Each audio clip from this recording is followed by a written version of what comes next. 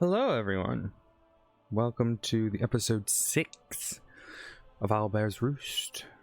My name is Odyssey. I am your humble game mistress, or dungeon mistress, or DMGM, whatever you want to call me. And I am joined by, today, someone's left. Nope, no, we're good. Oh, I got really worried there that one of them dropped. 4 individuals, wonderful individuals. Hopefully Shannon will be joining us shortly. I believe she is sleeping in. I will end you, Scorched. We are joined by the wonderful Melina, Folky, Pez, and Scorched. They are all excellent. And hopefully Shannon will be joining us shortly. Last we left off, it was a shorter stream because I was feeling ill. Something about health before stream. It's something weird. I don't know. I'm not really subscribed to it. And before they kill me. You should be. Did someone say subscribe? You know, you can use your Twitch Prime subscription to...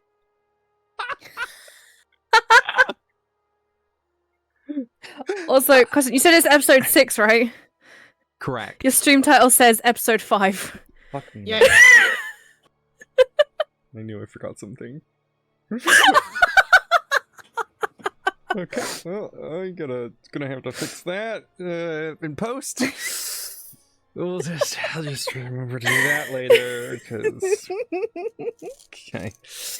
We're very professional here at Owlbear's Roost. But anyways, last we left off, the party had woken up in the town of Meadowview, where Emelina had run in with a mysterious man, but was able to dispatch him quite simply.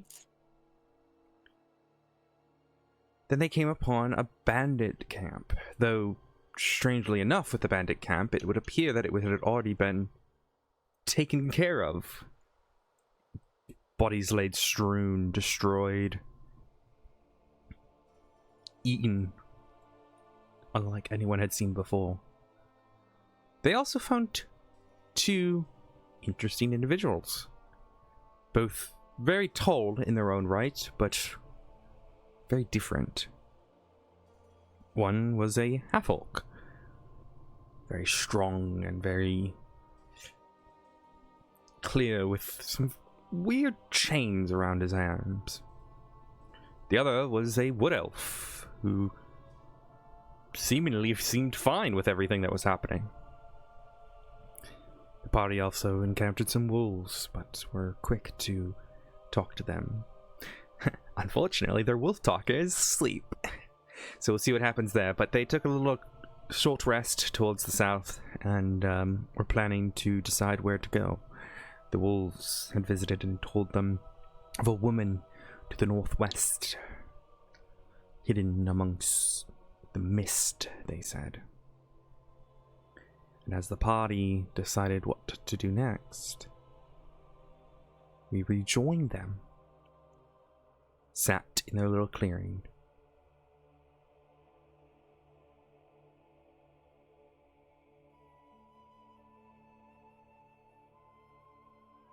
If only any of us were told any of the stuff that Wolf said beforehand.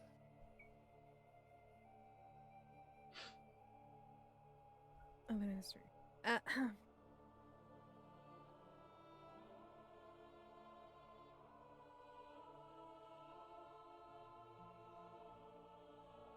You guys find Lavetta has, for the sake of the the encounter and the fact that she's not here, we'll say that she relayed the information that the wolf said about a woman to the northwest who could help you get to Belosia.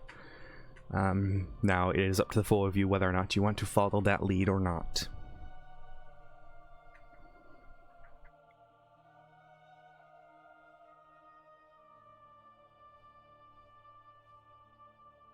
What's so special about Belosia? Why do you all seem to want to go there so much?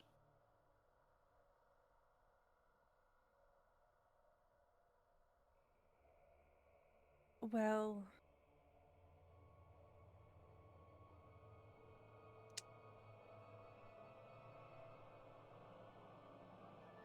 Flea looks towards Zara. Hmm? Zara is very preoccupied with her own thoughts right now. So she's thinking about stuff, tapping her dagger. It's like, sorry, what? It doesn't matter.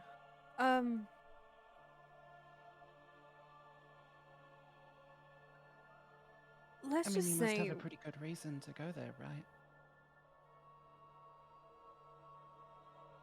well, Don't people seem haven't to heard put things from. to one. We've heard that people have not heard from below zoo in a while. Well, we heard there's There's some bad stuff shit there. going on there, and that's about it. That too. So we want to go have a look. Doesn't sound much different than anywhere else. Everywhere I've been to, it's been bad shit. No, it's what we've heard was.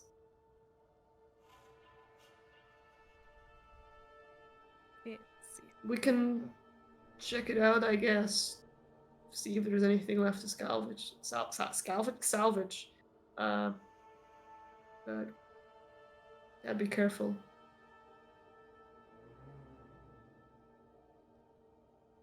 It seems like the best course of action for right now.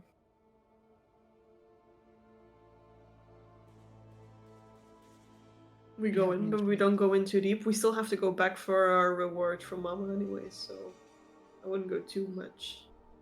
From who? Okay. Mama. She. Yeah, you guys weren't there. Yeah. I'm glad that you're still very close to your parents. She's not our mom. She's somebody who works at what's it called? She gave us a job. The Winking Yes. Ferret is the name Thank of the you. tavern. Yep. She gave us the jobs, but people call her Mama. Right. It's a Okay. nickname. Sure. She sort of just starts packing up her stuff at the base of the tree. Groff is gonna go to some of the scattered bodies as he at his cart, take some of the clothing from them, and load that up into the cart.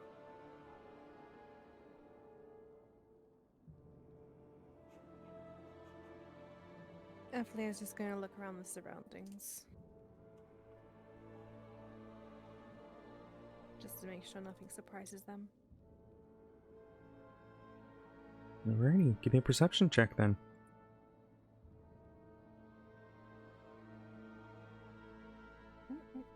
Sneeze. Maybe not. Maybe. That is the worst fucking feeling. Oh god. Also, Shannon's on her way. So we'll say instead of Lavetta going to sleep, she's kind of still figuring something out and resting. Mm-hmm. Oh, she's just playing with the puppy. She is playing with her papa. Right. Your perception check is 16. You look around, and you're kind of just keeping an eye out for whatever may come towards you and just protecting people. There's something weird. You keep looking around and you keep an eye out for anyone who's coming to attack you, but then you look one way and then you swear something in the corner of your eye moves. And you look that way quickly, and there's nothing there. Just a shadow. And you're confused. Why is it moving like that? What is... And then you kind of just shake your head and, maybe you need some sleep. But then sure enough, it happens again. As if the shadows around you all whooping.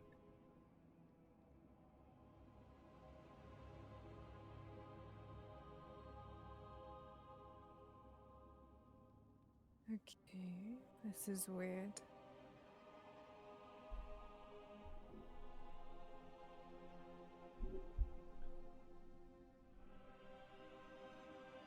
What's weird? Prim sort of just hops on over to see what exactly is piquing interest. The shadows. Yeah, there's a lot of them. There's a lot of trees. Sort of just aimlessly looks around.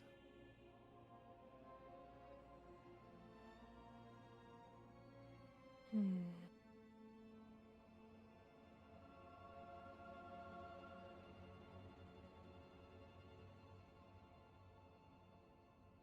Athlea's gonna walk a little bit to see the shadows quickly.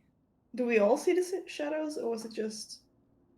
Oh, yeah, it's So definitely it always seems to be in the corner of your eye, like the landscape of the forest is playing tricks on yourself. Athlia, Does it? Go ahead. Sorry, go ahead. I was gonna ask. Does it remind us of the ones that were in the Winking Ferret? There's a familiarity, but the movement is far slower. It's gradual. There's no sort of life in it. It just feels like it just kind of feels like it's gradual in terms of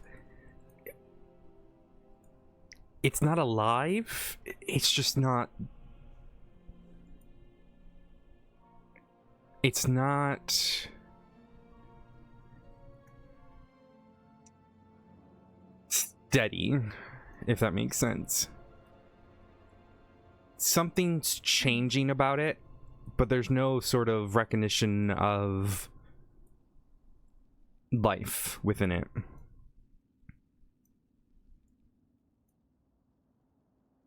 If that makes sense. That is for me.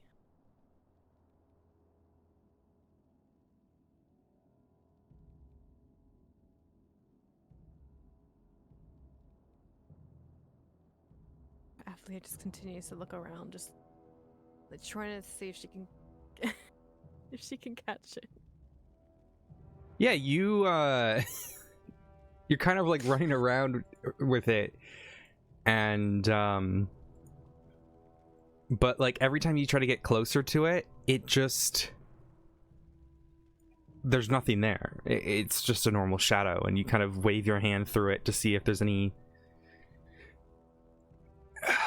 life to it. But no, you can't catch it.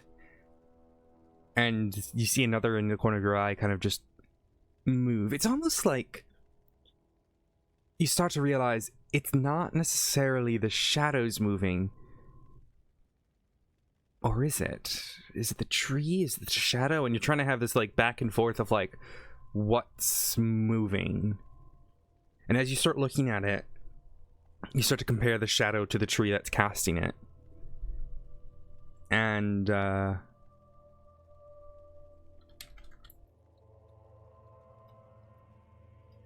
you start to look at it, and yeah, it does match up. But it seems like the shadow moves, and then if you look away and you look back, the tree has moved as well. Just so slightly.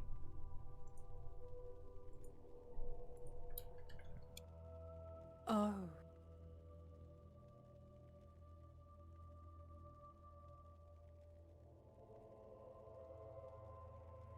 Hey, Zara. Yeah. This is gonna sound weird, but the trees are moving. Zara looks at her, raising her eyebrows a little bit. Did you eat something Lavetta gave you today? It would be No. Lovetta's fault. It would be Lavetta. Drink I something. haven't. Maybe tea? No, I haven't. I haven't. But every time I look away, it's like this. It's like the tiniest. It looks to have moved. That's why Okay. I'm not going mad. I swear. Zara just nods, frowning a little bit at Aphlia, but turns her head and now fully focuses on the trees. If you are fully focused on them, you don't notice anything changing. Just looks at it for a couple of minutes. But weirdly, Frowning. the corner of your eye, She turns her head like a little bit to the left, like she's turning, like trying to keep like an eye on it. the movement stops. It only seems to happen on the very corner of your eyes. Those trees don't seem to be moving to me. I mean, it's probably like I see shit in like behind me, like, but that's like the leaves, I think. I don't know what you're talking about. Okay, just focus on this tree that's in front of me. Okay, Then look away, I'm looking and then look back away. at it, and you'll. Okay, just trust Okay. me. Yeah, okay. She looks at the tree, turns her head, and looks back. There is a slight difference to it, as if the branch has Huh? changed a bit. Okay, now she immediately is like holding her dagger. She's like, "What the fuck?" Okay. See? Yes. Huh. Zara slowly walks over and touches the tree. That's what I was gonna do. Feels like a tree. Knock on wood. Feels like a tree. Looks like a tree. Feels like a tree. Tears off a branch. You have a branch in your hand. If you needed to use the restroom, I would have just taken some leaves, not some bark. I'm starting to feel like going along with this group is probably a bad idea. Well, if you want to be eating my tree, be eating my tree. Trees don't eat people. Aphlia's gonna put her hand on the tree. Can she sense any magical properties about it? Give me an Arcana check. Oh god.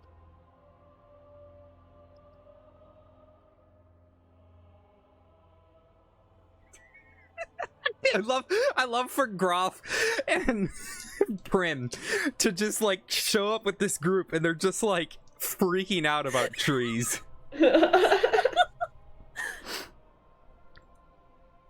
Oh, Maybe better for this. I mean, if the tree is There- alive, it's kind of her shit, right? you touched the What is going on here?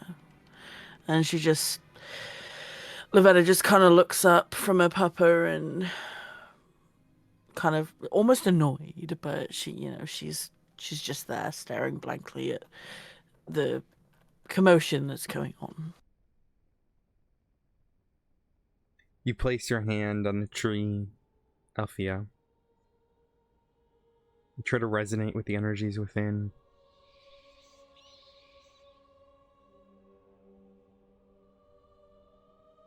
It's hard to tell.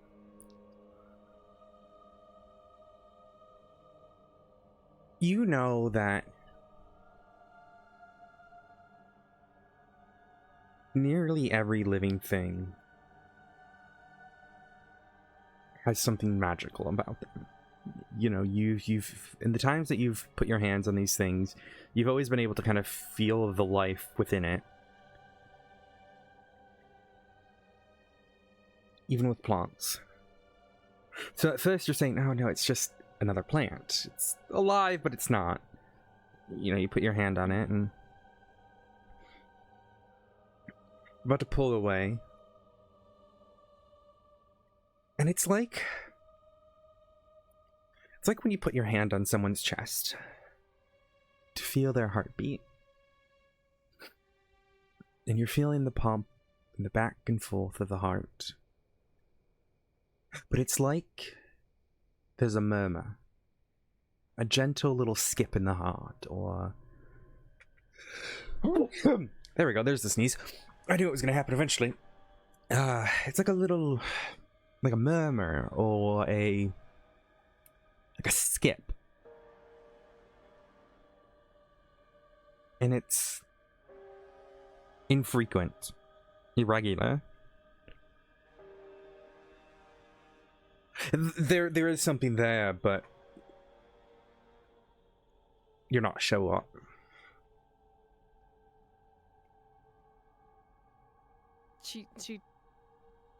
She points to the tree and goes, "This is something I don't know what. Lavita? Lavita? Like, could you? I believe they call it spruce. I could be wrong. It's not what I meant. It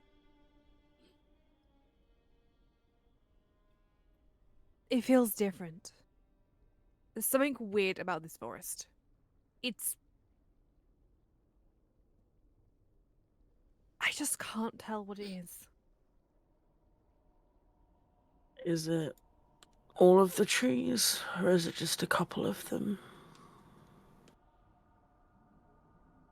Is it all of the trees? Oh. What have we noticed? I say, is would Aphlia know? You would have to go to each tree and feel it. Did we see like most of them That's move, alright. or did we think we saw like It was only a few. only a few? Okay. Mm-hmm. I've only seen like a few do it, but I mean it could be more. It's hard to see. Aphlia's gonna go around just touching the trees that are in the vicinity, just to see. I would say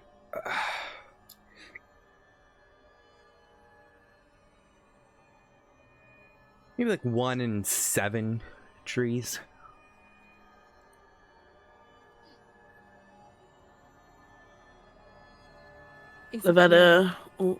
Lavetta kind of listens and watches as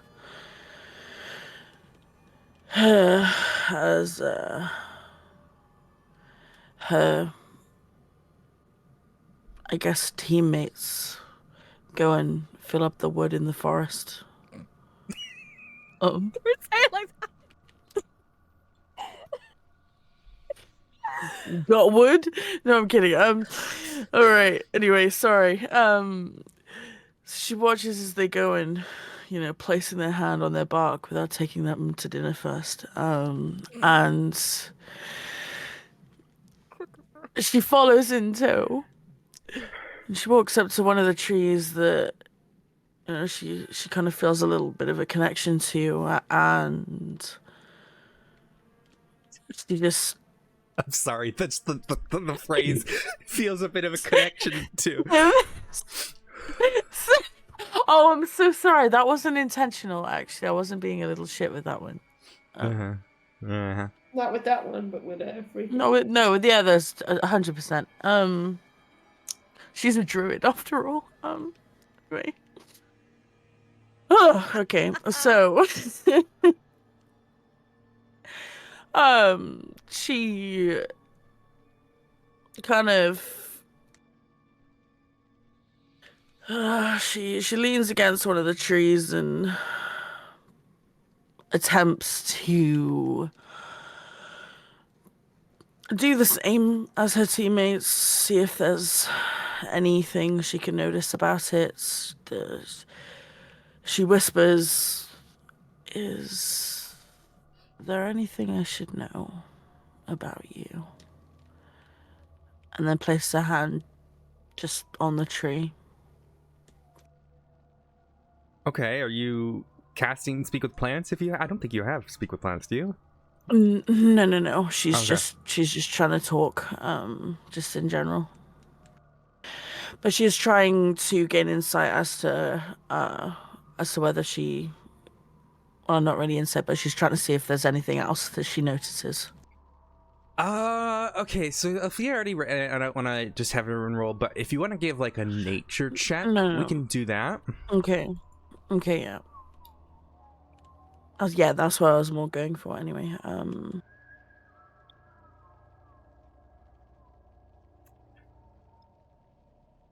These trees are sick.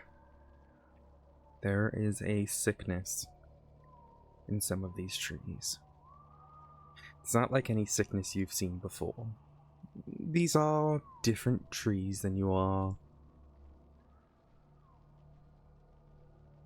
used to.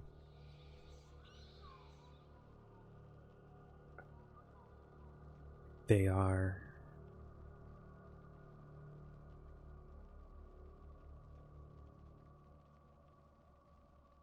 it's infantile in progression. They don't seem to be fully ill as of yet, but there is something that corrupts the soul of this tree.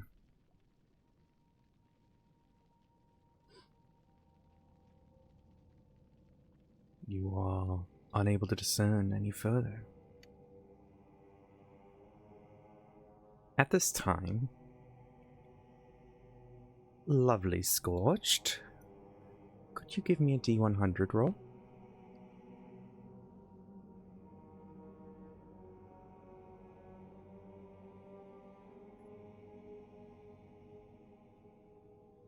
That's not how that works. It is not how that works. There we go. I was like, damn, I did really badly there. I was like, you can get a 1 out of D100? Wait a minute. Well, you can, but that is not what you rolled.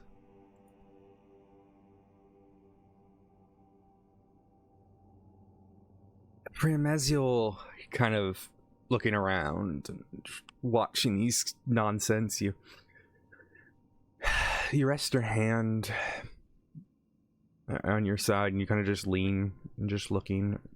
You kind of instinctually just lean against one of the trees. And you look over at the little puppy that is following Lavetta around.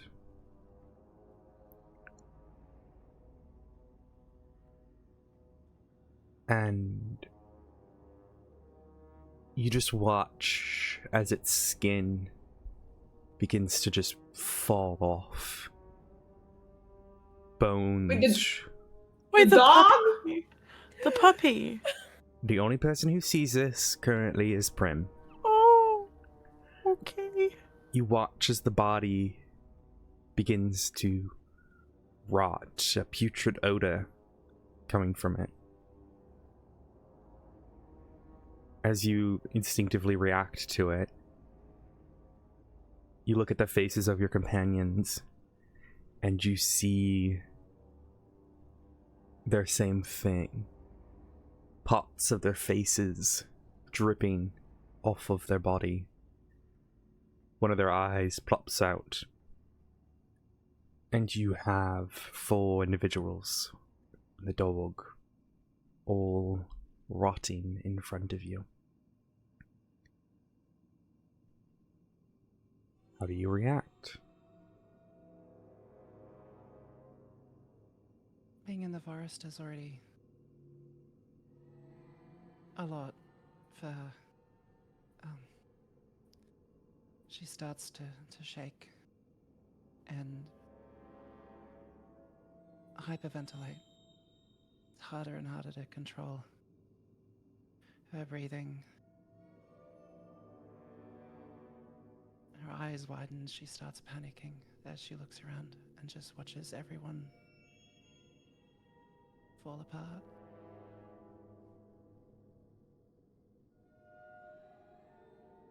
And she just backs up against the tree and then slumps down to the ground. You all see as Prim seemingly begins to react to nothing.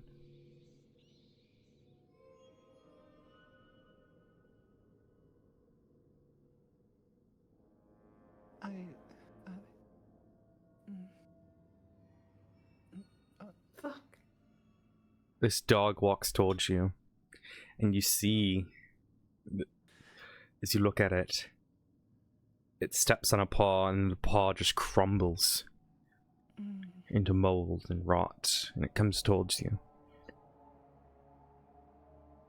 And then you kind of instinctively lean back against the tree and blink, and everyone's back to normal. Zora just looks in her direction, but like a blank face. Are you okay? Huh? And she sort of just shakes her head a bit, looks around. Yeah, I'm good. I'm fine. Sorry. She looks down at the dog. Allergies. That's all. Insight check. Inside. I was like, Yeah, insight. Give me an insight Mhm. check. Okay. Let me get my character sheet open. Holy shit. What? Yeah, okay.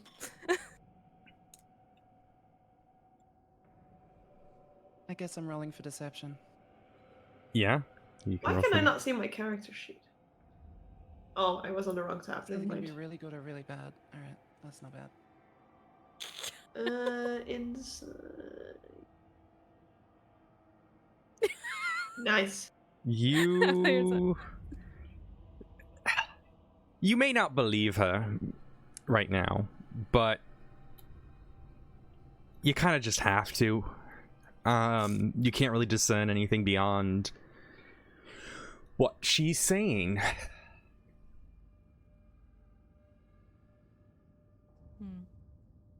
Alrighty then.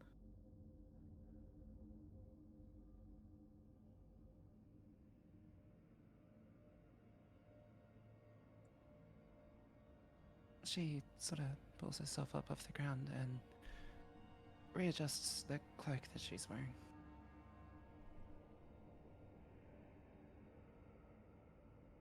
Right, so, trees. Yeah? Yeah. Lavetta just looks up and shakes her head a little bit to herself. Pushes herself up off the tree. I think we should get out of here. Where are we going? I don't think this forest is doing us any good. Yeah. Let's make our way away from here.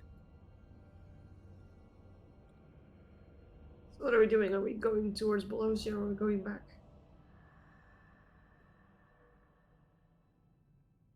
I mean, we can go back. We can go to Belosia first. Have a look. Most likely. And see how. Yeah, let's things- go to the outskirts. If we don't like it, we can just turn back, right? Yep. That's the best way to go about it. So, out of curiosity, what are we doing with this one? And then she pulls out this little, like, marble from her pocket. Oh, wait, no. I forgot I have about it. She, I have it. No, I think she points to the marble in the pocket. There we go. And then, Oh. yeah. Oh wait, you talking about Do this? you want to play marbles? I mean, we Don't can really just- have Shiny enough. rock, is it worth anything? Do you pull out the marble, Elphia? Yeah, I have it in my hand. As she pulled out, Prim, you see this marble, and there's a familiarity to it. There's a weird kinship that you feel to it, and you want to get closer to it.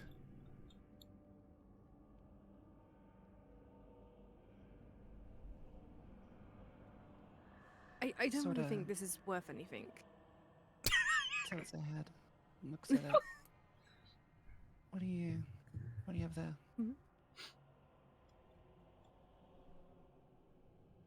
I look towards Sarah and Levita and see if it's okay for me to say what is. Laura Lavetta- shrugs. Lavetta just gives a slight nod and looks over at Prim.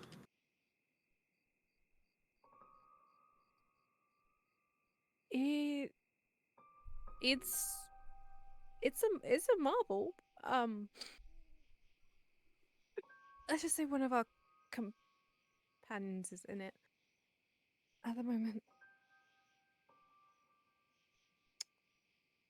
How long has he been in there? How long has it been? That's what I'm saying. It would have been 1, 2, 3, 5 nights ago. Oh, shit. You're nearing a week. Yeah. Why do you ask? Just head tilted, just looks at it. I don't know. Something By the about way, we don't just put people in marbles. In case you're thinking, oh shit, we're gonna be a marble. That is true. We should It's probably not what clear- happened. I was worried that you might, get enough to start playing games with him. That'd be troubling. I mean, that'd be fun. But no, we don't do that. Prim, you hear a single word in your head.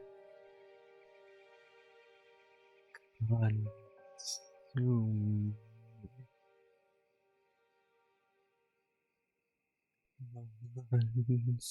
Consume. That's all you hear.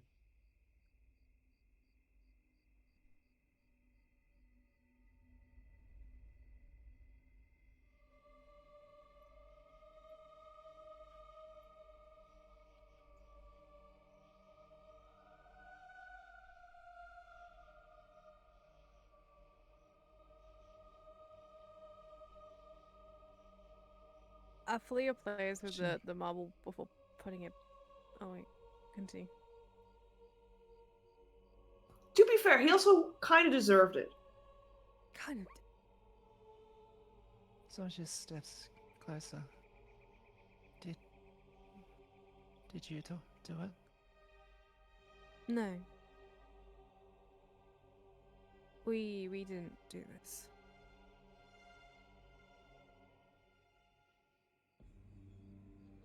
Safety concern, you know. Yeah. Is there anything that you can help with? And then Lavetta just looks at Prim again.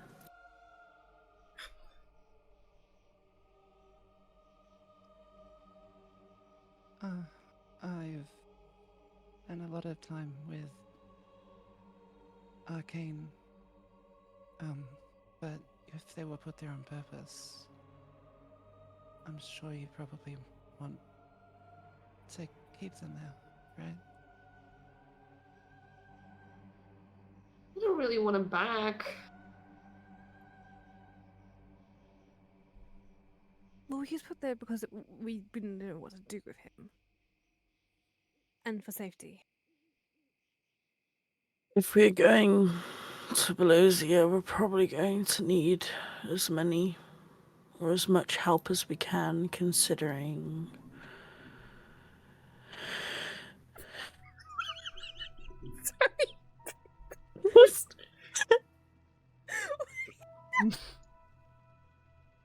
Oh. Oh. Why is he in the marble?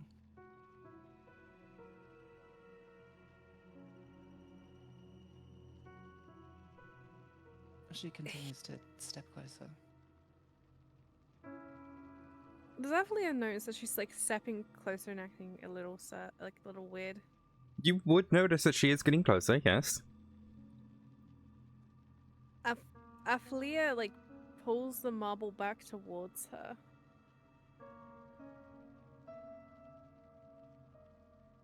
We And she can sort of just stops and throws her hands up. Right.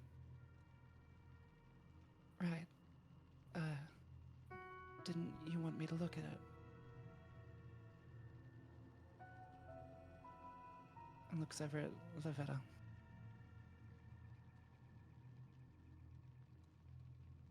I mean, if you guys don't really know what to do with him, then we can't lose anything by giving it to her.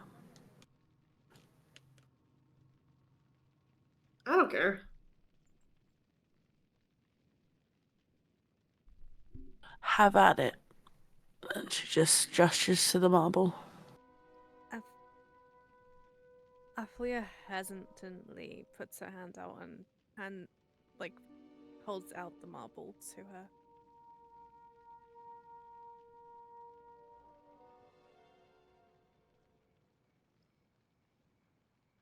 I'm so tempted to pull a golem, just snatch it, get to my hands and knees and be precious. Before you even get that chance, you reach out for it, and all of you see this as so. For those who don't know, for Falky and Scorch, it is a marble of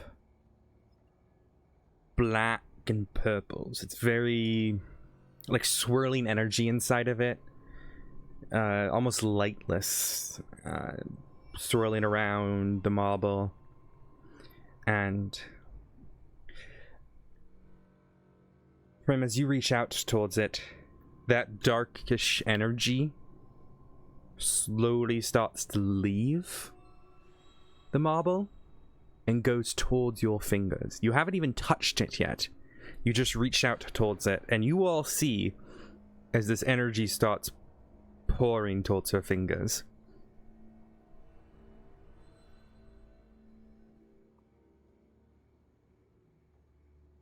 How do you all react? I was like, it can Aphlia like flinch her hand back with the marble in it? You can. Okay. Aphlia's gonna do that, as in like basically like, what the Scorch, do you contest that at all? Instead of reaching out towards it, she just turns her hand upside down, palm up. So instead of trying to take it, just asking for it.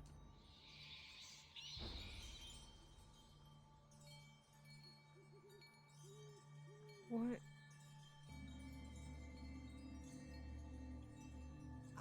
Aphlia it like looks at the marble to see if there's any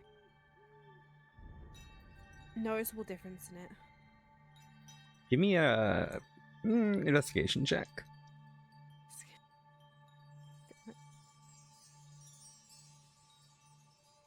You look at it, and as you pull back, that voidus energy sucks back into the ball and just swirls back within it. So there is no difference. It appears to be normal.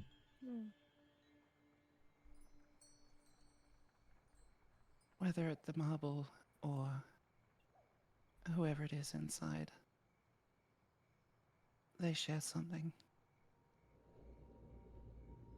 She, with her other hand, knocks back the hood on her cloak, and her eyes are just solid black.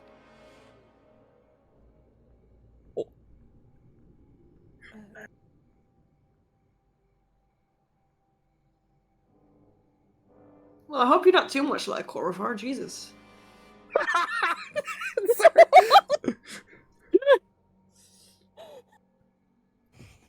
Oh come on, nobody can be as bad as Korva. I will say, for those who saw Korvar's eyes before he was put in the marble, it is the exact same.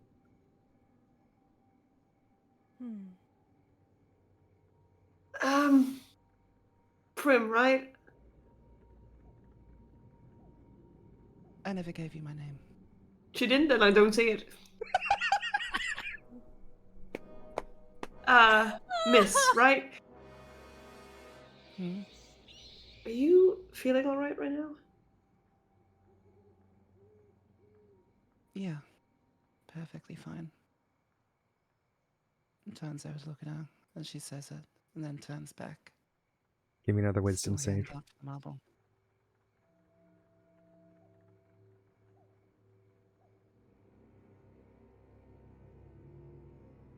You look back at the marble, and the words familiar start flashing through your eyes. Your eyes? Your ears? Your head. There are friends in there. A companion. And you realize what you were just doing was taking the energy out of the marble. You blink, her eyes back to normal. Wait, I can't remember. Your eyes do change. Check my notes here. She seems... You're able to kind of blink and you feel in control again. I can't remember if your eyes change or not, so I'm not going to say that they do. No, she scratched her eyes out when she was young. Right, yes. I forgot about that. My apologies. So her eyes still appear the exact same, but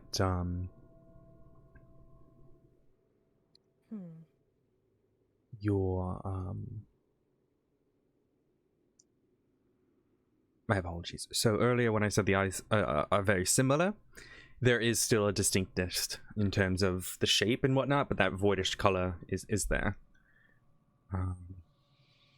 Regardless, you are now in control again, Bryn.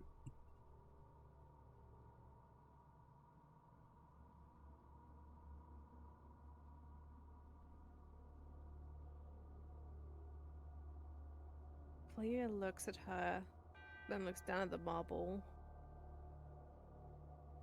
and just carefully puts it back in her.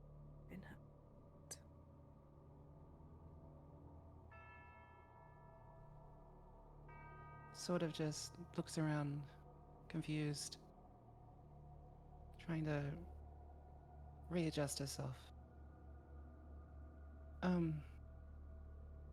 So what's the deal with the trees?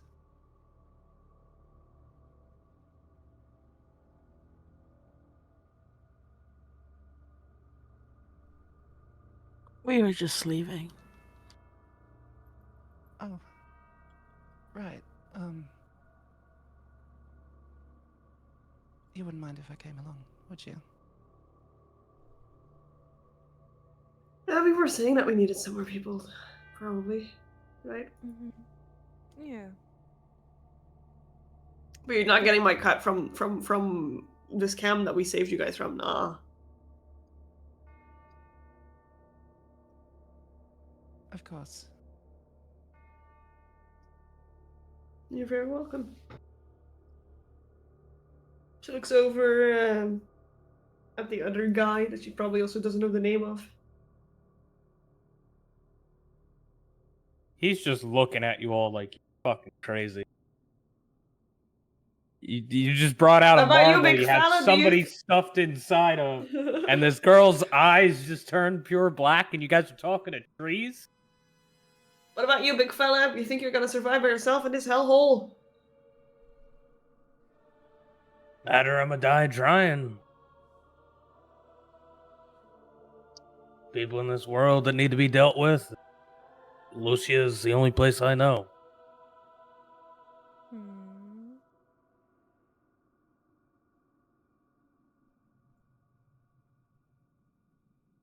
I mean, you could come with us for a little bit, right? Don't worry, I don't have any marbles left for you. Just starts walking. Flia face palms and goes, "Oh, for God's sake!" and just follow Sarah.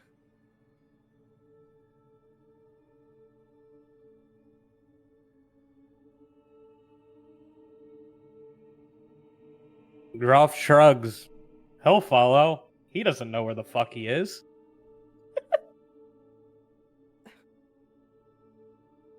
Aphelia's following Zara, but then she stops and goes, Zara, are we going the right way? I'm just curious. Shut up! I was doing a dramatic accent.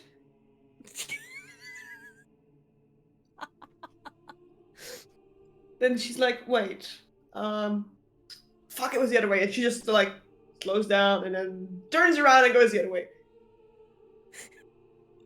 Oh, is it that way?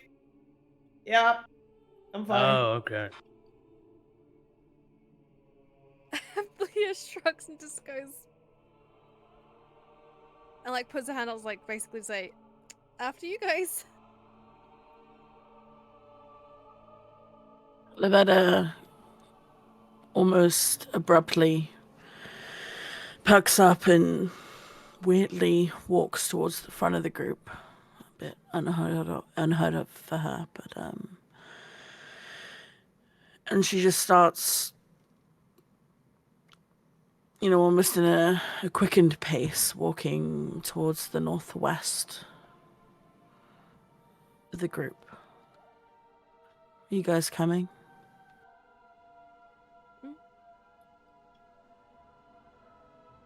Yeah, Aphelia's gonna wait for everyone else to go in front of her. She's gonna stay at the back of the group.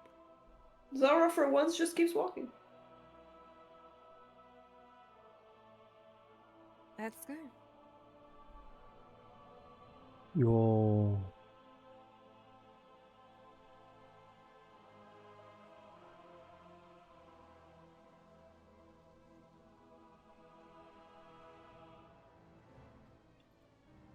My apologies. So you all make your way towards the northwest, and sure enough, the trees begin to seem more and more warped. Branches seem bent in weird shapes. Entire trunks swerve. And the sun in the sky feels darker. But soon enough, as you continue your way northwest,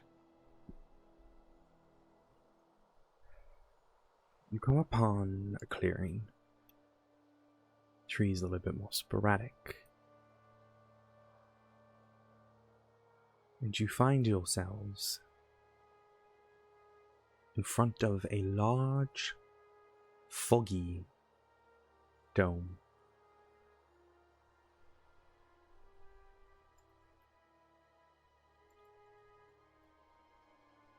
It is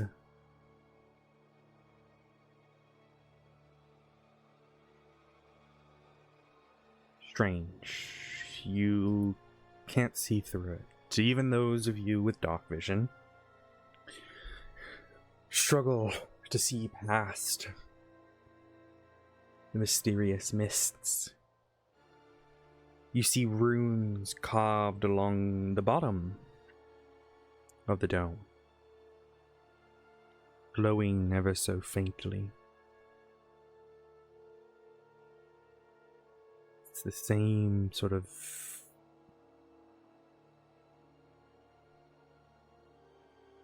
smoky color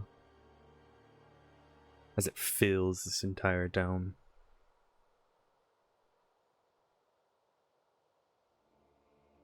You all, hopefully, if everything worked. Nope, it didn't work. Give me a second. There we go. Hopefully everyone should be able to see if you don't tell me. I'll make sure you can. Yeah, I can see. I can see part of it. Mm-hmm. Yep. So yeah, the dome is right here, and you should be able to see the sort of runes and the smoky runes etched in the ground around you. I see part of it. Mm-hmm. Mm-hmm. I'll show you. I'll send you a I screenshot. think this is what we're meant to see. Yep. You shouldn't be. You should only be able to see like the right and top. It should look like it does on my screen. On my stream. No, yeah. We see the same thing, yeah. Good.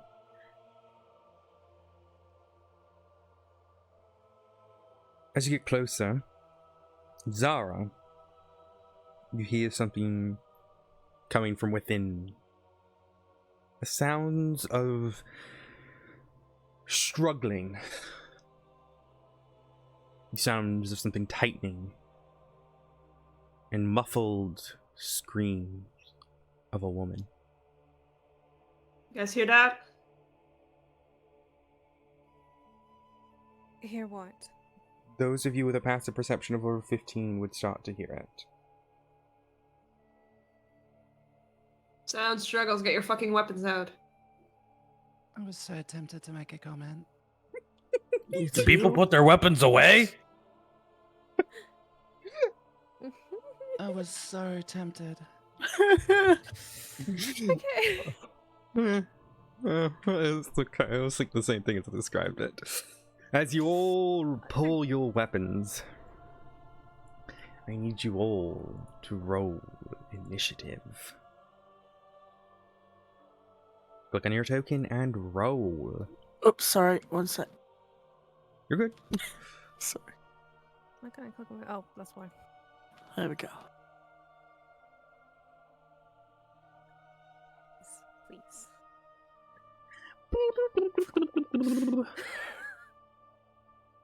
If I get the lowest again, I swear.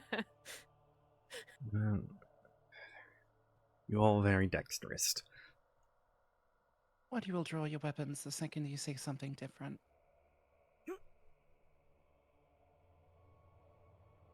Secret is I never put my weapon away. You are Dangles weapons. chains attached to wrist. I mean, Alrighty. Let me put on the fight music. Here we go. You all prepare yourself for battle, hearing the sounds of struggle come from within. Broth, you always have your weapon ready.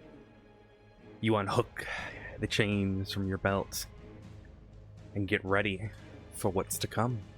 What would you like to do?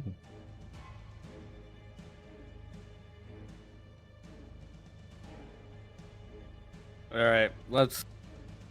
How smart is he feeling today?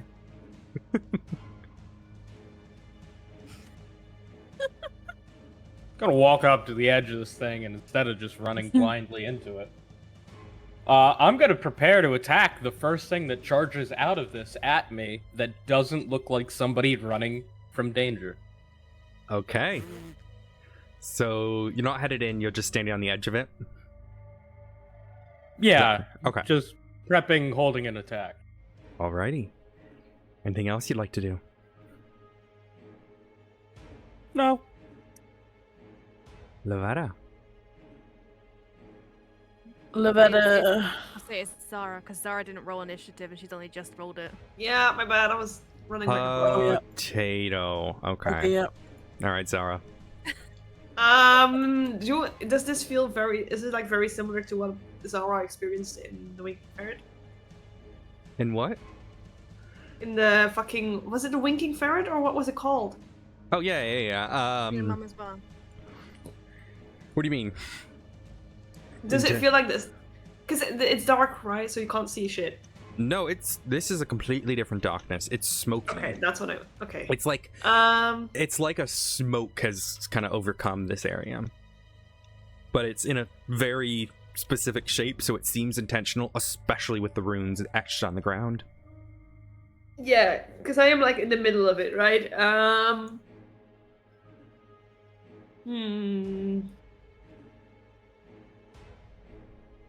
She might. Let's see. Oh, you can't see for some reason. Give me a Yeah, second. that's what. Yeah, that's what I thought it was. You didn't send Wait, it it to me, could you be. potato! Ollie, I was going to send it to you, and then everyone was like, "Oh yeah, that's there we go." There you go. I clicked on you and I can see what you see. There you go. Now you should be able to see. Okay, she's gonna move over there.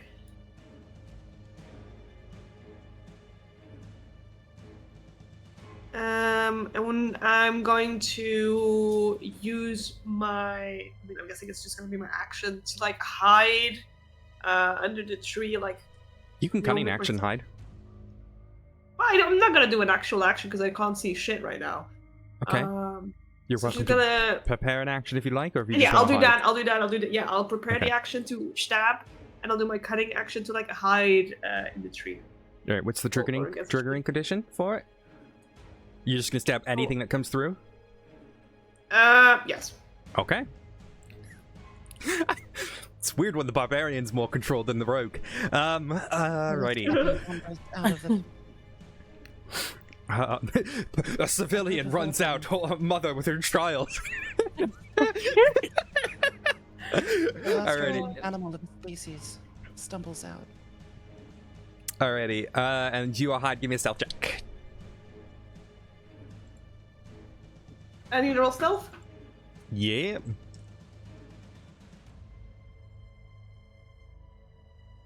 Okay. Yep. Alrighty. Anything else you want to do? That's it. Lavetta. All right. Lavetta kind of readies herself, not really to attack, but she reaches in her pocket and pulls out one of the tentacles in her bag and just kind of throws it towards the mist to see if it anything comes out or attacks the limp dark aura tentacle on the floor. Are you used to things coming out when you take out the tentacle? Sorry, what? Don't answer that question. I don't need. Oh, what? You Yep. you take the tentacle and you throw it and it passes through the mist and it's gone. You hear Void a tentacle. Okay. you hear a plop on the ground in front of you.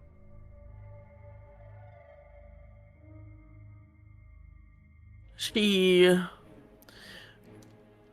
shrugs and tries one more thing. She just kind of lifts her cloak up, the bottom of, bottom of her cloak, and just starts frantically fanning at the mist to see if it has any effect. Give me an athletics check to see how quickly you're able to fan all Okay. this. All right.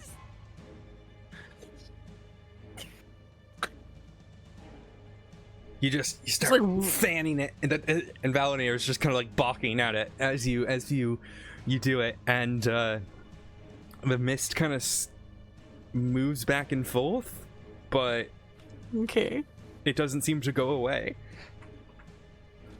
She shrugs and looks at her group and kind of just decides to space herself out with the doggo.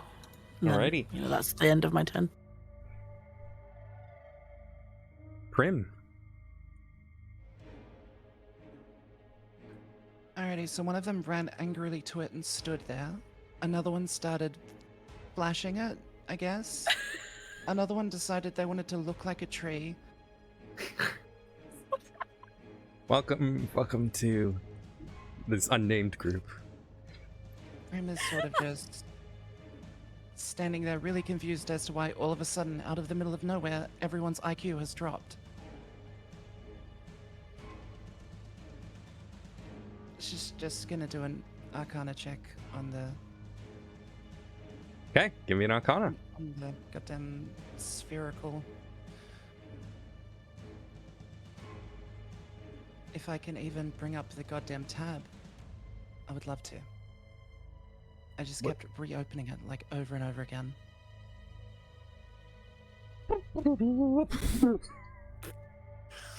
Talking about IQ. I was just gonna say it. I was gonna say it. This is some fucking Very weird bold magic. of you to assume we had a high Must IQ to be begin some with. kinda- This is fucking game- weird. You have no you know that idea game what it is. Trouble. What? Game trouble. If we push down hard enough on it, maybe some dice will pop. Nothing. You have Got that, no got that. fucking idea what this thing is. It looks magical. That's it. Yeah, I'm just gonna Mask of the Wild and hide, even though I'm only lightly obscured. All right, give me a stealth check. If it would let me, I would love to.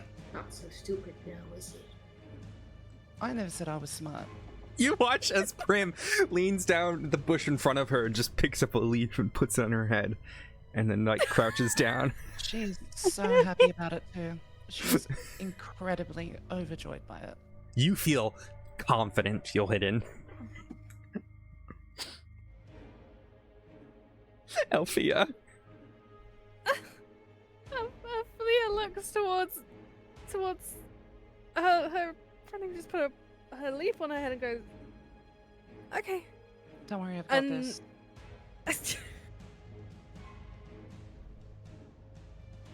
And has both her hand axes in hand and go, can I?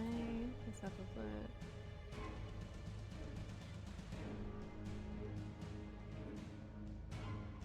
And goes, you know what? Fuck it. And just goes into the dome. Okay, I will grab you in. And, How many feet forward would you like to go? how far? You want to just go right on the edge of the dome when you get in? Yeah. Okay, let go for a second. I'm gonna drag you over.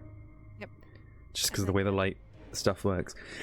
As you push through, you see a weird scene. It looks like the rest of the forest, but a little cabin sits inside. You look forward and you see a strange amount of large plants kind of growing out of the ground nearby. Next to the cabin, you see these large, sort of spherical things. There's an eye in the center of it and long tendrils. Kind of looks like the beholders that you're used to hear about growing up, but they don't seem to actually be them. It does appear to be a plant of some sort. You also see directly in front of you, right here, a large sort of fungus. Not as big as the other thing, but it's this purpley sort of coral-like fungus as it sticks out of the ground. You see over here, you see these little mushrooms with little holes on them. But on top of that, a thick layer of ice has formed above it. I will show you where these are. And then you see another one of those purple ones down here. And then right by the door of the cabin appears to be a red-haired woman in a purplish bluish robe. She's got long braided pigtails.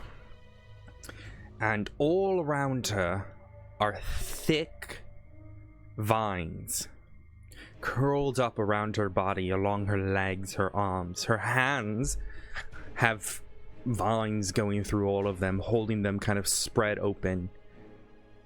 Her mouth is wrapped, and her hair, her head, there's like the vines wrap around it, keeping her mouth gagged, and her hands spread open. She's unable to move as these constrictor-like vines engulf her. Her eyes flash towards you and look at you.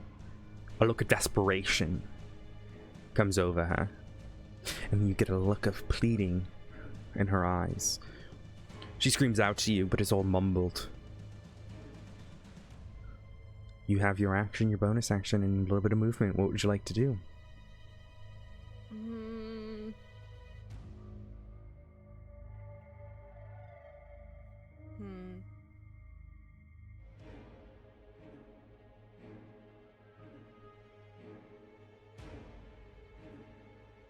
Leah's going to try and shout as best as she can. You guys should really eat in here. I told you the fucking plants were evil.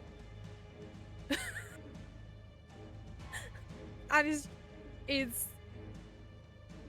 gonna move a little bit closer to how much further can I move? You have moved 20 feet, so I believe your speed is 30, so you have another 30. 10.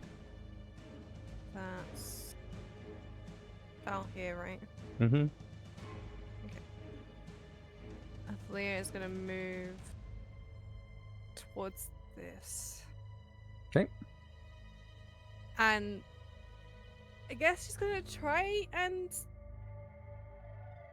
cut it. I guess. Okay.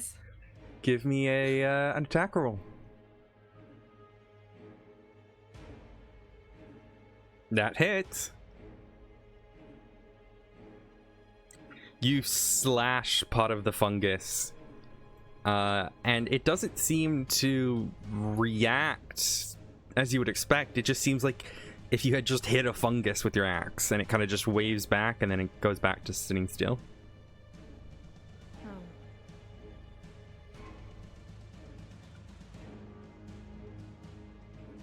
Athalia's gonna hold off. Okay. Is that your turn? Yes. Okay. You watch as the creature that is engulfing the woman here tightens more around her. She lets out a scream, and you see as the vines start to constrict and constrict more around her.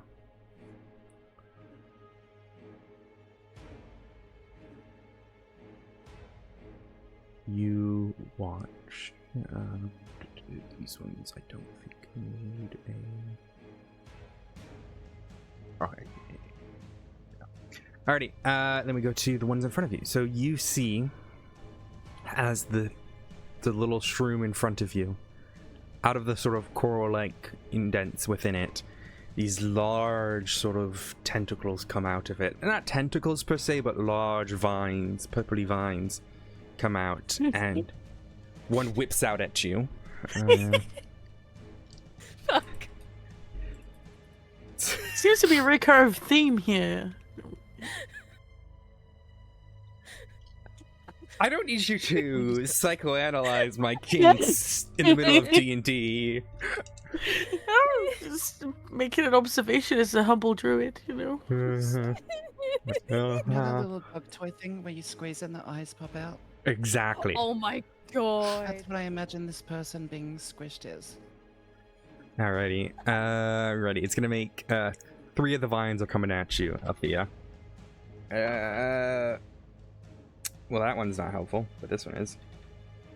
Okay. What is your AC?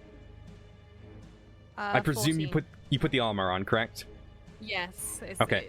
One of them is going to hit you under your armor, and as it sounds so bad. One of them's gonna hit your skin, and as it does, you feel this sort of. It almost stings, but it's hard to explain. It's like an infected cut as it does. It starts to rot your skin in that where it touches you. I'm going to roll a d8. Oh, that's an 8. You take 8 points of damage. Okay. Yeah. Oh wait, how do I do this again? Why can't I see your bar? What the fuck? It's there we go. Do you see it now? I don't. Oh, whoops. I don't know why I can't. I can't. Might be some token settings. Oh, I know her token settings are fine though. I'm confused why this one isn't showing. you just kind of. I don't know why. I keep on flashing my token from full health to. I low know. health. Well, I can see it on the player setting thing. It's weird. I don't know why. Fuck it. I don't know why. It's probably Roll20 being weird. Okay. That doesn't matter. You feel as that skin. You look down, and your what color is your skin again? It's like a purplish, correct? It's a light purple, yeah. You see as it turns darker. like an infected wound, as you take 8 necrotic damage. Wait, on top of the fuck. No, not on top. No. on top? That's the damage. Okay, yeah, I was gonna say. yeah. fuck. It's not like the hits hurts you. It's the touch, as it feels like it sucks that life out of that skin. You watch as the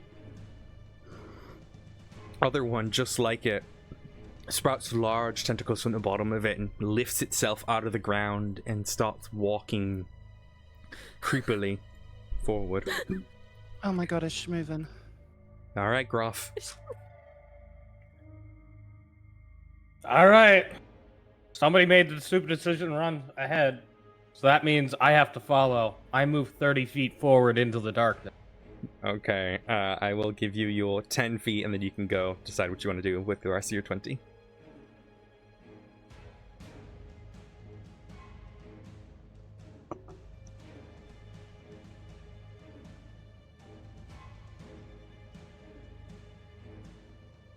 I'm going to 30 feet. I'm gonna just for the sake of letting you guys go back and forth. Remember, it is a dark pass wall. You cannot see through it, but I'm gonna do that so you guys can see, and you can move through it as need be. Alrighty, Gruff. Okay. So this is the woman having her It's her non-consensual hentai. correct. Okay. Why did the tentacles work? It's Sushi? earlier. Calamari? You just Wait, threw a maybe it's tentacle going into down. the smoke. It landed like here. Okay. Okay, I'm not gonna give you a blind that's- hit to something you have no idea where it is. Why wouldn't it have been intimidation? I'm just... Like, this is what could happen to you. Do you really want to fuck with us? And they're just. No, Go I ahead, Groff. don't know. There you go. All right. Let's Look at let's do what we need to do and be angry. Mm-hmm. Would you like to Now rage? that he is angry, yes. All right, we have one now that angry he is boy. angry Rah, and angry. thinking clearly, he'll look at this pinkish, purplish thing with tentacles and be like, "No, I don't consent." And we'll recklessly swing at it. Show us the power of consent. Oh boy, yeah, that'll do it. Oh Nice. yeah, you cut off like a good chunk of it as you bring this down. What's the tooth? Oh, the tooth from your rage. Yeah. Rage. Yeah, you bring it straight down and it like just shears off some of it. It's not looking good.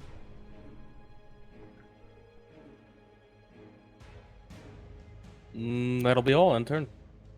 All right, you don't want to use your bonus action at all. I just did that to rage. Oh, right, thank you. My apologies. I'm not very familiar with barbarians. I've actually not really played a lot of games with barbarians, so it's my bad. All right, Zara. Righty. Players, and thank you so much for. Oh my goodness, 6 months. Oh my goodness! Holy wow. shit! Hell Thank yeah! you Thank for you. 6 months. Thank you so much. I really hope you're doing well today. Thank you so much for that. And hello everyone. Alrighty, Zara, it is your turn. All right. I will use my movement and my bonus action to do cunning action dash. Okay. I can get to the woman. Should be able to. Yeah. And then she's gonna try and stabby whatever it is that's not consensually holding her. Okay. This is going to be difficult considering that it is engulfing her. Mhm. So if you hit, I'm going to have you roll another thing to see if you hit her as well. Yep. Perfect. Shit. Okay. Oh my god. You bring the sword down I only and hit you her. only hit her. Yep. You try to slash, but like the creature instinctively can tell, and you see as the vines twist and morph and bring her to protect it, and you slash right through her. Go ahead and roll damage for me. Yeah. Yeah, that'll do Nice. it. That'll do it. as you slash through her and she's bleeding. You hear her scream through the vine. Sorry. What the fuck? Wait, are we supposed to be killing her? That's my concern. I'm very concerned from out here. What's happening? Lavetta, it's your turn. Lavetta follows in tow. So she peers through the mist, following up behind, and notices the scene going on. She is she able to, using Thorn Whip, take control of some of the vines, or no? How so? Is she able to use some of the vines to take control of them in order to have them attack themselves? You would have to roll an attack with Thorn Whip to see if you're able to even to grab them, and then we can go from there. Okay. Well, she would like to use Thorn Whip. Okay. So we'll attempt. That hits. So you toss your Thorn Whip. It's not hard to grab, and you wrap it around one of the vines. For the sake of it, I will let you hit, considering it was a really high roll, in moving the tentacle to hit itself. So I will use its damage to see if it hits itself. Alrighty, perfect. Righty. Okay. You watch as you grab and bring the vine around, and the tentacle hits part of it, and it decays the fungus as it plops off, and it turns like a grossish, that like tannish color. But as you do that, and you're holding your Thorn Whip there, the tentacle retracts back inside of it, and you no longer have control on it. And I will say that using its ability against it will use the sort of pull with Thorn Whip that it normally has. Okay. Alrighty. She, seeing, the minimal damage that's happened, she looks over to I wouldn't say Aflia it's and minimal. uses... This thing looks like it's about to Was fall it minimal? over. It was not. Okay, perfect. Nice. Happy with herself at the non-minimal damage that has occurred. She looks over to Aflia and uses her bonus action of Healing Word to attempt to aid her in any way. Okay, go ahead and give me a roll for Healing Word. It should be on your sheet in your actions. Wait. Oh yeah, there we go. Clicky? 8 points of healing. You feel as Noise. Lavetta, why don't you describe your Healing Word for me and what that looks like? Oh boy. Okay. Yes. Next to her, she picks up the tentacle off the floor and starts waving it in the air, summoning the power of Cthulhu inside of her and the power of nature. Is that No. Are It's you just actually invoking being Cthulhu? dramatic. It's no. She is she's Okay. just doing it to be dramatic. She's doing it to be dramatic. To tell you, someone exists boy. in this world. So if you want to start trying to invoking him, we'll see what happens. Using the power of Cthulhu on thorns. No, she just kind of starts whipping the tentacle because she's frustrated that it didn't do anything earlier. And then she, Are you saying bad tentacle while you do this? Yes. Wait, She screams, "Bad tentacle!"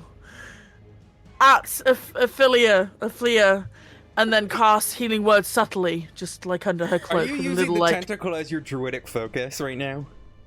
Yes. Okay. Yes. Yes, I am. I need to look up the exact wording for druidic focus. Because I'm Love trying to... I think it works. Let me check. Okay. Just while it's getting checked, she just kind of meanwhile continues swirling the tentacle in the air. Why is it? Does it only have to be sprig of mistletoe? What the fuck? No. Why is it? No. It can be any of the following items: sprig of mistletoe, totem, wooden staff, or yew wand. Give me an Nate. Arcana check to see if you're able to channel the energy through it.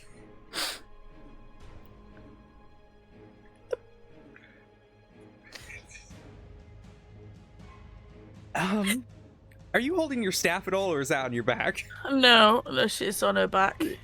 Just using the tentacle. But she's like magic- casting healing word like under a cloak, you know. But yeah, she's trying to channel it through the tentacle. You succeed and fail. You yell out the tentacle, and you're struggling to hold the energy in because it's kind of the point of the focus. And the energy the druidic energy just like sprays forward from you. You heal Afia for 4, but you also heal the violet fungus for 4. Oh. All right. Cool. I would have said if you had like practiced with it and like wanted to use no, that's it, fair. but because you Yeah. just like sort of randomly picked up an No, item. impulsively. Oh yeah. Let me just say, if I I'd knew done the this in risk. Falky's game, he would have said "fuck you" and told me I couldn't use it. So. Yeah. Oh no, I knew the Because risk. Falky I'm hates sorry, fun. I'm Afia. joking. Falky's great. Oh, there goes my. I'll remember that when we play tomorrow. No, Falky's an excellent TPK? DM. TPK? He's an absolute excellent DM. I'm just being a little shit to him because I've had multiple TPKs. I don't mind doing another. No, we're good. We're good. This is. You know what? We're even about the hexblade thing. We're even. No, Foggy's an excellent DM, and I use a lot of his. Let me clear the air. Foggy is an excellent DM. I use a lot of his techniques and she's trying to ideas save too. her ass. I am. He's in the trench. Because I think I have. I think I have 2 Pandering leadership points right now. is not appreciated. What'd you say? Pandering is not appreciated. You could stroke my ego another time. We will. Sorry. No, I will say, for all seriousness, Foggy is an absolute excellent DM. I use a lot of his techniques in my world because he puts a lot of effort into his designing his world. I'm still gonna be fucked tomorrow because I already have 2 little shit points. I don't think I think he's probably gonna give me another one, so we'll find out. Anyways. Alrighty. Valander is after Lavetta, right? Correct. Alrighty, so we'll end Lavetta's turn. Mm-hmm. Is the fungus poisonous to Valander? Shrugs? You don't know. You've never seen a fungus like this before. Valander kind of, plods up to the fungus and sniffs it. Okay, and what's the Trying to intent? see if it smells, if it smells putrid or Give unappealing. me I a guess. nature check for Valinda. Or a survival, I suppose. Survival's probably better for that. Okay. Where is it? How do I do that with Valander?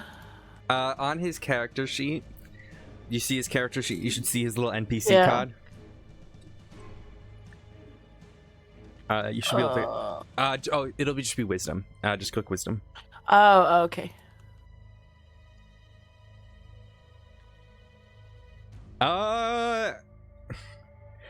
Yeah, he discerns that he could probably eat this, but, if he touches any of the tentacles, it might hurt him. Okay, so as he hasn't eaten today, he kind of just, starts biting just frantically at the tentacles to see if it not ready to eat it, but yeah, yeah. Well, yeah, they got thrown into tree hugging, you know. Yeah. Yeah. Yeah. Go ahead and roll the bite. You should be able to click on it and it'll roll it. Alrighty. It's a crit. Okay, roll me 2d4 dice.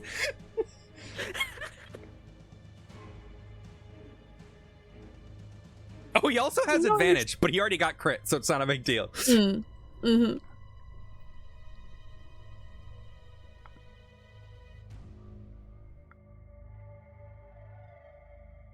Just click on the dice on the left and roll d2, d4. Oh, sorry. Yeah.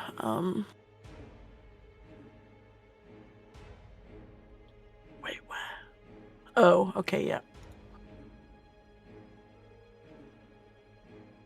Oh shit. Okay, Was roll that- another one. You get another one because it's critted. Okay, yeah. I can just double that. So Yep. it does 4 damage because it's 1d4 minus 1. Although you're doubling the dice, so technically it's 5 damage actually because that minus 1 only gets applied once. So Valander just chomps it, and Nice. the thing just crumbles as the little puppet just bites it and it falls apart. Cool. End of turn. Okay. Prim. Or should I say... I couldn't think of a pun. I was trying to think of a pun. I couldn't. There's something about bush in there. I don't know. Anyways, go ahead. Just leave me Inside alone. bush. What'd you say? Scorched? Can you just leave me alone? Oh, there it is. Okay. Oh my god. Okay. Yeah. Ah. Am I able to move there? Yeah, it's be 5, 10, 15, 35 20, greens. 25, 30. Yeah, you can go down one more. Yeah, there. This one? Yep. Yeah, cool. Watch me goddamn zoomy. Hey, what's up? Alrighty. What would you like to do? You enter and you see Valander just chomping on this fungus. I see a person being strangled, a person attacking the person being strangled, a dog eating a mushroom, the person who was flashing the mist is now waving a tentacle in the air. Hmm. Welcome to your party. I feel like very quickly I'm just going to stop questioning this. It's okay, you missed the bit where they sold tentacles to a horny old man. Anyways, Oh my god. Yeah, that was fun. I've still got 8 left. I'm gonna go for the good old Eldritch Blast. Eldritch Blast. Alrighty, go ahead. Oh, At our little guy just down here. Alright. Edo Go ahead. Blaster.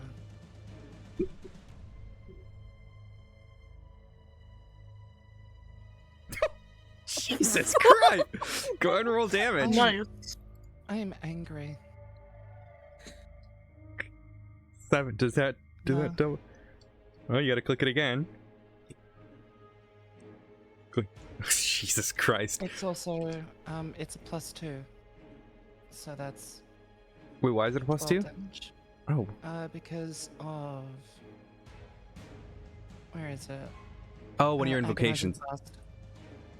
When you cast Yeah. Eldritch Blast, add +2 to damage it deals on hit. Why didn't it do that? I will fix that. Plus 2? Is that it? Is it always 2? Yeah, it is. It doesn't change. Okay. Yeah, it is always been. There you go. So it's another 4 for each of them. So another 10, and then yeah, another 2 for each. Yep. Describe your Eldritch Blast. A very personal question.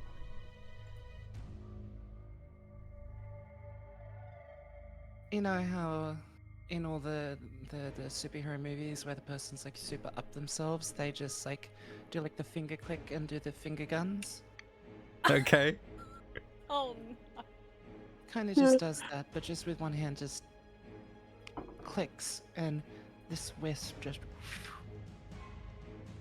And what does the wisp look like? Bolts across the room. Pure black. Pure black. Alrighty. And you wear your focus around your neck, right? Like the Yes. crystal? Okay. Yeah, you guys would see as that crystal sort of gets darker and sucks the light around it. And then she lets this out. And this like wisp of energy blows just a hole straight through the fungus. And it's not looking good at all. Alrighty. Anything else you'd like to do? Yeah, she drops the leaf. Are you Yeah. still holding up the leaf? Oh. Alright, Althea, it is your turn.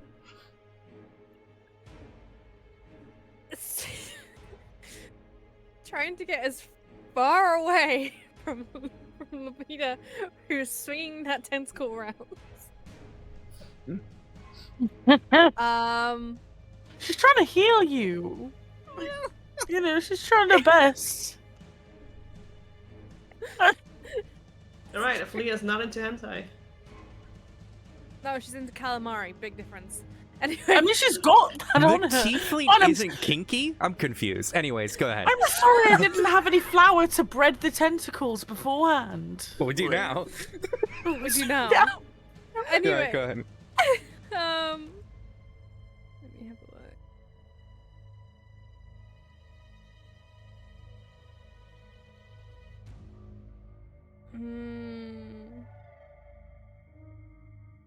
I think it's gonna make her way to big Okay. thing over here. What would you like to do?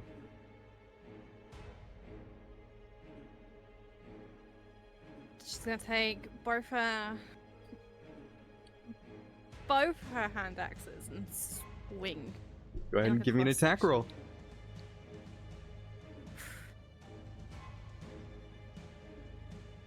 That hits. Go ahead and roll me the damage on the first one. Falky, do you know what's about to happen here? What did you just say? Perhaps. Yeah. Wait! I'm very familiar with a lot. Uh-huh. Alrighty, here, let me find the Wait a How did you Alrighty. decide that was going to be the action you made? Alright, let me roll. Welcome here. to the consequences of your own actions. Okay, that's 20 feet out. But it would be from the edge of it, so you, Valenta as well. Oh. Yeah, everyone Oh, no. but Prim in Lavetta, I need you all to make Constitution saving throws as Althea takes this hand axe and just brings it straight down into what appears to be a big balloon of gas. As this gas is emitted and explodes spores everywhere in that 20-foot radius. So let's see here. Was that the wrong one? If any of you are any of you immune to poison? I don't know if rage affects that as well. Honestly, where would that say? You would know. No. Yeah, you'd probably be. You'd have to be like a dwarf. I most certainly am not. Or a paladin. If you were a paladin. All right. I'm just trying to see the success. No, you'd probably need to be like a Yanti. Oh yeah, because the other one's disease. Well, the thing is, this is technically a poison. It's complicated. I'm just trying to see if it becomes. Alrighty, so anyone who just failed the save. Let me grab 1, 2, 3 of these dice. Oh lord. Oh no, I'm so sorry. I'm so sorry. Welcome to D&D. Alrighty, so the only person Oh, who wait, you want succeeded Beth and Hardy again. is Groff. And I'll roll for the woman as well. So everyone who just failed, you are going to take 8 poison damage as these spores begin to fill your lungs. You are also all infected. I'll tell you what that infection means later. Oh no. Gruff, you're fine. You're able to just withstand it, and your orcish body just consumes the spores, and you're able to withstand it. So, yes. So make sure everyone takes that 8 damage from the spores. That includes Valander. Who's dead or down, I guess.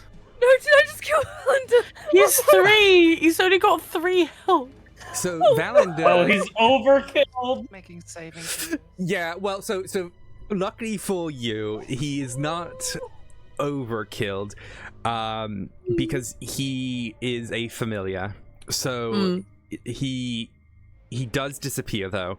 As these spores fill, you start seeing him doing like a little coughing up, and he poofs out of existence. I killed the dog. Yeah. Wow. There you go. You guys see as Valander poofs out of existence, it's a sort of like, he doesn't look like himself when he does. He kind of looks like this green sort of wisp, and then that fades away.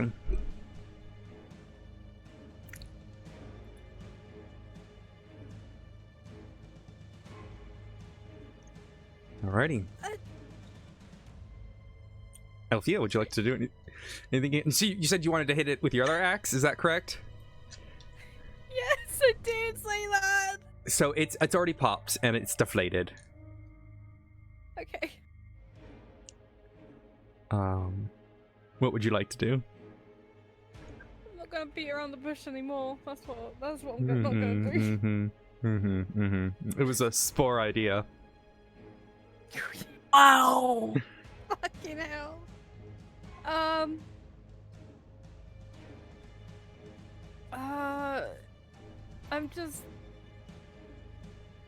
believe it's just gonna be dizzy and go, shit. And are you gonna end my turn there? Okay. Alrighty. Although actually I need to roll for these creatures as well. I didn't think about that. Give me a second to roll these these little guys as well. Yep. So 2GM con. Okay, that one beats it. And then Yishul. Oh, they both succeeded. And then I got Matilda. Yeah, okay. This poor woman. This poor woman. I just killed a poor woman. No, she's still alive. She's surprisingly not as bad, but she has taken a lot of damage.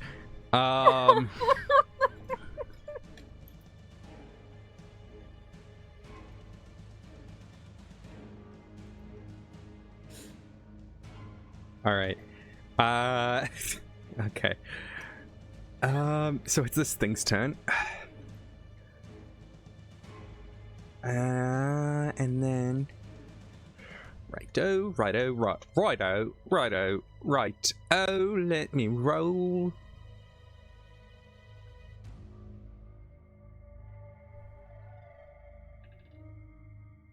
Okay. You see as the things constrict, but the thing that seems to be doing the most damage to her is the spores as they fill her lungs.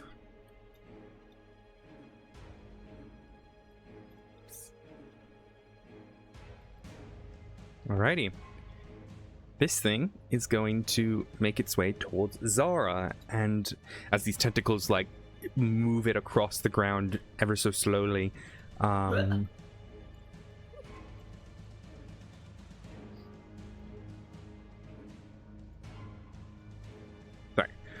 Ready, it's going to roll to attack. 19 to hit. Hits. Okay. So, actually, I need to see how many it's going to go for. It's only going to go for the one, and that's 1d8 necrotic damage. 5 necrotic damage. 5? 5. Ooh, I'm looking rough. Yeah, it reaches out and your skin just starts to fall off. Nice! Oh yeah, you ain't looking good, bud. Oh yeah, bud. Alright, Groff. Okay. Let's try to save the woman that my party is trying to kill. I will target the vine blight Alright. recklessly, starting with Cracker. Okay. That will hit.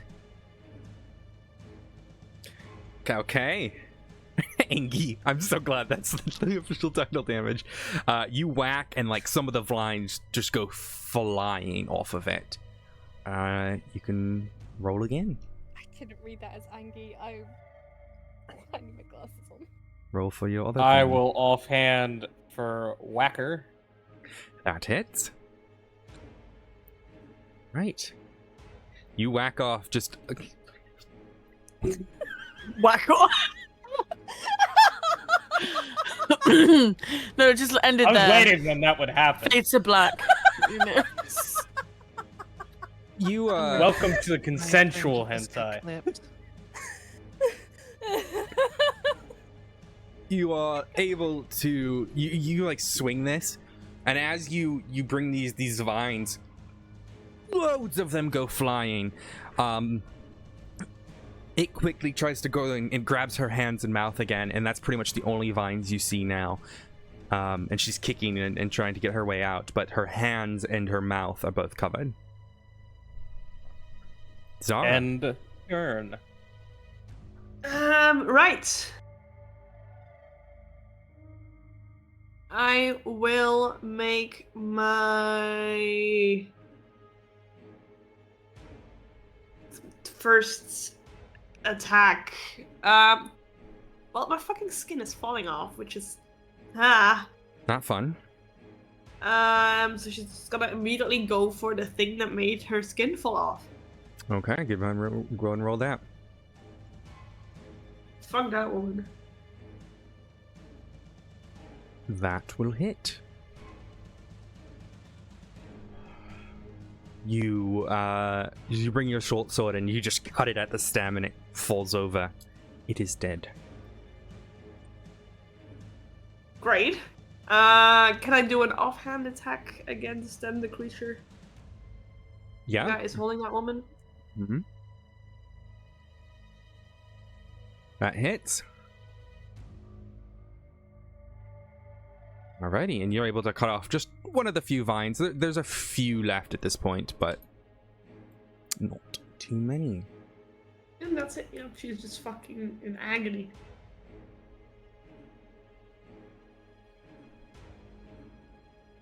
And Okay. that is my turn. Alrighty then. Lavetta. Lavetta, watching the skin of her fellow puppy murderer teammates in front of her, she sighs and casts Thorn Whip once again at the opposing Sabai, like down. Wait, how many enemies are there? Are they down at the bottom? You Like don't down know here? how many of them are enemies. You No, can not enemies, tell but just things that- attacking. Well, currently the only thing attacking is this little vine creature. Mhm. Oh, wait for us to find out we've just been attacking a vegetable patch. Yeah. My parents! Yeah, sorry, anyways, go ahead. Not the corn! Anyway, okay, she casts Thorn Whip at the remaining vegetation, I guess. So...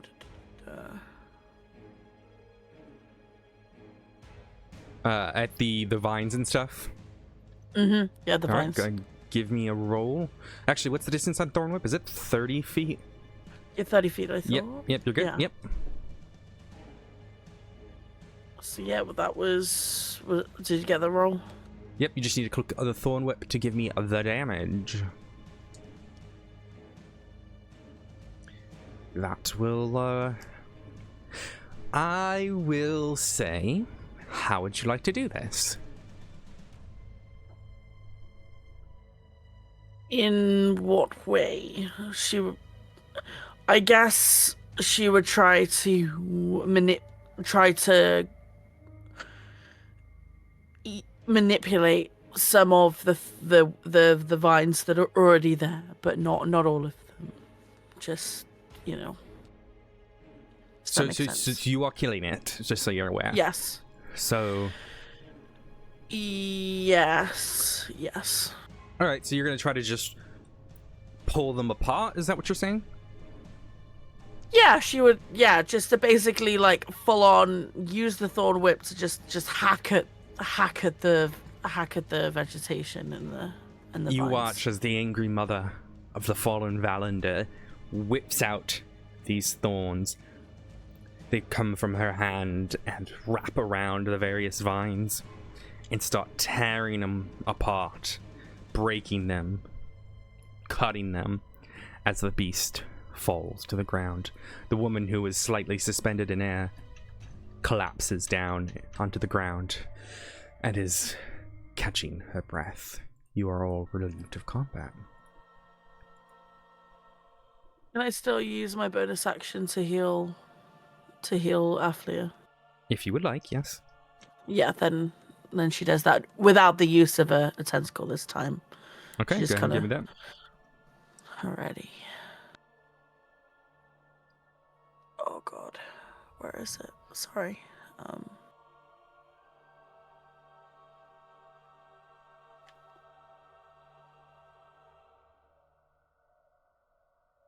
7 points of healing to you, Ephria. Perfect. You are all relieved of combat. What would you Zara like? screams out and collapses on the fucking ground. Yeah, Flia runs over to Zara to check on her. Grim picks her leaf back up. Zara is holding on by a thread. She, Aphlia sees and signals over. Loved her. May need some help here, over here.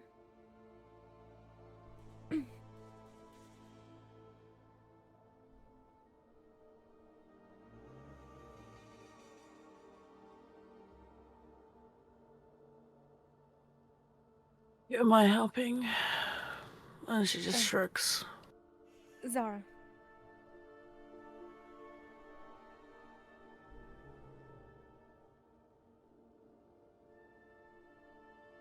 What would you like to do?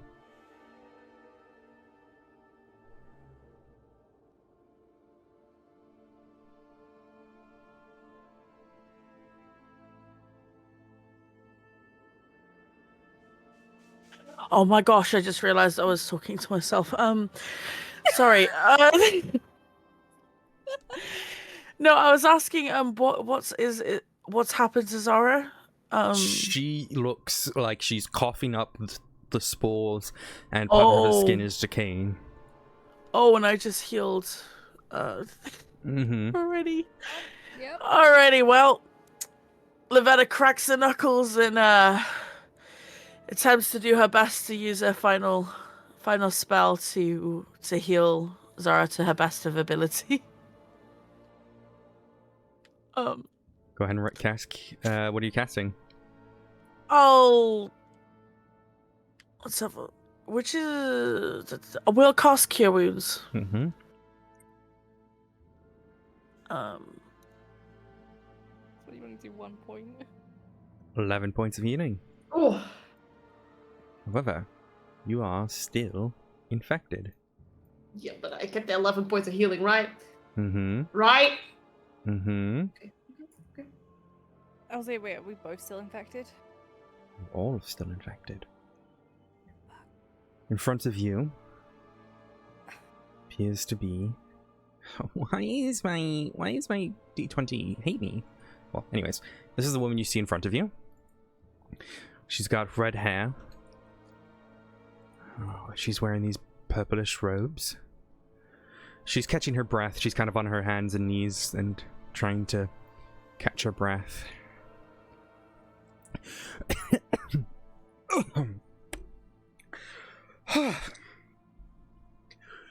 As you take a look at her, she looks to be in about her mid-40s. Her hair is like an auburn color.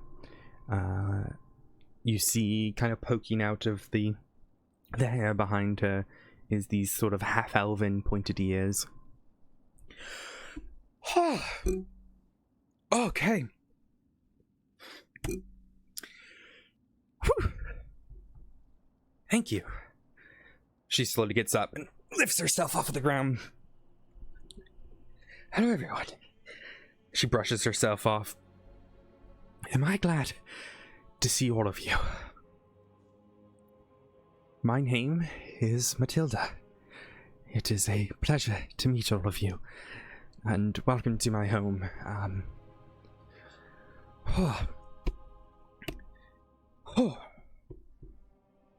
Matilda. That's correct. Did I hear that right? That's correct. Been a hard person to find. She looks at you and tilts her head. Oh. I suppose I hope you're looking for me for good reasons. I was hoping to find you without a bunch of bad reasons in between. Fair enough. Well, all of you, come inside. That one over there, we need to just get rid of, but, I would back up before we do. Oh no, I'm with them. Oh, no, she points towards the giant Sorry, gas ball. Please back up, all of you. Sorry, doesn't need to be Back told twice away. now that her fucking skin is back on. You see as she kind of reaches for something on her hip, and she goes, ah, fuck. Right. Okay, that won't be what we do. I can figure this out. And she starts thinking. She seems kind of like, you can tell she's trying to think of something. She's like moving her hands in different ways. She snaps her fingers. All right. And she whispers some incantation and chucks out a beam of frost towards the big gas spore as it explodes, but all the spores sort of float up in the air and affect none of you. She points towards the little mushrooms by the door. Leave those ones. Trust me. Though I don't know if I'm going to be able to keep them like that for long. Right. Well, would you all like to come inside? The spores that have just taken place in our chest cavities are going to kill us all very shortly, and make more gas spores unless I am quick. So, Sorry, what? don't worry. If you want to come inside, I would be happy to. Yeah, please. Yes, I would be happy to. Let us all go inside. Alrighty. Come on in, and you see as you enter, it's a quaint little cottage. It appears to be, there's a lot of sort of knickknacks and various items that you would expect in a wizard's home. There's various little arcane items and potions and such, and most notably is a little cat that jumps off the table and starts brushing up against Althea's. He's like a little black cat. She looks down. Oh, that's Miles. Please don't worry about him. He is my familiar. And the cat's kind of just purring as it nuzzles against Althea's leg. Althea pets it.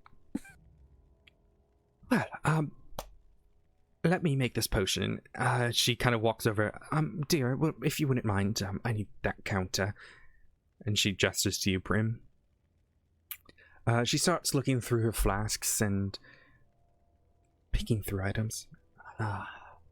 Gods above. Would any of you happen to have holy water on you? She looks at you expectingly. No. Yes. Well, not me, at least. You do? If you wouldn't Athlia mind. holds out her Dear. flask that she has. If you wouldn't mind, I can take this, and she pulls something out of her a little bag nearby, and it appears to be like an opal of sorts. Oops, I did not mean to do that. Okay, it appears to be an opal of sorts. It's like but it's it almost looks like a diamond, but there is that opaly transparency to it. Okay, let me take this and that holy water, if you wouldn't mind, dear. And she reaches out her hand. He hands Good. it over. Right. She takes that and sets it down and grabs out like a little stone crusher and puts the opal in. It starts cranking the little thing and it starts breaking it into like a little powder. You also see as she clicks her finger and a little fire lights under a little kettle nearby. She lifts off the counter a decent sized cauldron, not a massive cauldron, but like a little sized one. Places it there. She takes the hot water from the kettle, starts pouring it in, and it fills up the kettle, and she sprinkles the dust inside in like a nice little circle, and then takes the holy water, pops it, and as she does that, you see the holy water fall in and swirl from the sort of the natural sort of heat, and as it does and it mixes with the dust inside of it, it starts to churn into this deepish reddish color. She pulls out a little ladle and starts stirring it, and then grabs a bunch of little teacups and starts filling each teacup and hands it out to all of you. Whomever was affected by the spores, here, drink this. Zara drinks it. You are, Too.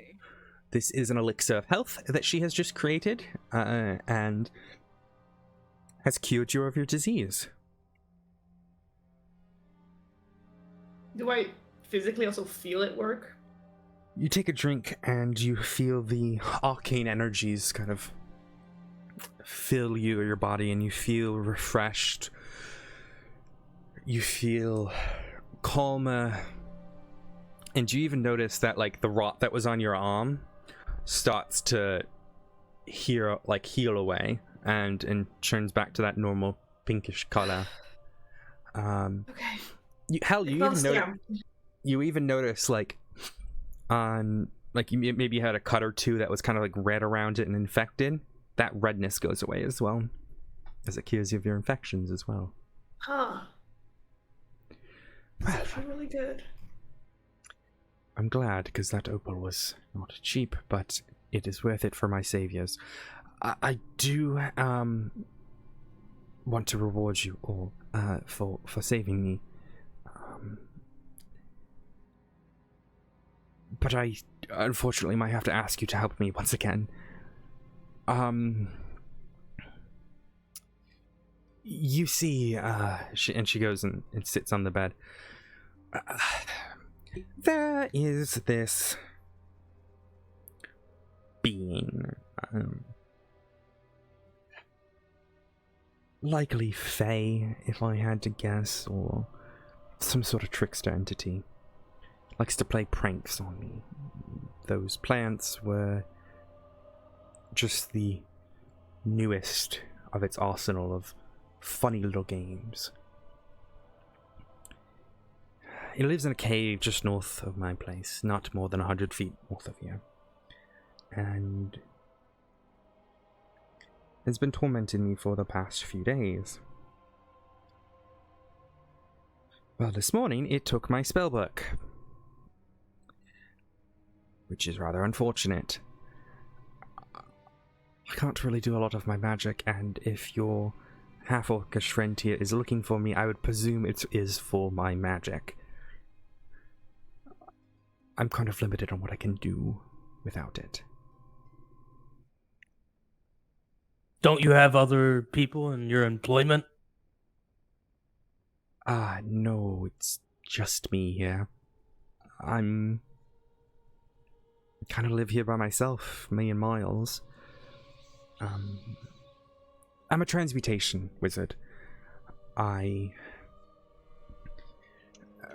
specialty is transmogrification. I help a lot of people who are unfortunately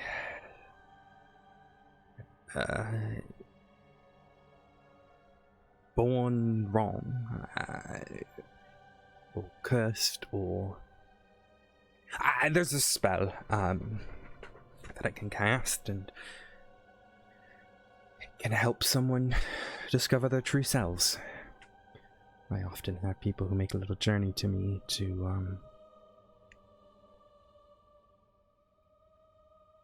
well, those who are born in the wrong body, I can help them find their true body. But, magical, crazy lady who lives in the forest, doesn't really have a good string to it, so they just call me Matilda. And various people make their journey here, which I presume is why you're here. It is possible you're here for something else. There was a group here not too long ago, actually, who were seeking to go to Belosia. But if it's the gender or gender-changing spell that you're looking for, I can't do it without my spell book. But yes, this woman, this wizard that you have met, helps trans people find their real body. Of course, I would make a character like that, but, good egg. Anyways. Is that what you seek, half-orc?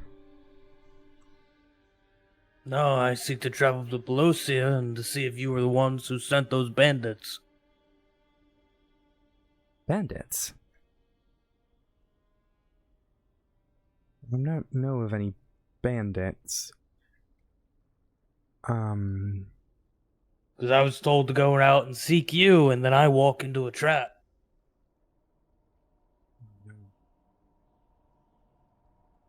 I do hope no one else has fallen into that trap.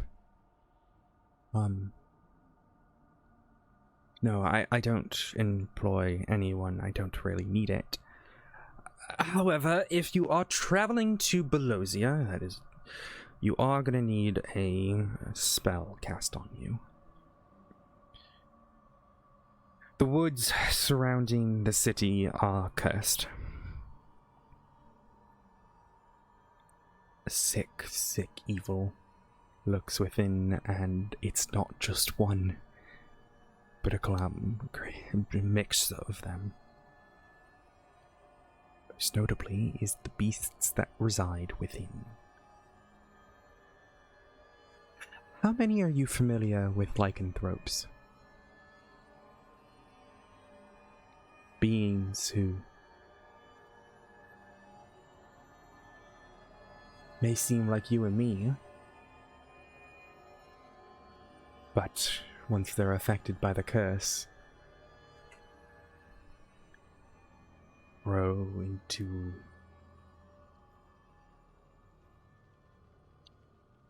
beings of primal rage. They take the visage of an animal, wolf, rat, bear,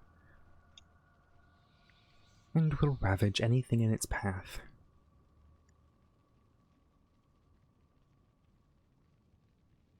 The beasts have mostly kept to the forest of Belosia, but it would appear that they are getting a little bit more confident as of late, and have begun to make their way this far. Is it every beast that wreaks havoc? Or is Yeah. it just some of them? It's all of them. If you're affected by the curse, you are...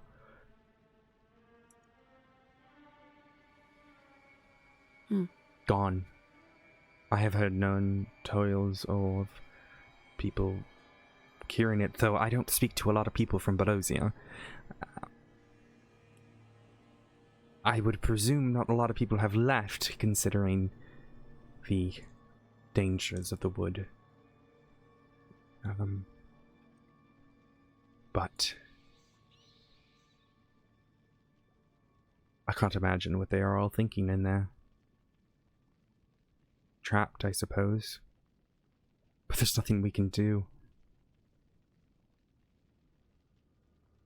I've had a few visit my home here. It's why I put the dome up around it. It prevents them from using magics if they're able to, or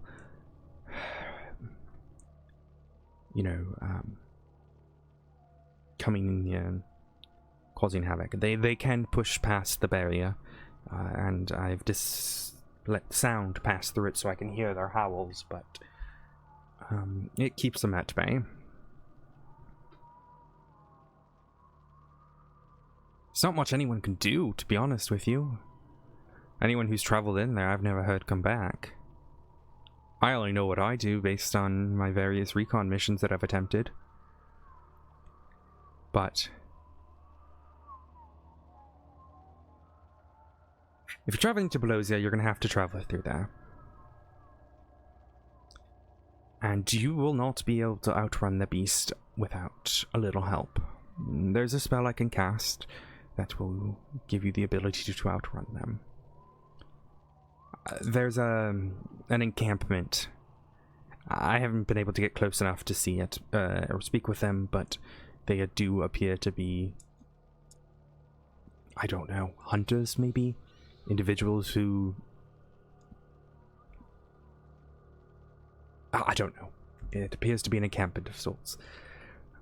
I would bet that's your best bet to run to, and it's about where my spell could get you to.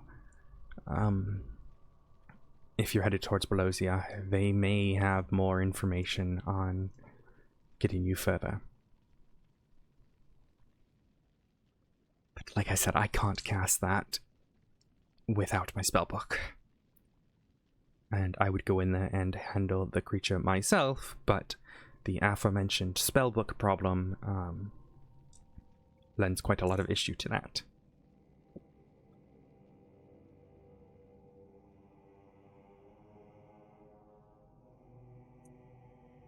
Evelia nods and looks towards the rest.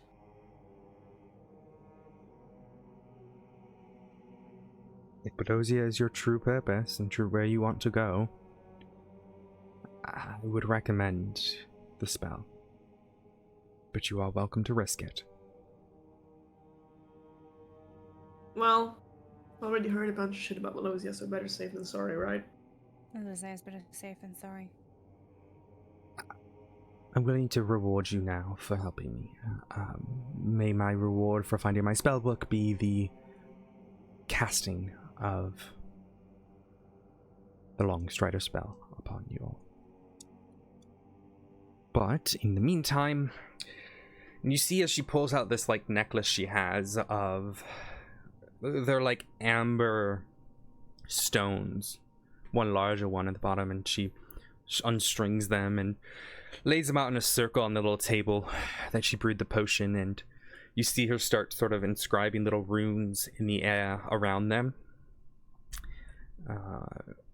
And she takes about 10 minutes to finish inscribing all these runes around them, and as she does, you see her snap both her fingers, and a whole bunch of items just sort of appear in the center of the circle that she's just sort of formed with the amber stones. Right, rewards for you all. And she kind of rubs her hands together. I don't have too much. I haven't really had a lot of chance to go out and collect a bunch of stuff, but let me see what you here. Are any of you looking for anything in particular?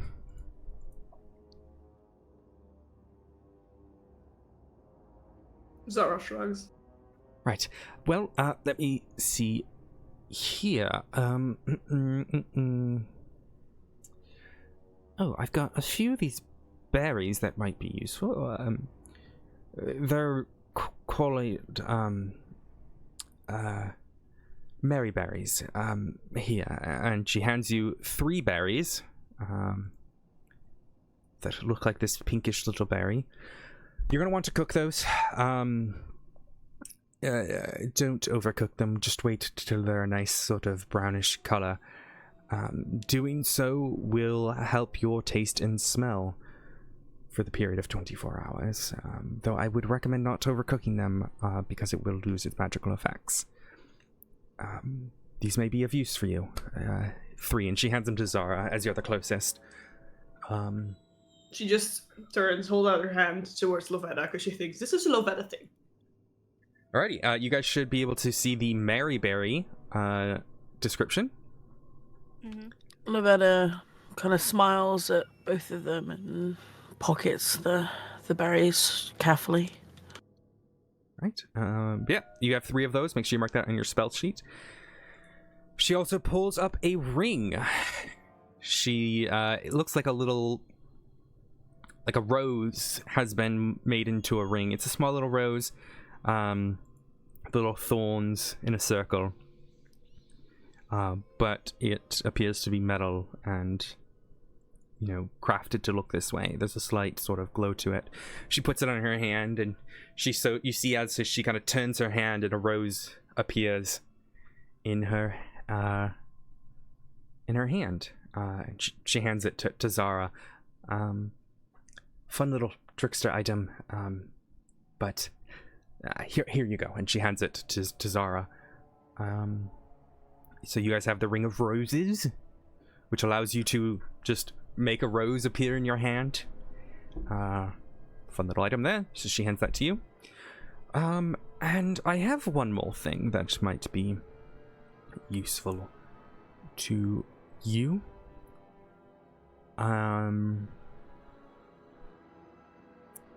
She lifts up this little bell, and it looks to be like a wolf's head, biting a ring. Around it are the inscriptions of various items.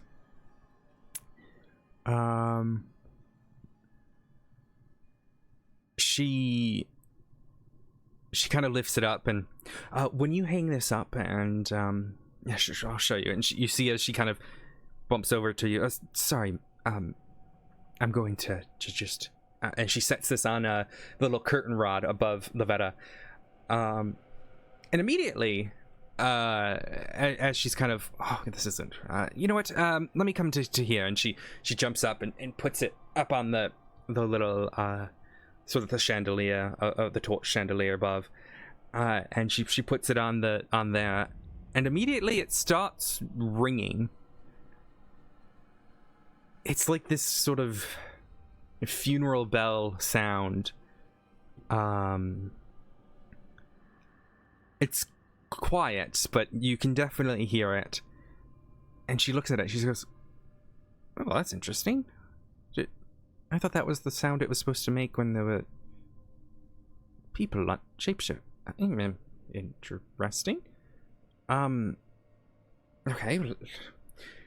Maybe I misunderstood." And she pulls it down and looks at it. Well, it's a good little alarm bell. If any sort of the lichens were to pass under you, the bell, it will ring and wake you up. But that's weird. Why is it doing that?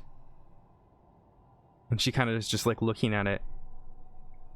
What did it do differently? You hear that chime that it's making? The dull tone. That's the tone it's supposed to make if there's a lichen nearby. But maybe I'm misremembering. Okay. Here, and she hands it to you.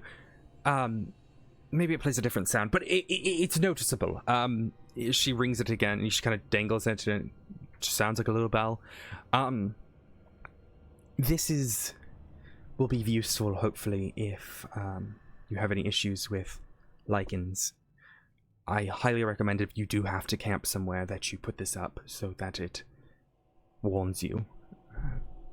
of them sneaking upon your camp. Oh yeah, wouldn't want to deal with them. When is the ringing supposed to stop? And she just looks at her. Well, if I take it down, it shouldn't ring too much, but, no, that's strange.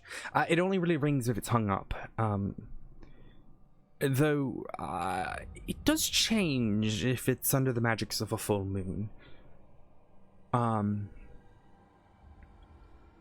They don't even have to pass under it. If they're near it, it will use the energies of the full moon to warn you. You see, the creatures are susceptible to the energies in which the moons provide.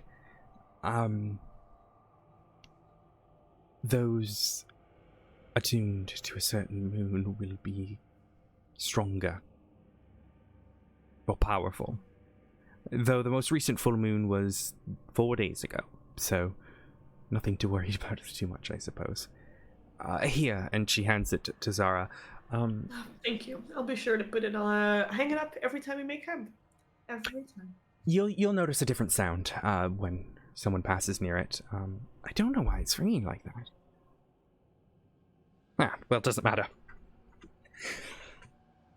There you all go.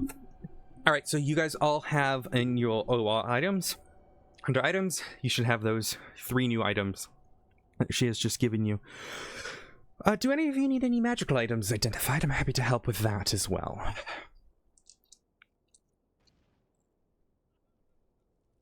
Alright. I don't. Okay. I don't think so. Okay. Well, if you do find anything, I'm happy to help.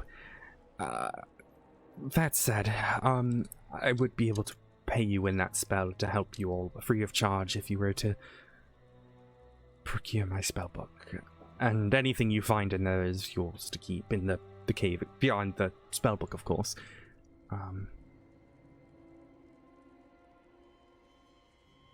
Veda kind of steps forward, her ears still ringing, and she looks kind of just strangely uncomfortable. I ask one other thing. Of course. Oh God, I seem to have a bit of a headache. My friend, and then she looks over at Athlia and back at the ground. He was a little puppy. It seems like your own familiar. How can I offer you something to help me to get him back? He means quite a lot to me. Oh, And she would pulls sound- out like just all of her money, but just stands there. No need to do that. It seems that a little fey creature has found its way into your service. You seem very naturey. Might I ask, do you often see the spirits of the forest? I like the forest. It is comforting. And she shrugs.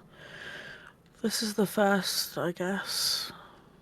They just seem to speak to me. Wolves, too. Tilts her head. Oh. Well, it is a simple spell to bring your buddy back. Though I do warn you, you should be careful.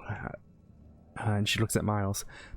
They don't take a lot to push him back to the Fey realm. Simple hit will do it. But they are extremely useful if you know what you're doing. Typically mages will take them as companions. Miles here has been my companion for a long time.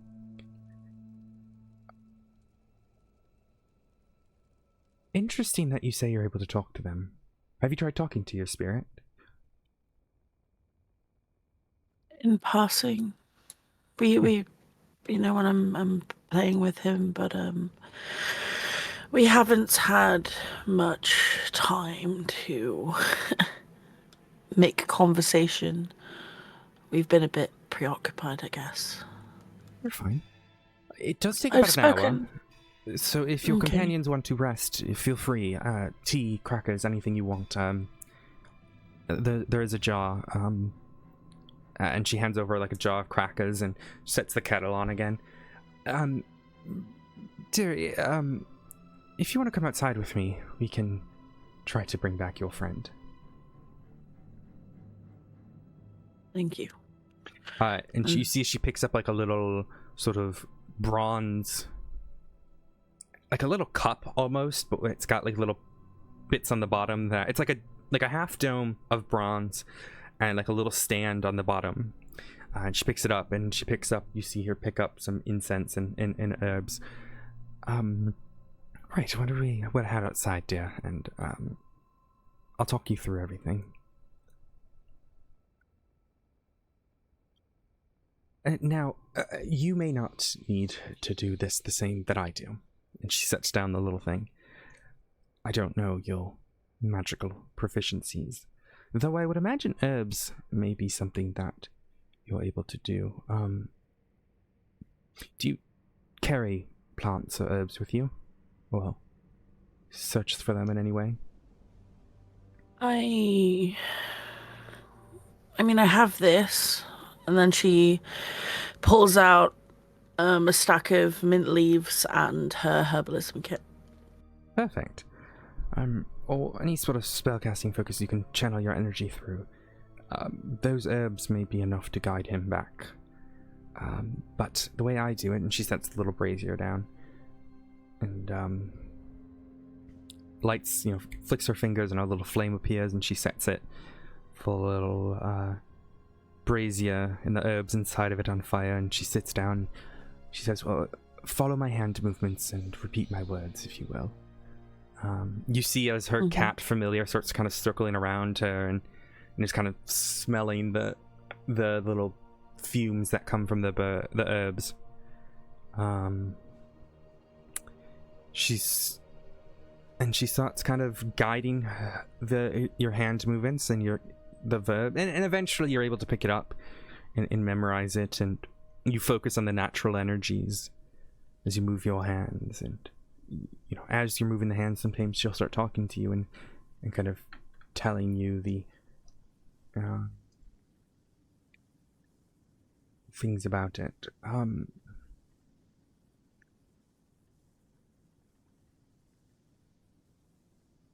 You should be able to communicate with it telepathically. It can tell you things that you might not know yourself. It can be a second set of eyes and ears for you. If you focus hard enough, you may even be able to see through its eyes and hear through its ears. She looks up and widens her eyes, continuing to listen. You have to focus on your pupper, though. Focus on its energies, what it hears, what you can hear.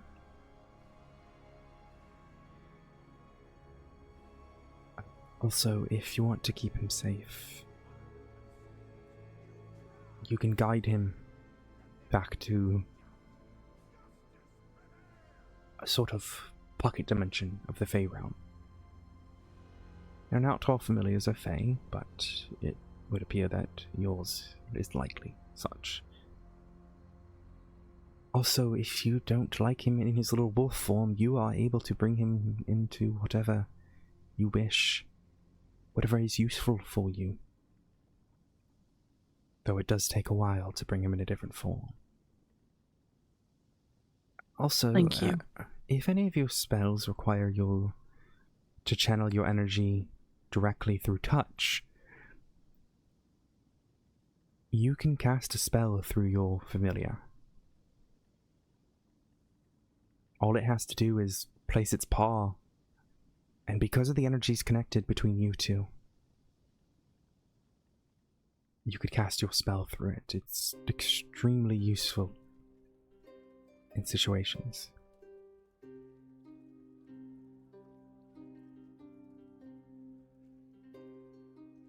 He almost seems taken aback. The fact that this little, pupper, something she's grown quite attached to, is capable of so much.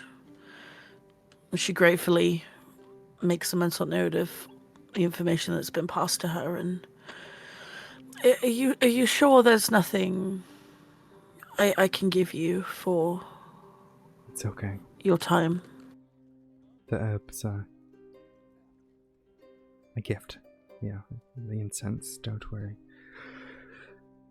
And she shows you the last kind of bit of the spell, and after an hour, you see this sort of greenish energy start to form. That wispish energy appears before walking. That mist turns into walking and becomes the little familiar that you are familiar with.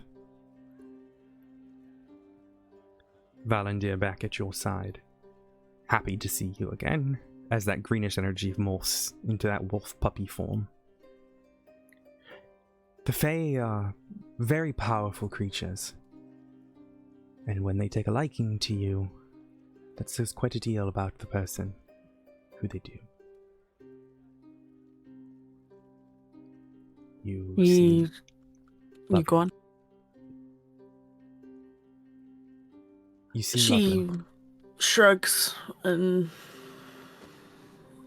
I don't know what the appeal is, but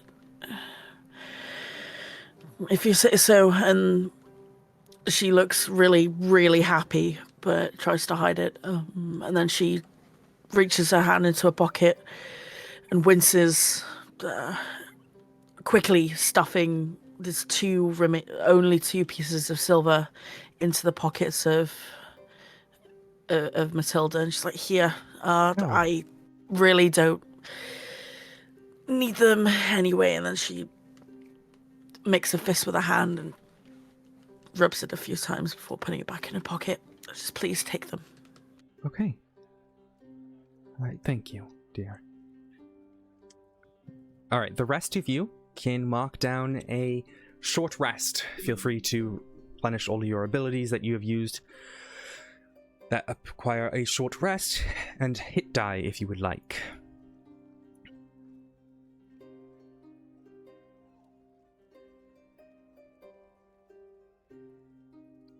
We will go to Primrose. Primrose, give me an investigation check for your alcohol consumption to find it.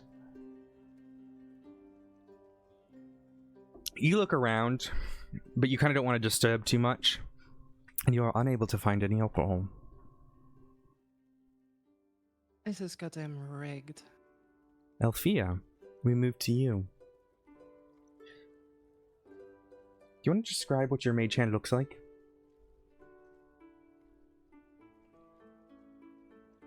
It is almost like her skin, but more of a glittery purple. As it appears, you start trying to manipulate it. It feels weird to do so. Matilda kind of walks up and looks at you, but lets you practice. And looks around at the group after. Well, when you are all ready, I can show you the cave. I'm gonna need a rest, though. It has taken a toll on me.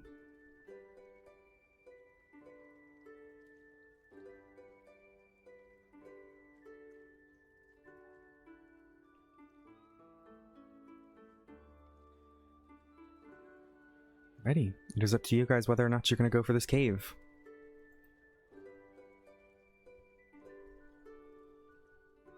Prim is devastated that she couldn't find anything. She sort of just slumps outside. Super sad. Just sits down on a box. Zara waits for you, just playing with the charm. Are you ringing the chime and stuff? And just kind of playing with it? Yeah. Okay. Alrighty. Well, if the group is ready to go into the cave, it's up to you. Or if you'd like to make your way towards Belosia. I think we said we were gonna go to the cave, right? Because we were like safe. So. Alrighty. Yeah. Matilda looks up. Well, it's this way. If you would all follow me. And she starts walking north.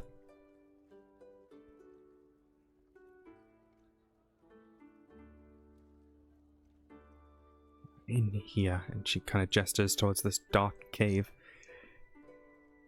I haven't gone in yet myself, so I don't know in particular what you all are about to face. But be careful. Not everything is as it seems with this little entity. Be on your best bet. And stay strong. I can't go too far from my spell here with the dome. But, good luck. Do any of you need anything before we venture in? Or you venture in? I think I'm good. I think we're all good. Righty. Don't suppose you've got any of that healing potion left by any chance? Oh, there is a bit, but it only really takes care of your wounds, not necessarily your infections and stuff. It won't help your wounds. Okay. Appreciate it either way. Of course. Alrighty, do you all enter the cave? Yep. You step in First. to the dark cave. A musky smell. Musky? Musty. Oh. Musky. No. Oh. Oh. Oh. I can't- I think there's a theme in this whole campaign. Okay. Okay. You all step in. The cave sort of turns to the right and then the left. All of you who have dark vision are easily able to sort of see your way through. Those without, well, you're going to have to, I'm just following the others. yeah. I was gonna say Sarah can't see shit. You kind of instinctively look back towards the light. And you should look by the way you've come. And a rock face greets you. Ah! The wall of a cliff has just appeared in front of you. The way behind you is now blocked. Guys, I can't see anything anymore. What? Am I looking at the wall that we were, like, walking next to? Or is it just a wall behind us now? There's a wall! And with that, we will take our break. I know. We will come back in... We'll take a 12-minute break here. I'm going to take the pupper outside. Everyone's going to get rested. And we will see you guys at the top of the hour for the second half of today's episode. Alrighty.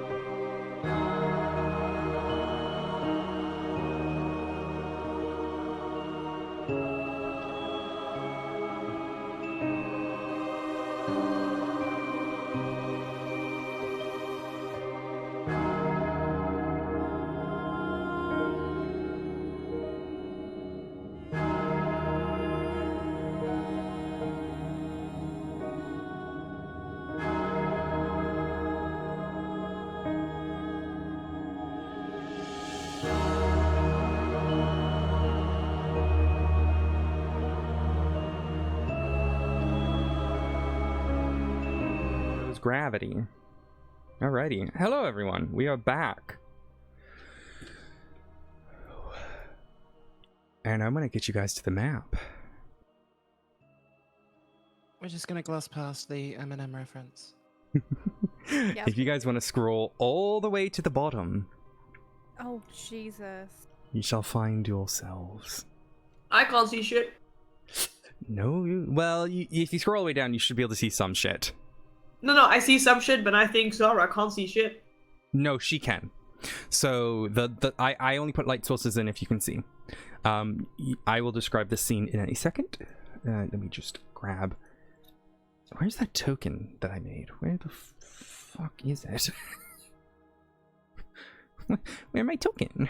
Where's my token? It disappeared. Oh, it's really annoying. All right, I gotta put it on here then. Let me just find it. Found you. I found you. Okay.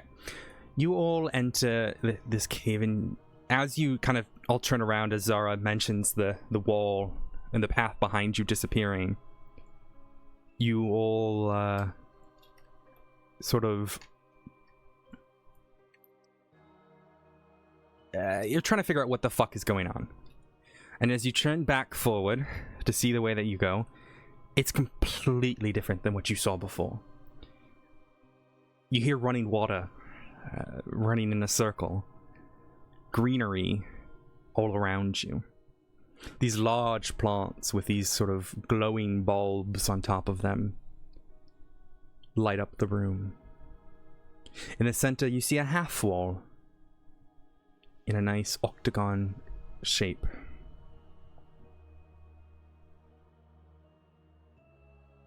And a hole, a pit of nothingness below. As you all enter this room, the water weirdly going in a circle. You look forward and you see,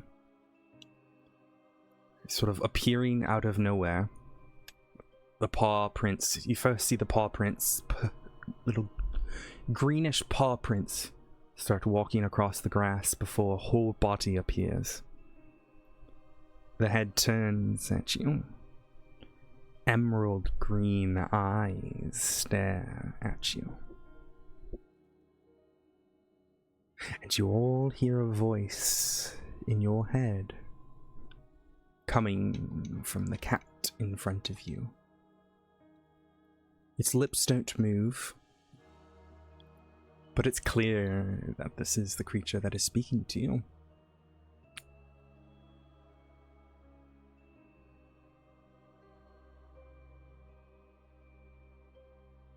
Hello. Now what have I found in my lair tonight? The emerald eyes look at you, staring at each and every one of you. It tilts its head, and you could swear you see it smile as it opens its mouth. You are all here to learn a lesson.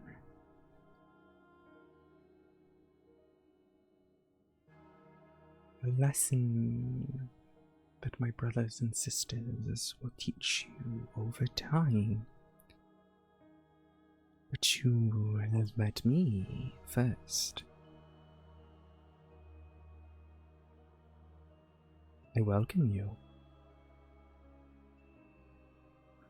My name is Levo. It is a pleasure to meet you all. Pass my trials and you will be rewarded. Fail, and you'll be nothing but a cat's little toy to play with for the rest of eternity. You hear this cackling as it disappears. And then you hear the voice all around you. As you look forward where the cat was, a beautiful sword appears. A greenish hue along the silvered blade. The handle adorned with emeralds. This weapon is very powerful. It can take the shape of anything you want. It will deal so much damage. Empower your magical abilities. But unfortunately for you five, only one of you can have it. I'm curious to which of you will win. And the voice disappears. The sword lays on the ground.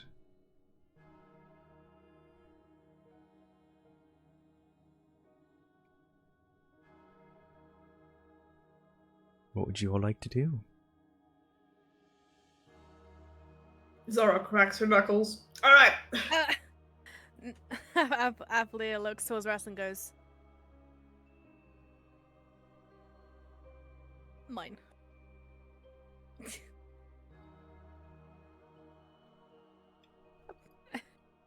Tries to find a way over there. You could easily jump the gap. I can jump again. Before we do anything rash,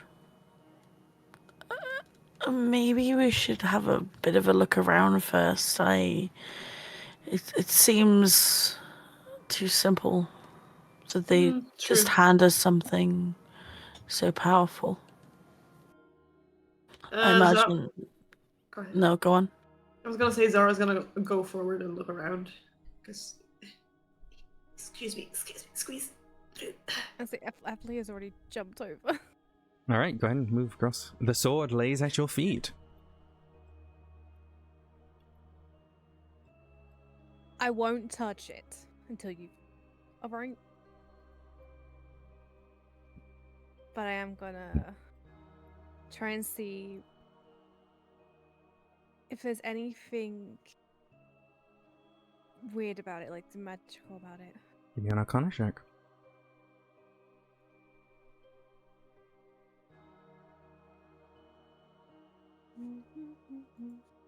Scorched, make sure you check your DMs.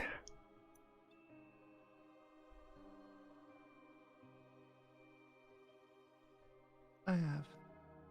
Okay.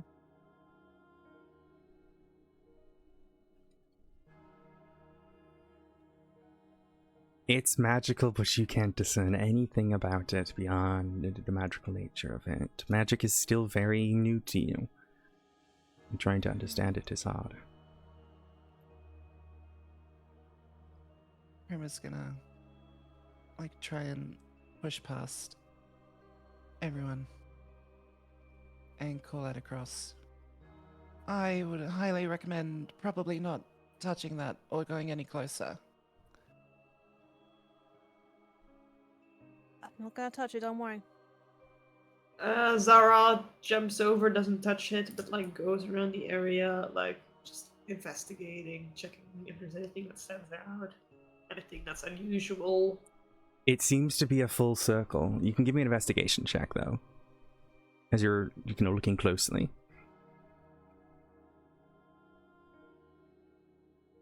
"13.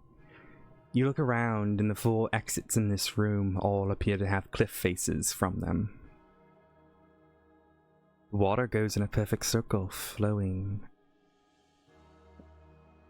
The only noticeable difference is the plants that light the room, and this sword on the ground." So we can't leave. What's on the other side of the wall?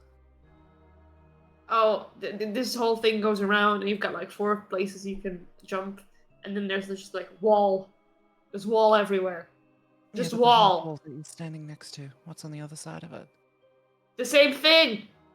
Theoretically, you should be able to see all the way through. There we go. I don't know why it was blocking it. It's because it goes back around. There you go. Just know you can't. It's it's a half wall that goes around. Yeah, right. Yeah. I'm gonna go out on a limb and say that we should probably just throw the sword in there. Huh? Sword down there? What if we need it?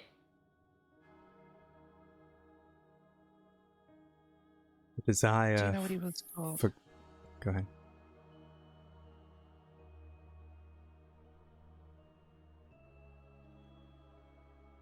Levo.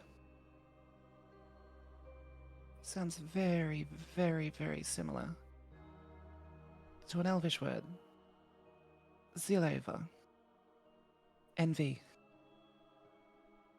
You touch that, something's gonna happen. True.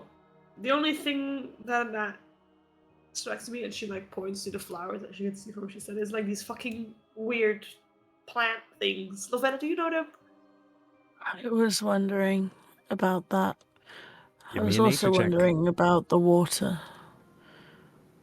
Strangely curious.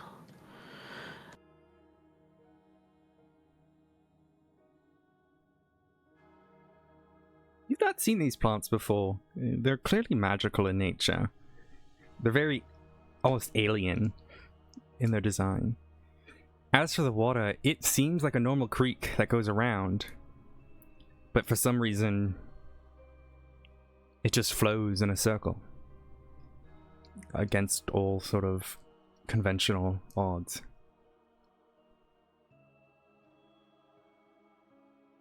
I mean, maybe if we touch the sword, we make sure that there's someone on all potential exits in case something changes. We can shout it out. I mean, we do Then- still have the marble.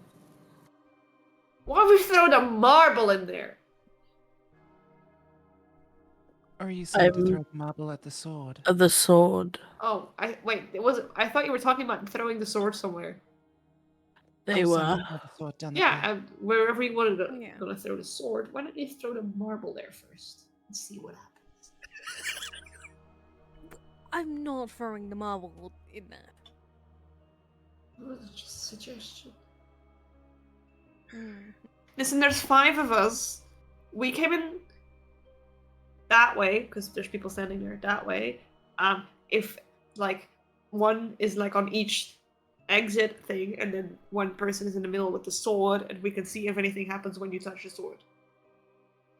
I can stay here with the sword if you guys go to the exits. Yeah, I'll go to the one. I mean, if it goes down, I'll go to the one like on the other How side. about instead of touching the sword, you use that floating hand thing that you have? Yeah. Oh, true.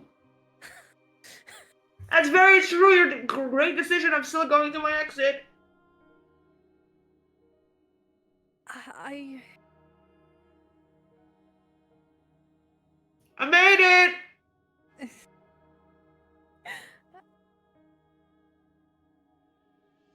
Athelia hesitates, but casts Mage Hand. Okay. You roll down as the mage hand grips the sword. You instantly feel the power within it coursing through you. This is a very, very powerful sword. Your damage stronger, enhanced with the magic. Your spells even stronger. It is a magical sword, enchanted with +2, plus some sort of damage as well on every attack. This is a very nice weapon. Everyone else, roll me a wisdom check. Wisdom save. This is a very nice weapon. It gives you a +1. I need a Prim to roll a whiz save. Yeah, I'm bringing up the page so I can do the clickety clacks. Ooh. Prim, I'm coming for that goddamn sword. you want that sword. You need it. The power that you can sense from within it. This is Oh. TF2 and you just unlocked a unusual hat and I want it. You need it. She can't have it. Why the fuck should she have it? She doesn't know how to use it. She doesn't understand magic. You need it. The rest of you, you feel this desire as well. Craving it. But you realize that's not your thoughts. Someone's influencing the way you think. I'm gonna That's cast true. Charm Person. Okay. They want us to fight. Wait, you can't see on me? Yes. You need Is to make everything a, all right there? you need to make a wisdom saving throw. I'm just trying to find where the actual number. Oh, What's your spell? beans. What's your spell save? It's 13. You fail. Wait, why is it 13? Does that sound right? That's my spell save DC. Why would she fail then? Oh, No, she it's no, the supposed other to make person a failed. wisdom Never mind. saving Never throw mind. against Yeah. my spell save DC. Yeah. No, it's Should be. Oh yeah, it's 8 plus your proficiency, which is 2 plus your charisma. So yeah, okay. All right. You, Althea, you feel this magic engulf you for a second, but then you kind of shake your head, and you feel as the energy within inside of you overpowers it, and you are not charmed. You should really What the? Give me that sword. Aphlia sees this and moves her mage hand over the pit now with the sword in it. Oop. Prim is going to get ready. The second that her finger even moves, she's going to leap at the sword. It's in the middle of the pit. Zara still can't see shit and is shouting. You can guys see- good? No, you should be able to see. It's a half wall. The lighting was I just find weirder. it funny. Yeah.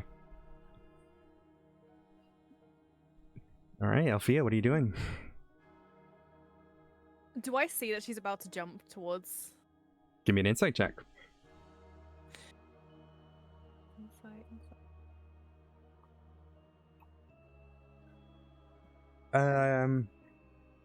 Yeah, I would say.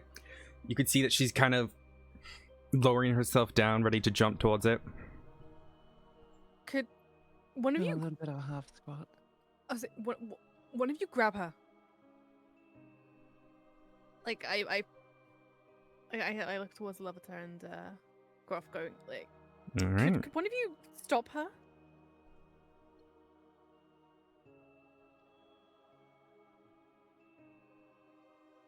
Is anyone going to try to grab her? Zara can't. She's on the other side. Lavetta. Groff. Yeah, Lavetta and the doggo. The doggo tries to hold on to the fabric of their clothing with their teeth. And Lavetta leaps for the Give individual. me either an athletics or an acrobatics check with advantage because your dog is helping. Okay. And wait, Prim, what is it? give Sorry? me athletics or acrobatics. Same thing with you, Prim. You can choose which one. Already. No advantage.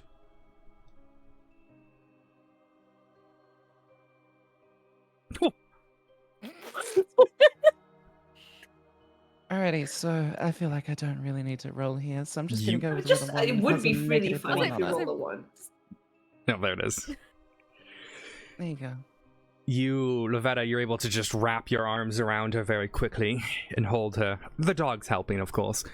And you are now grappled, Prim. Can I do a retaliation? What? Can I retaliate to it? Do you have an ability that you're intending to use? I want to Eldritch Blast the sword. Ooh. Wait. Okay. Give me an attack roll. Alfia, what is your reaction to it? I was gonna, because it's in the mage hand, right? So I'm just gonna let it go. Oh, this is going to be bad. As the sword falls, the Eldritch Blast energy misses it. The sword, you hear it, you see it tumbling and tumbling as the blackness takes it slowly. And as the image of it disappears, Primrose, you are broken from the spell's control. You no longer need the sword. As that sword disappears as well, Zara, you notice as the wall in front of you shimmers away, and you can pass through it. It's this way! Okay. Anthony, how are you? How are you holding her? Lavetta? Like, how are you grappling? He's like, arms completely wrapped, like from behind, around their chest, and the doggo's just kind of hanging on to their cloak, just by their teeth. Alrighty.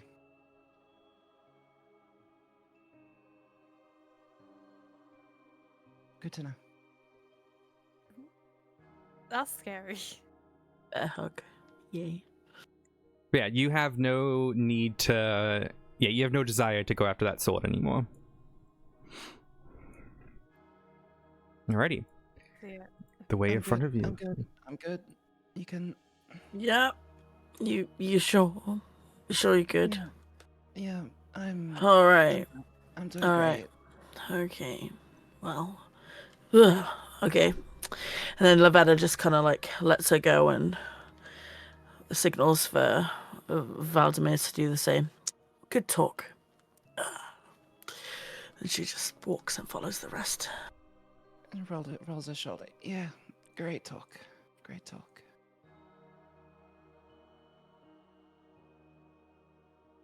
The room Hopefully I in moved front my of you chat. appears. You should be able to move it. Appears to I be can't. desk chan.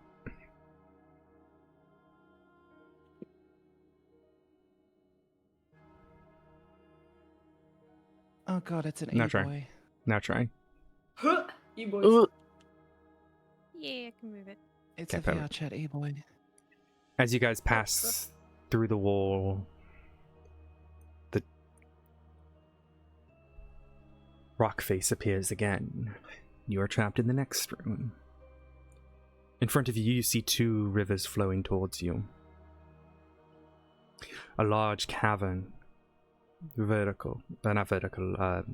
long, but short and shorter than the wide. What's the opposite of wide? Thinner than the room before. It's green. It's pretty. And you notice 5 statues on this image, the 5 rocks. And you notice how each one of them appears to be in your visage. The one down here looks like Zara. The one over here looks like Althea. This one looks like Groff. This one looks like Avetta. And this one looks like Prim. From behind the statue of Groff, a very, very pale man. White skin, white eyes, white hair. A long black jacket. Looks at you all. Oh, well, hello. How are you all today, dearies? I was just trying to figure out my next visage. And you see as he looks at the statue of Groff, and in a mere instant, his entire body shape looks exactly like Groff himself. I was going to do a flip token. It doesn't work. Whatever. Imagination. And then he walks over to the statue of Althea and kind of cracks his neck a little bit, and his entire body and armor and everything begins to look like Althea does. And he comes back and to his original self. I'm trying to figure out who of these 5 statues is the strongest, most powerful, most charming individual. For that is who I want to be today. Oh, so you're not should be strong the enough dog, we'll put you in a yourself? kennel. Say that again, Scorched. I said you should be the dog. We'll put you in a kennel. That's cute, but no, I need to pick one of the 5. A very long road ahead of me. What? You're not strong enough yourself? Don't have any talents. No, I feel more powerful when I take the visage of another. And there's Where does that so power many come options to from? choose from. And he turns in and looks at you. He looks like you now, Zara. But like, a little prettier, a little bit more in shape, as almost a way to say fuck you. And it's just like, I look better than that. You can do better than that. I wonder how many innocent souls I could charm into bed with me with a body like this. Oh, a lot, but there's something off. Groff ponders the age-old question. If there was a clone of yourself, Would you would you have sex with it?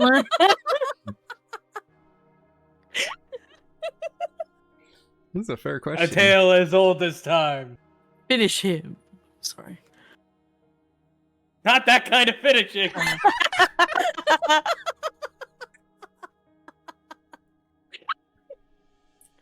It's a happy ending. Oh, sorry. Whoa, who's Anyway. casting Mage Hand?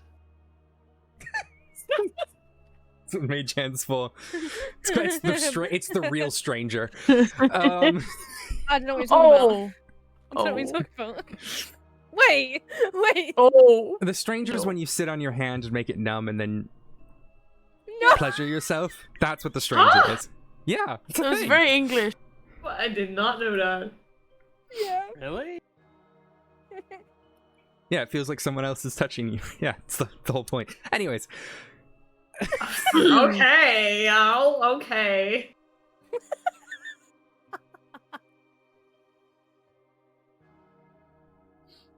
Moving on. Welcome to Move. D&D. Moving on. The creature looks at you and shifts back into its form. So which one is it? Which one of you is the best? If you help me pick, I'll open the door at the top. There are a few qualifiers I need to pick.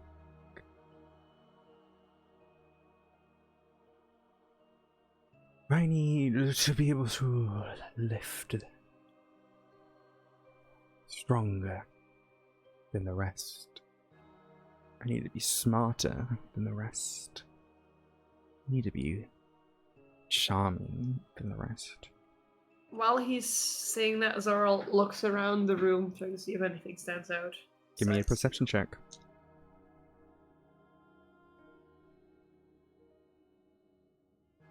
Nice. It's very similar as before, where it just seems like a grassy area with strange plants and not much to it. Just the statues are the most noticeable thing that you can see.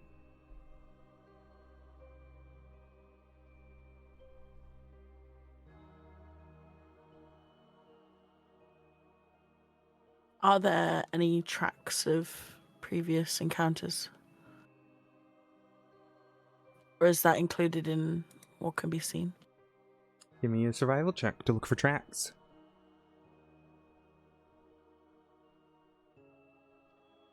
You see no footprints. This grass looks pristine. Even the individual in front of you leaves no footprint.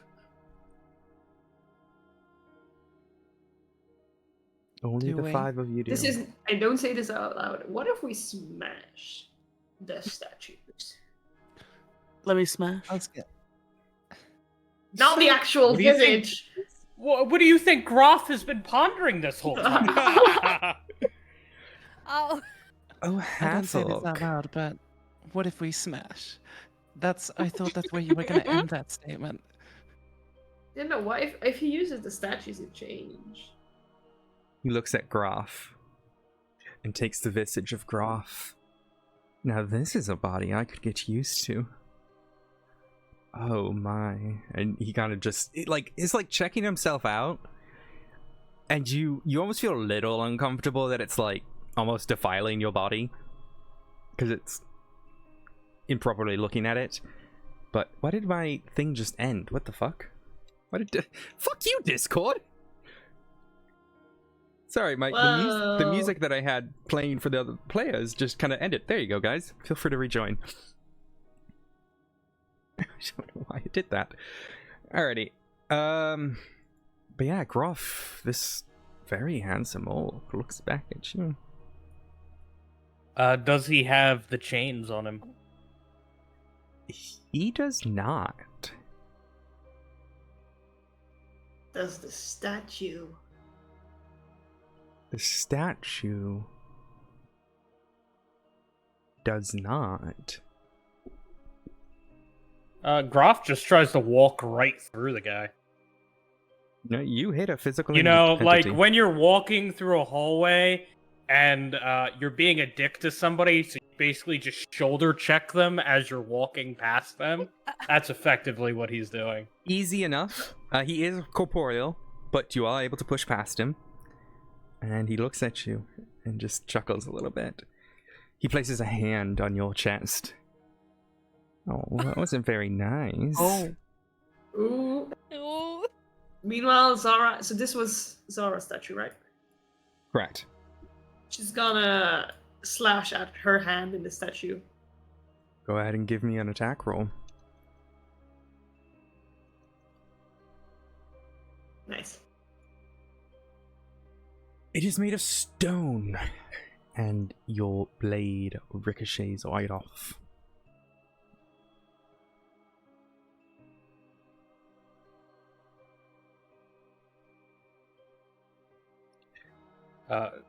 Groff will recklessly swing Whacker at his statue. Go ahead and give me an attack.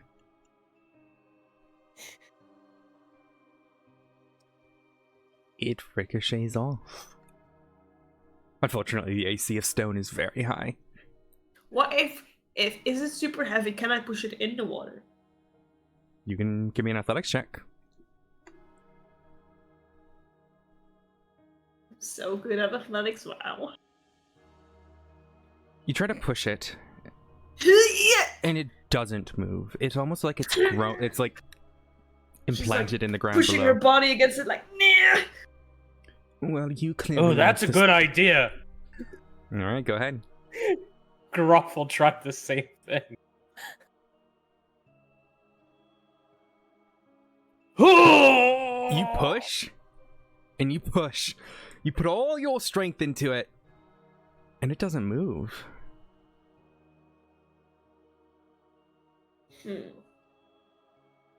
Oh my.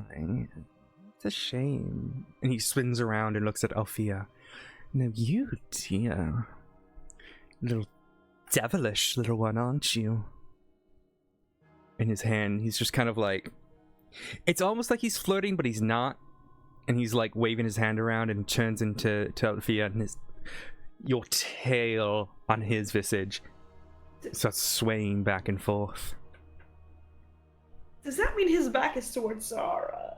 It is. How am I gonna do it or not? Were you checking Alfie out? Zara quickly looks at Lovetta with like a look of, should I? It's a great ass. It's a great ass. That's what you- My ass is great. Looking at Lovetta and Prim. Like, Lavetta just holding her hand on her short sword, looking at them like, should I just go for it? Lavetta is just bewildered. She's just in shock at what's going on right now, and If she's not gonna see a sign, she's gonna do it. Except yeah, Prim. she's not making any indication. She's just like, do what you want. Looks at Prim as well. Prim's thinking really, really, really goddamn hard about how she wants to respond to this. So she's not paying much mind. Okay, yeah, so then she's gonna try and stab him. Give me an attack roll. Give me a damage roll. You stab directly through his stomach. The blade, you see, pierces out the other side, but it doesn't react. He's still in the visage of Althea, and the head churns 180 degrees. Oh! And a large smile appears on the face, and the eyes of Althea are emerald green. The whole body churns around on the sword as you see the hands grip it and just gently walks off of it, the whole forming back together. Tisk tisk, dearest. That wasn't very smart, was it? If you want to Well, if fight... you're gonna I just don't want you to steal my friend's visage. Oh, you want me to be you then? And again, he turns into you. This is quite the nice body, isn't it? It's definitely had quite the escapade, hasn't it? I can feel it.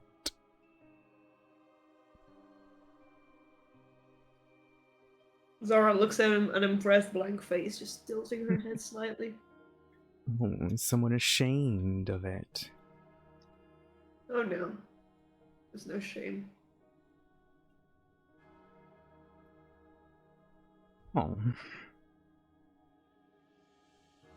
So what do you think, dearest? Are you the visage I should choose? Oh, and what will happen to me, huh? Oh. You haven't given us those terms. You'll be free to leave. But How will I look? everyone will like yourself. Can you go out just doing shit as me? That is not the thing you should be worried about, dear. Though I'm sure you would love to feel the things that I will do with your body.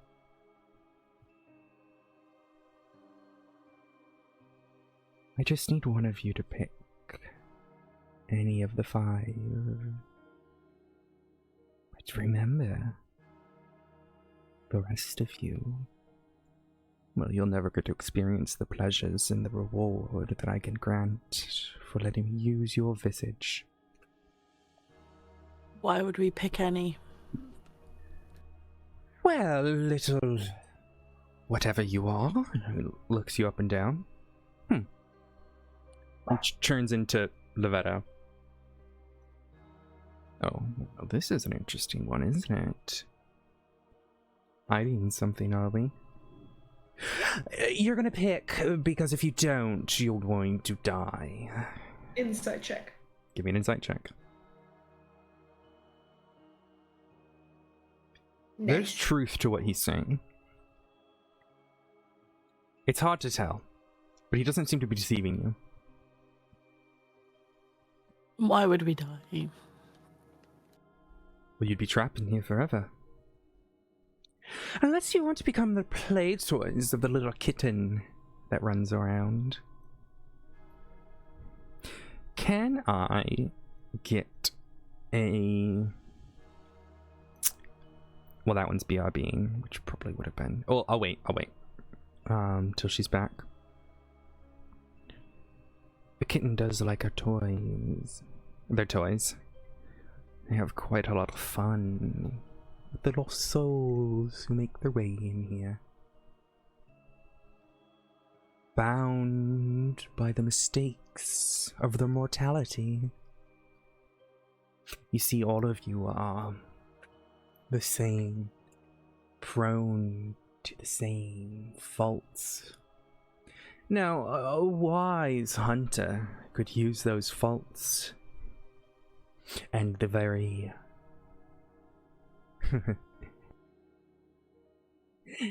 a wise hunter could use those faults to their enemy's disadvantage. If you make it through this trials, you may learn something about the truth behind it. But succumb to those faults. Succumb to the mortality, the mistakes in which you inhabit. You will become nothing but a ball of yarn, or a little squeaky toy. Okay. I will think about Okay, it if you destroy my statue. Primrose is around. I want... Not Groff. Lavetta? No, not Lavetta. I'll have Prim, Zara, and Althea roll a religion check.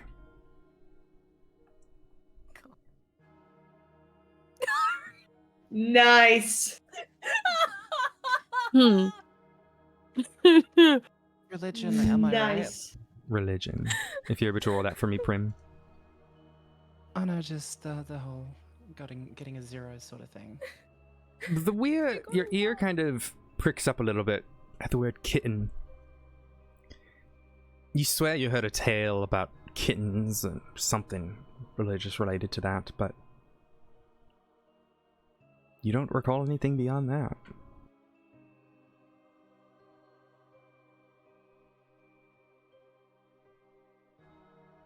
I'm going to use my last spell slot and attempt to You had a charm short- person.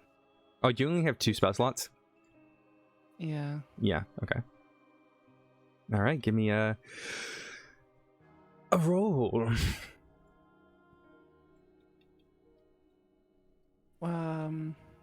You give the roll. Right, I'm dumb. Sorry. Brain will work no good sometimes.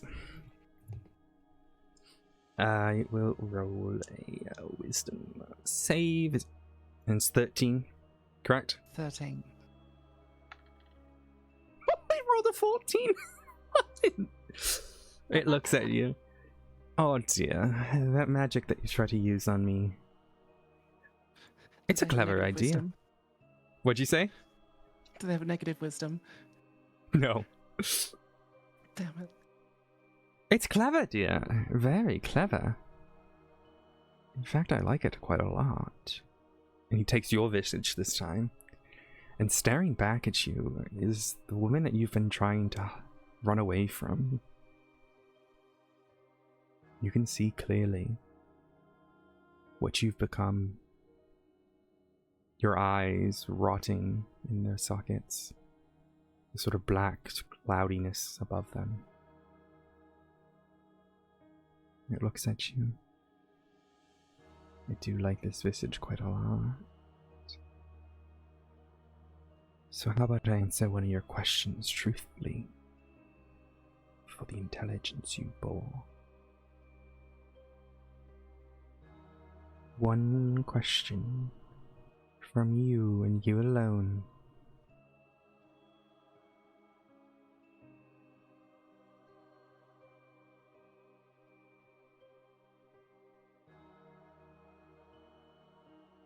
One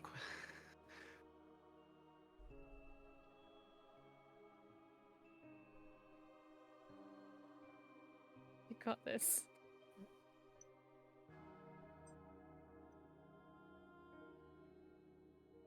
How do we know you won't just leave us here? Because I'm not real, dear. I don't exist. I'm just a figment of all of your minds. A toy for Levo. You see, you're passing the trials of Levo. Only a solution that beats the weakness of mortality will be sufficient. Anything less of it, well, let's just say the little kitten doesn't play fair. Takes after their parent. Now you... If you enjoy the Go thought of being a rotting corpse so much, then you're more than welcome to be one. He turns back into Zara and looks at you. Now you had an offer, dear. I said I'd think about it if you destroy the statue of Moses. Snaps. All of the statues crumble.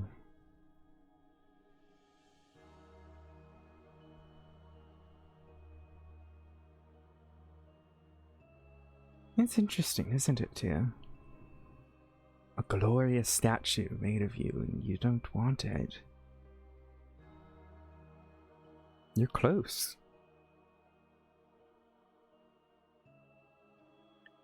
Yet, it's clear to me you don't know what you're facing. You don't know what these trials are. You have very much to come.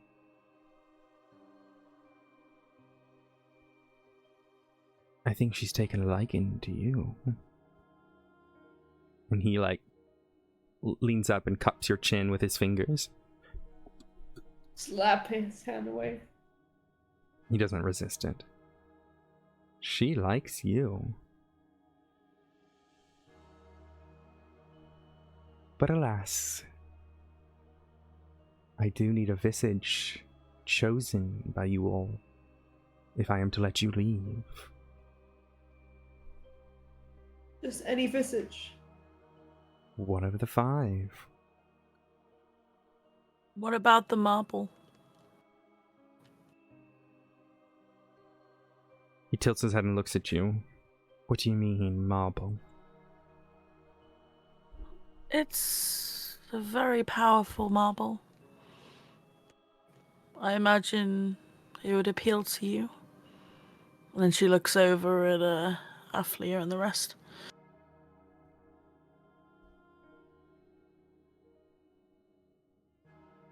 He's just gonna turn into a marble. Do you produce the marble at all, or do you keep it hidden? I mean, they Hesitantly- don't know what. hesitantly. Yeah. What'd you say, Aflia? Aflia hesitantly takes the marble and just keeps a tight grip on it in her hand. A companion of yours, I see. I suppose you're wondering why I haven't made a statue of them. Wouldn't be needed anyways. Let's just say they aren't really there right now. Your companion in there has made a deal, or maybe something even worse, stolen from a powerful entity.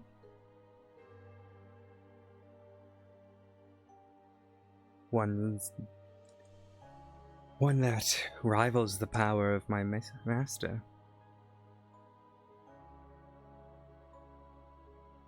Made a mistake.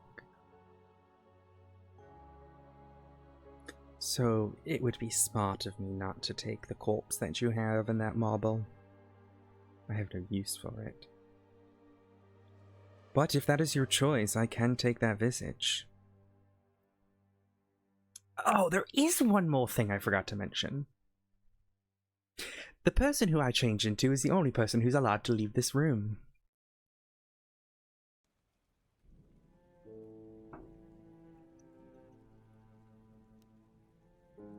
I did forget to mention that, didn't I?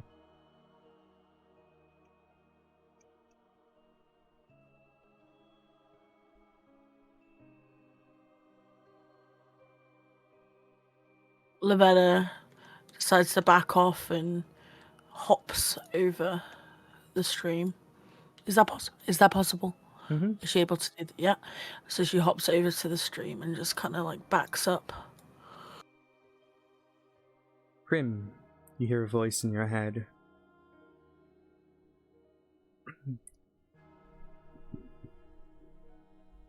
Why do you let it taunt you as such? You are clearly more empowered than it is. There's a trapped little soul in here. Play its stupid game. Cheat. Show it the truth of power. You can all make it out of here. But you just have to be clever enough, little Prim. The voice fades away.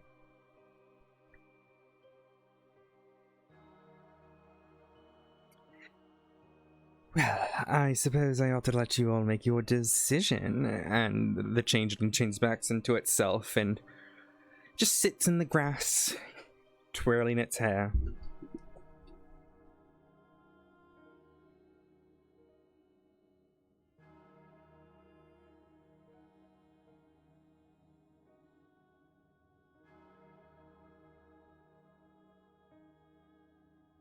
What do we do then?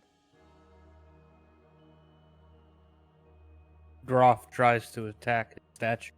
Statues are broken. The statues have crumbled at the request of Zara. Yes, that changes nothing though. There's All still right, bits of it. Give me an attack roll. Oh. You whack it, and like the rubble just scatters everywhere. You know, some plop into the water, and some are scattered across the grass. The changeling looks at you. Oh my! And you see, as just its arms change into Gruff's strong green arms. Oh. And it would be lucky to have arms like these. He kind of just sits there with just the arms of Groff. Everything else, its normal self. You're one of the most powerful parts of us, perhaps. Is that what you That's want? true. It stays silent. No one's just stab his eyes out so that he doesn't see it. No, concerning Yeah, 'cause the fact stabbing that worked out I mean, so yeah, well my first. stabbing didn't really work. Maybe let him take a bit of each of us. But what if we lose that bit? He didn't say anything about losing it, did he? Whatever you take from us, do we lose it? I could easily just lie to you. But no.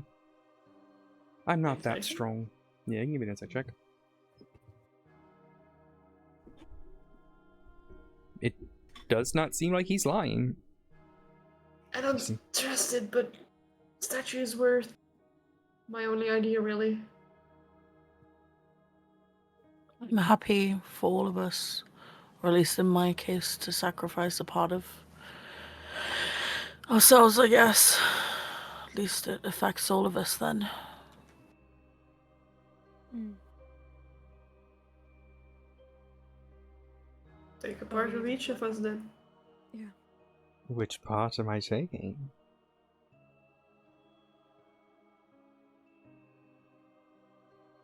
Specifically one nose hair. No, I'm kidding.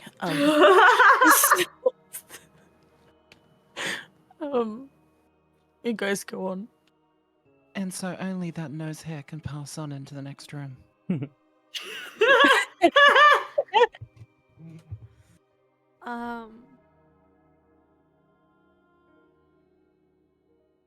I can walk very softly.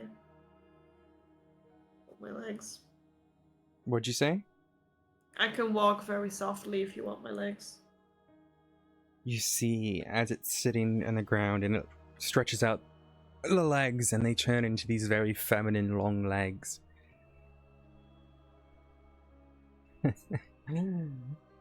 The coat is just clearing enough as well. And he smiles at you. Oh, well, they are quite lovely, aren't they? What about the rest of you?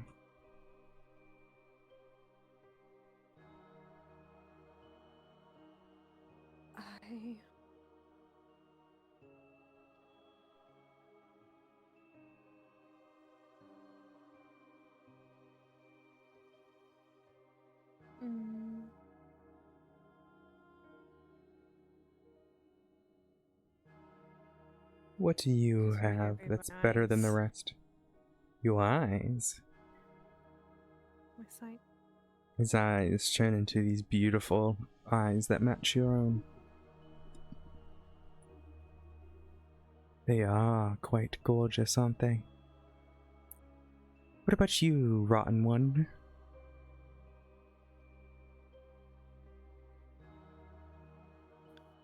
What about me? What do you offer?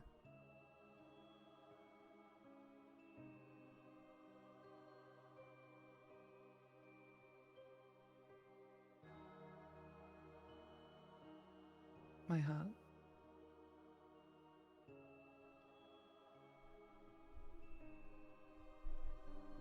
Looks at you. Go ahead. It's what drives me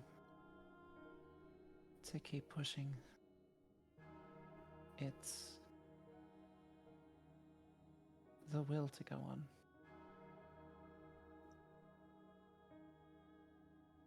It's the strongest part of me.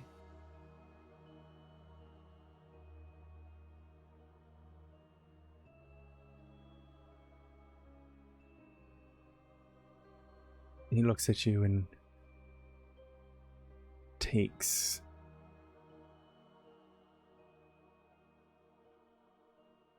to the... just kind of looks at you and you see something kind of shift, but you can't really tell as like the skin moves wrong or moves away.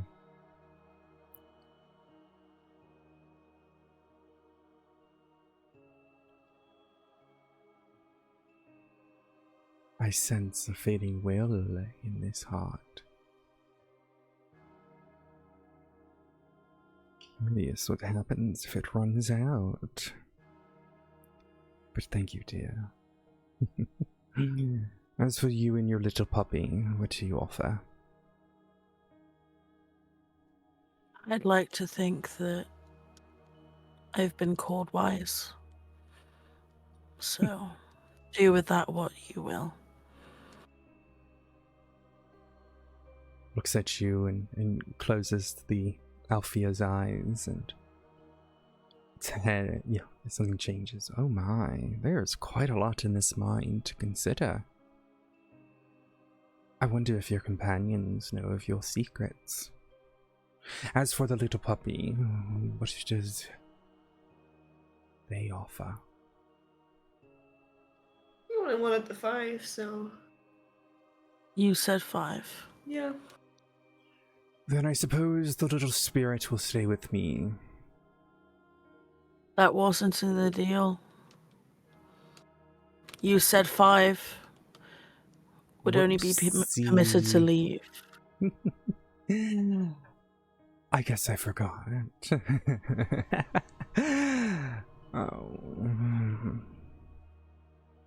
If you forgot, then it wasn't in the deal. Therefore, it's excluded from it.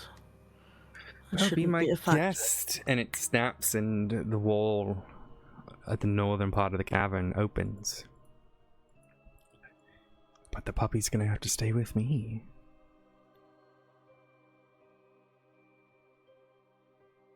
I didn't want him in the first place. Why do you want him now?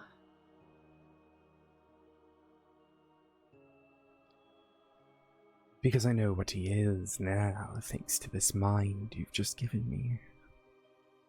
Well, that's a shame then if information comes too late.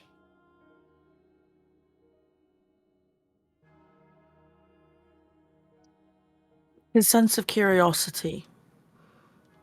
He smiles at you. Accepted. Take it. And as he says accepted, you see the body morph and kind of completes itself.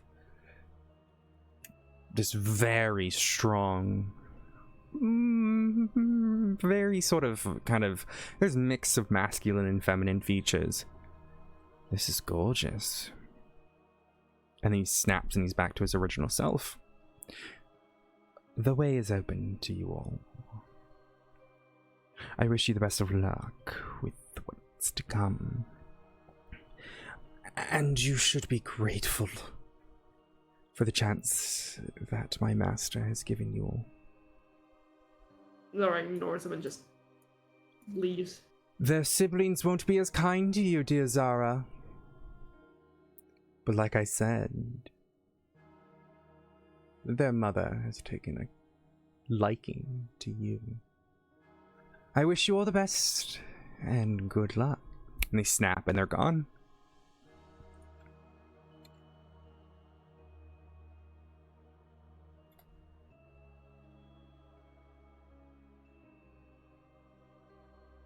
It's very dark here. I can't see. Let me move up. Have you tried opening your eyes? I heard it helps. Ha ha ha ha. Hey, at least you have eyes. These are still my legs. You all pass through and nothing seems to change. Zara's, I can see like further up, it's just literally pitch black in between it. So she's like, feeling, where am I going? Is that the wall? And then she accidentally, I don't know who, I literally can't see who it is. It's Lovetta, I think. Just grabs on Lovetta suddenly.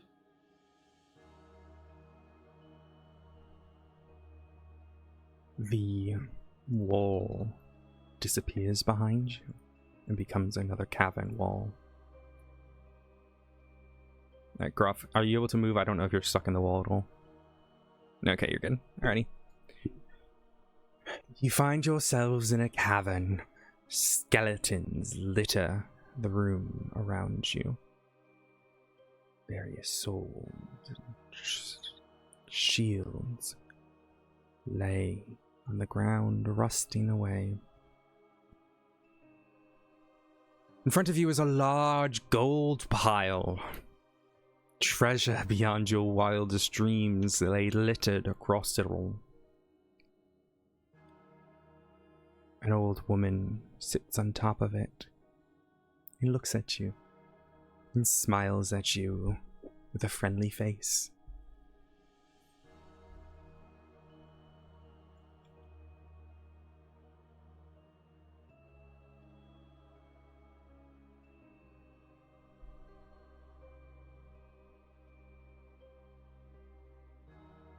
What would you all like to do?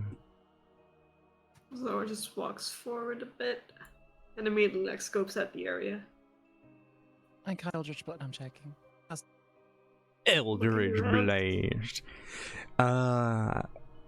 What'd you say, Zara? Just like looking around, immediately checking if there's anything that stands out.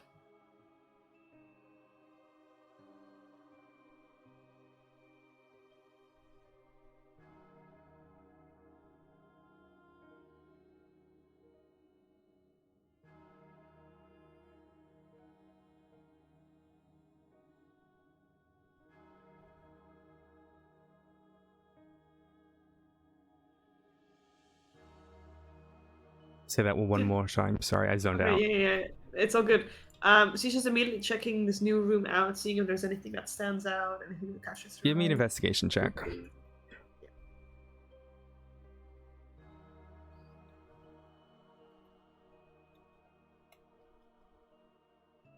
It's noticeable that a lot of people have died in here. And the only living thing right now is this woman who is sat upon a pile of gold.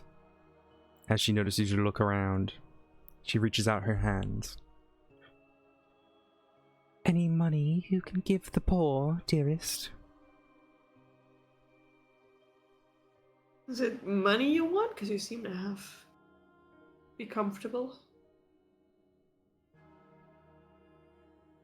I simply need a tribute, dearie.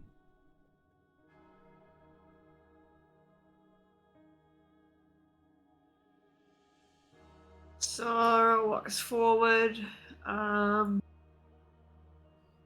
She'll grab a gold piece and she'll also use the ring to make a rose and toss them both her way.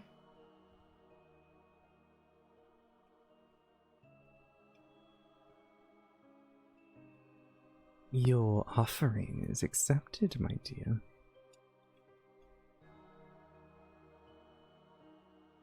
What about the rest of you? Why wouldn't that takes not some of count the- for all of us? Sorry, go ahead. Groff takes some of the bloodied, tattered clothing that he took from those dead bandits. He's like, "This is what I can offer you. I really don't have much to begin with." Your offering is not accepted. Why doesn't mine count for all of us? She ignores you.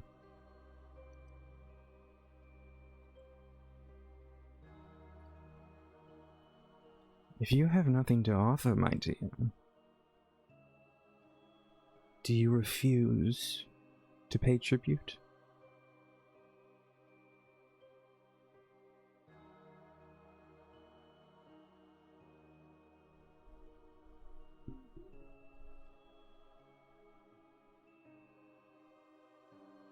You were offered a tribute. You declined it. My obligations to a tribute are then withheld. What about you, little devil? What do you mean by tribute? A gift for a little poor lady?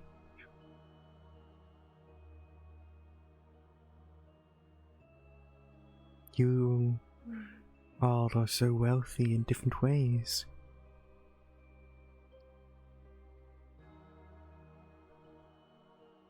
Yet What will give you so give little. us in return?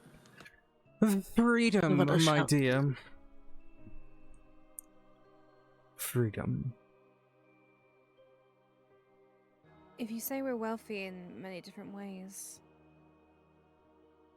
in what ways? Because it means you're looking for something in particular. I have little compared to you.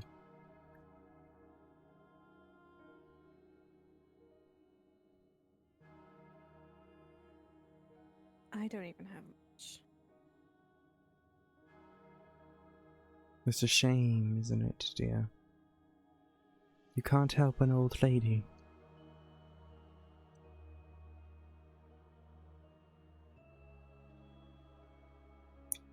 Then I suppose you're all gonna have to leave without paying tribute. This is your final warning. Lavetta steps forward, pulls out a gold piece and one of her rations in her pockets. Will this do? She reaches out her hands. Do you toss it over? If that is permitted, yes. She catches it in her tosses it. hand and smiles. Make sure you march down those items that you've just lost. Your tribute is accepted, my dear. 3 of you remain.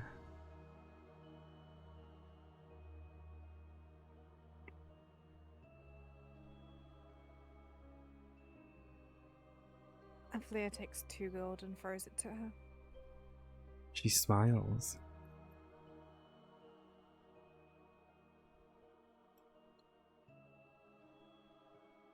In the meantime, Zara is checking everything out, seeing if the spell book is there. You mean investigation check?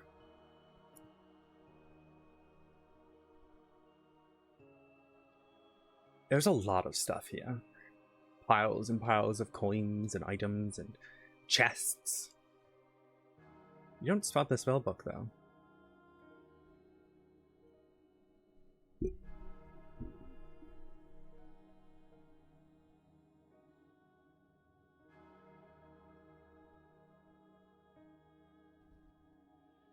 One of you remains. What's it gonna be? Little wood elf? You're asking for tribute. For a gift, right? That's correct. Then I feel the greatest gift of all is time. So, if I give you my 1 silver, which is all I have, to end this, then that grants you your time. My time? What's that supposed to mean? Time is invaluable. For it's limited. How does this get me more time? Because you spent less of it speaking with me. Your tribute is accepted as she reaches out her hand. And she tosses the coin over. She takes it. Well, everyone, the 4 of you are welcome to leave. I'm going to count the 2 gold from the little deviling for the little spirit there. The 4 of you are welcome to exit to the right. As for you, little orc, well, why don't we wait till they start to leave?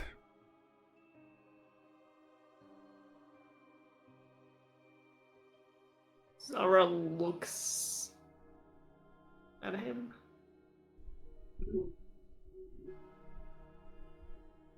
I'm gonna have fun with my new prisoner.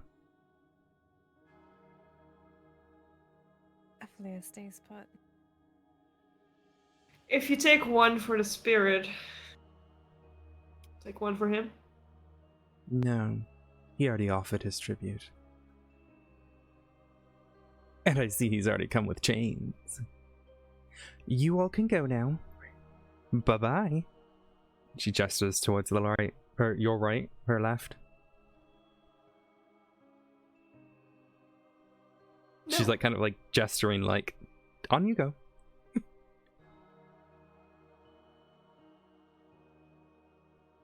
No, because then it was not about actually what was offered, was it?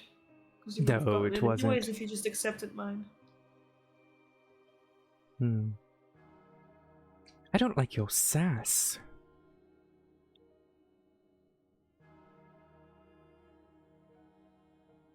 Well, you seem to be hoarding gold like a dragon. Are you jealous? I'm comfortable. Are you envious, my dear? No. No. She's gonna roll an insight check. What's the give me a deception check or persuasion check, depending on the truth.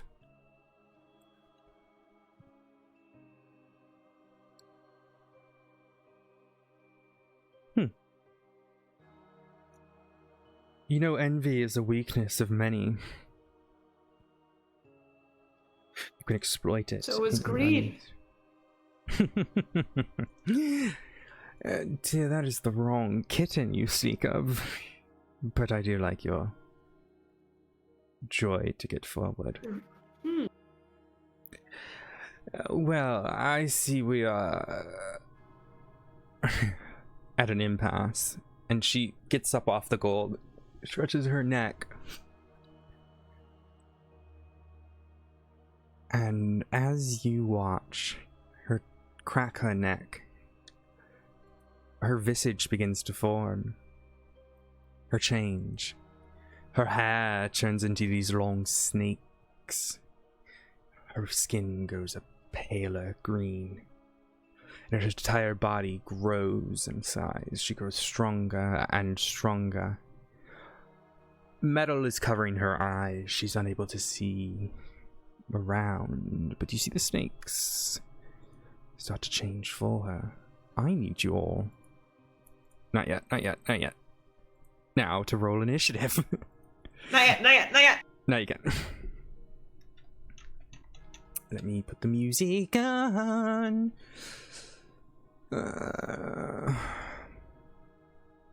Better be grateful, Groff. I want to do this one. I No. want to do this one. Did you just say no? Yeah, because it's funny. Your own fault. You're an idiot No, it's for not. saying. True. I'm No, poor. Mine. I mean mine. Taurus. I'm poor. I had a single silver. Alrighty. You all see as she turns into this visage of a Gorgon. Gorgon? Oh my god, I can speak English. It's not even English. Silver. It's fucking Gorgon, there it is. Technically in D&D it's called a Medusa, but fuck that! I'm using accurate mythology. She looks at you all and prepares herself to her thing not roll. There we go. There. You also notice, as she starts to change, the coins start coming together in like a long line of coins and begin to turn into various little snakes slithering around as the gold turns into these different colors and these patterned scales. And they all look like they're ready to lunge at you. And I'm going to roll. I see a copper tail. Oh, the Aussies in chat! And then one more.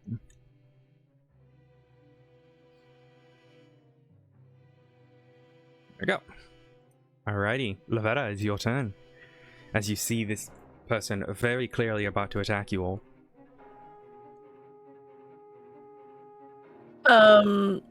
She attempts to wait, let me just check. It says wildflower just typed in my chat, but I don't see it. Oh, there we go. Now it did. There we go. Sorry. Alrighty, she attempts to, using the water in front of, in between, so like the small breadth of water in between them, tries to cast shape water and form in order to form like a kind of ice barrier in between them. Okay, that's easy enough. Can you remind me how much water you can do? See if you can click the little thingy. 5. Oh yeah.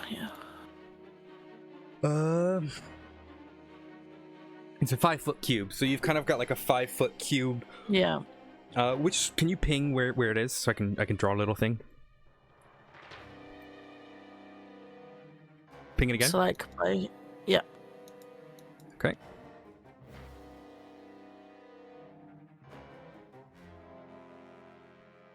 And you will have to. You're trying to like lift it up essentially. Oh, you're putting it there, not there? Okay. Oh, there. Yeah. Okay, perfect. You essentially trying to just form like a kind of, I guess, wall, a spiked wall barrier of ice. yeah, easy enough. Just up. You lift the water up and it turns into like a 5-foot thing. I would say it goes down about 3 feet, so it's only about 2 feet up. Okay. But yeah. All right. And then just like prepares her shield and dagger. Alrighty. Her doggo stays put. Okay. Zara. Right. Can I jump? Oh, fucking snakes. Okay, can I jump over there? That would be a long jump, which would need a 10-foot run up, which I think you have. I mean, if you kind of go to the back of your square and then go forward, yeah, you could jump there. Right, we'll do jump, stab, stab. Alrighty, give me an attack.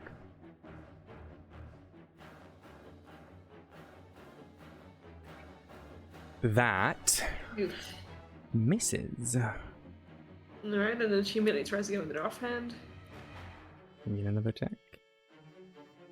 Yep, nope. I can't remember. Can you do an my attack foot- after? I think you can with offhand, yeah. Oh, sorry. I don't think it has to be successful. Am I thinking I'm mixing it with a different ability? I think you're fine. I don't think it should be successful, yeah. I think it's I think I just just need to have an attack. yeah, you have to attack to be able to do the second thing. Yeah. Yeah. Dual Yeah, wielding's my footing is off. Dual wielding's weird, but yeah, you try to jump and you're not able to kind of get your swords all ready in time. Primrose.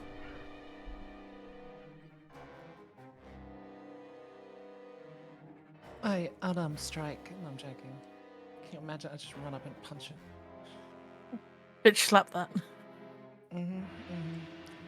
I mean, as but a lowly level 2 warlock, there is not much I can do but cast Edo Blasto.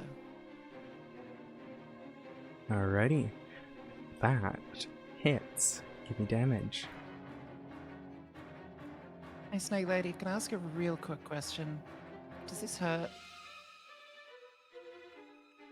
She kind of looks at you, and it just blasts off of her, and it looks like it hurts. The eldritch energy sinking into her, hurting her. Alrighty. Anything else you want to do? Smile victoriously. And prepare to be absolutely dumpstered in the next attack. That's yeah. That is fair. Okay, I should check something.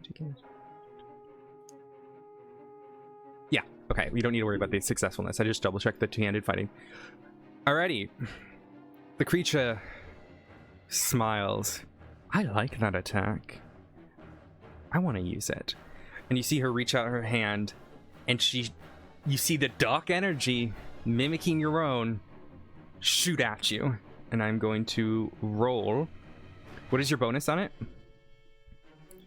3 plus 2, so plus 5 to whatever. Yeah, it's plus 5. Right. For 21, does that hit? No, sorry. Yeah, it does. And then it's D10 plus 2. D10 plus 2. 7 points of damage as she shoots this eldritch blast at you. And it hits hard.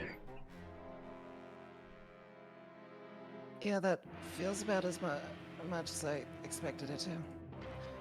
And then she looks down at Zara, and the snakes on her head snap at you. Ugh.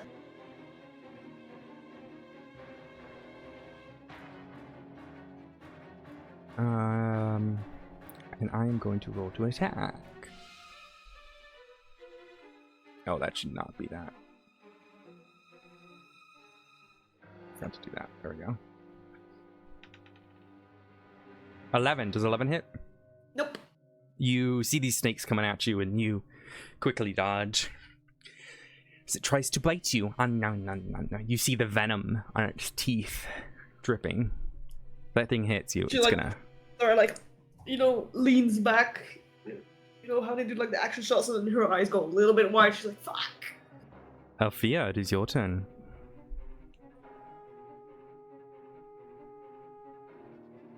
Althea is going to try and make her way over here as well. All right, easy enough. You can make that jump. Okay. That's not what I want to move.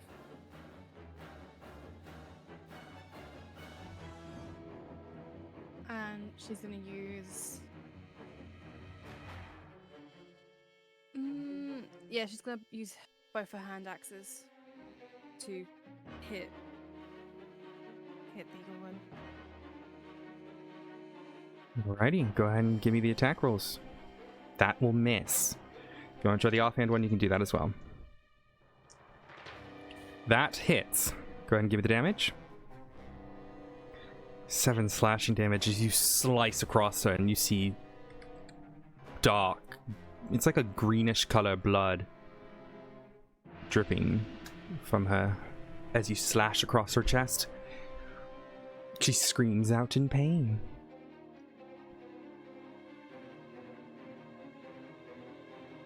Okay, I made a mistake. Did you just delete yourself? You should be able to control Z. My health bar wasn't... no, I can't. My health bar wasn't updated. There you go. So I wasn't... Let me see if- Obviously, the way to fix it is to... From just dipped. There we go. I did that peace out gif where they just fade away. Yeah. Alrighty, Groff, it is your turn.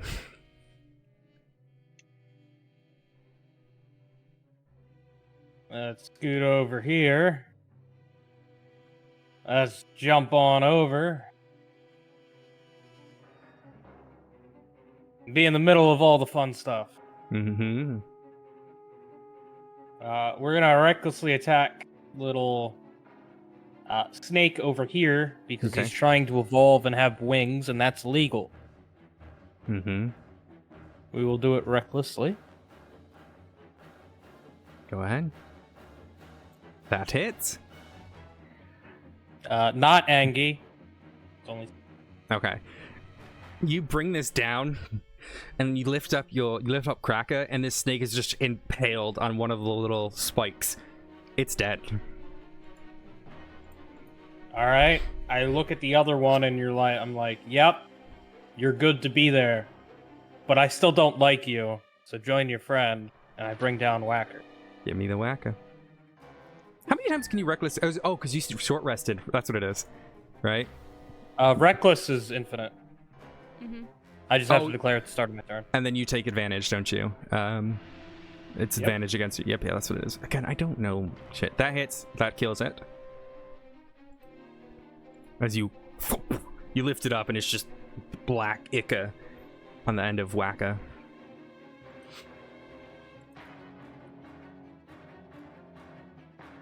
Ready? Is that End your turn. Let's find like a thingy to make reckless. Which one would be good for reckless? Maybe that'll be reckless. There we go. Alrighty. Seeing you kill its brethren, this little snake's gonna slither forward. And come towards you, and it is going to snap at you with advantage. And is it every attack until your next turn, or is it just one? I can't remember. All attacks. Okay. So 10 plus 5, so 15 to hit. That'll hit. Okay. And you take one piercing damage plus I need you to make a con save. That will save. So you only take half of 5, so you only take 2 damage. Alright. So 1 piercing plus 2 poison. And Got it. round down. Yeah, there you go. Okay. Alrighty. You see this little snake slither around and its little wings batting, and oh, actually, this one was here. But no, it's got a flyby, so it is. Oh my god, it's thick, it's chunky. Ooh, It does not provoke. It does not provoke an op attack from you. Zara, as this little one is going to go after its sibling and try to bite with advantage. Oh my god, it rolled horrid. What's your AC? 14. Yeah, it misses. God, that's embarrassing for it. You try to, you know, it tries to come at you, and you just kind of, it tries to bite your ankles, and you just lift up your leg, and it's unable to kind of get it at you. That was its turn. Lavetta. I point at that snake. You're next. Oh no.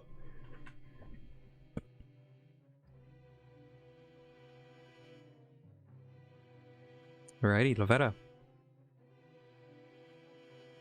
Alrighty. Lavetta gets closer along with her doggo. She. Oh, hold on. Is she able to throw her dagger? Yeah, yeah, you can throw it. Yeah. Can she, attempt to throw her dagger at the figure before them? Yeah. Would I need to do that? Just roll it normally, and it's still your dexterity. Okay. Would I be? Can I also before actually, never mind. No, I'll do it afterwards. Sorry. That was a roller coaster. Yeah, my brain. That will hit her.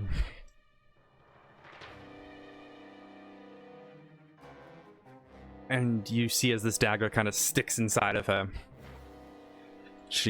It looks like it's hurting. Blood's dripping from where it went down. Alrighty. And with that, could she use a bonus action to call forth on the spirits in order to assist her teammates with a bear spirit? Probably about here. You forgot to give me your pictures for that, but that's right. Yeah. Oh crap! Sorry. You're right. You want? Did you? Are you just going to use the basic stuff, or do you want it to be something different? Just to in order to help party members with the like gaining strength and yeah, but like just the basic stuff. Why don't you describe the creature to me? What it is? Because remember, I was going to let you change what the creatures were. Oh yeah. So yeah, this is. Can I just do the description? Because my brain's a bit. If you just want to do the basic ones, that's fine. Yeah. But just for this one, I wanted to go with. Yeah, I'll message you. But this is the one I'm going for right now. Just you're gonna do bear. All right. Yeah, the bear. Bear. I need to remember. Fuck. Okay, I can get this one. How do I put something in the character vault again? Do I need to go into the game to do it? Wait, what do you mean? Give me a second. Sorry, I didn't mean to be awkward. I did ask you to send that to me if you wanted to use it. We can You mean head link, out. do you mean link it to her character? No, I got it. Don't worry. I figured it out. Give me 2 seconds.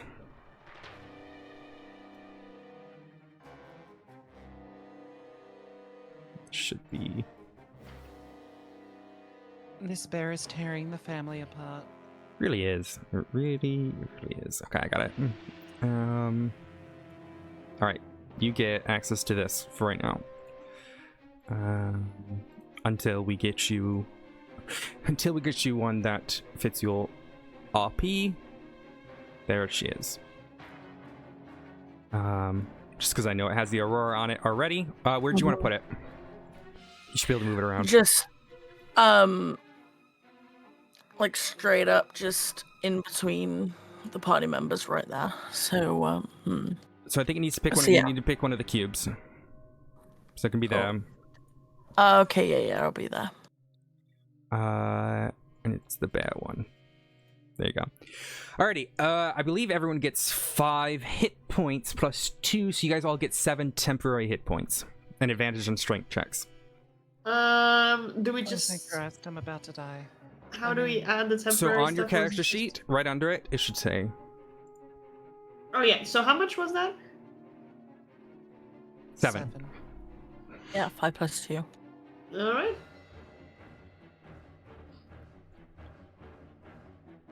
And that's me. Okay.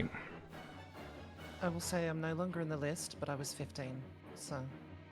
We Oh, know what- roughly where I'm because you supposed to be. deleted yourself, yeah. Yeah, Stays funny. I do that. I do No, that look- from time to time. Not allowed to do that. Alrighty. Alrighty, Watch that me. is your bear spirit there. Alrighty. Zara. Zara would see the dagger. Mm-hmm. Still stuck in her body, I guess. Mhm. Kind of wondering for a second if it would be worth it to pull it out and just throw it back towards her in case she wanted to throw it again. Or if it would be better to just go stab. She's looking the Gorgon's looking not too hurt, but she's hurt. Yeah, I am just looking for a bit of it. I mean, she has other things to do probably. There's still a thing underneath the bear, right? There is. There is a snake under. Yeah. So this bear spirit, it appears to just be like a normal. Oh, you think it's gonna be a polar bear, right? Is that what you said? Yeah. It'll be like a polar bear, and it's kind of growling, but it is like a spirit sort of look to it. Yeah, I'm just making sure that that thing is still there. Yep. Okay. Can I try stab it from where I'm at? You can reach. Okay, I'll try it. I'll do that.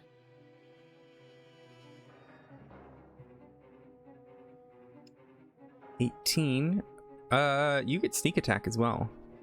Ooh. Because you have because it isn't sneak attack if someone's next to him as well.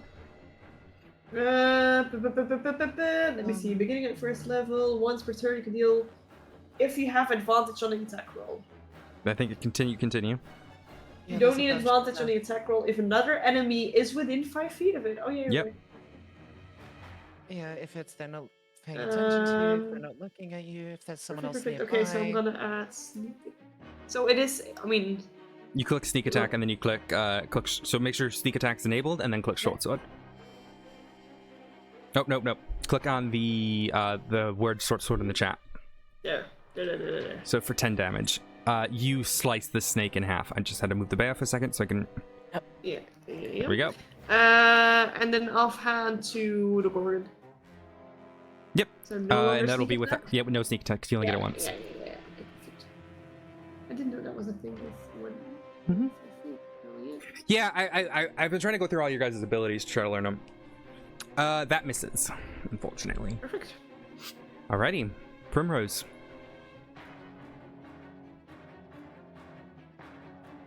Why must my own abilities hurt so goddamn much? YOLO, let's do it again. Can't go any worse the second time, right? We're gonna go for another Eldritch Blast. Smile.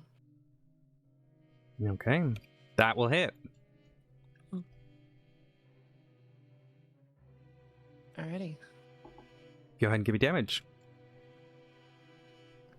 For 9 force damage as you hit her real gun. She's looking bloodied Should at be this point. 7 force and 2 fire, I think. I could be wrong. Does Agonizing Doesn't really Blast? matter. I don't know. For some reason, it said fire in the sheet, but I think in the No, it's description it just says 2 extra damage. Yeah, it's just 2 extra damage. Yeah. Okay. Alrighty then. It is her turn.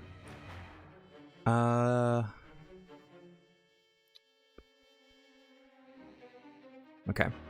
She looks at you and you can see she's kind of trying to decide what she wants to do, but she feels threatened by the people around her. You see, as she pulls the dagger from her body and kind of looks at it, drops it on the ground, and then reclasps her hand, and it turns into a hand axe, and she's going to swing at you, Althea. Now, she's only going to get you the exact way you did it, so that is going to be your offhand rolls, which is 20 plus, or plus 5, so it's a d20 plus 5. 10. Does a 10 hit you, Althea? No. Motherfucker. Alright, she's also going to... What do you mean, motherfucker? Wait. I want to hit you, and nom nom nom. But she is, unfortunately for you all, now bloodied. So her snakes are enraged. Alrighty. Motherfucker! Does a 9 hit you? No. Motherfucker! Ah! Alrighty. Groff, it is your turn. Oh no, the danger noodles are upset.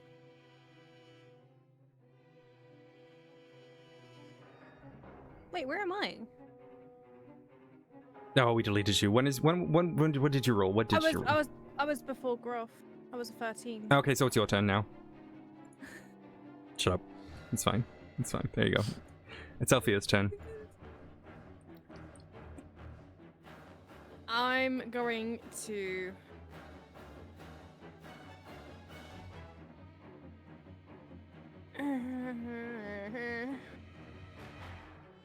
Fuck it. Please, what? Okay. No, wait. Oh. No, that's not what I meant. Wait, no. Roll a no. persuasion check. I didn't mean to- I didn't know our group was full of goddamn bards. Jesus Christ. I'm going to... I mean, they are snakes, you know. Tentacles, snakes. That's an interesting choice. Alrighty. I'm going to recklessly attack Okay. with my hand axe. Alright, give me an attack roll. That's the first. That will hit.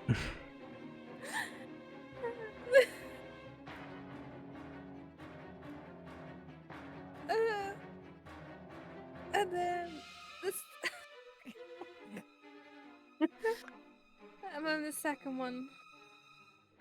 Okay.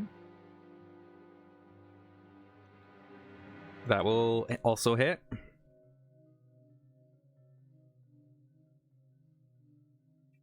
It's not looking good. This thing looks pissed off.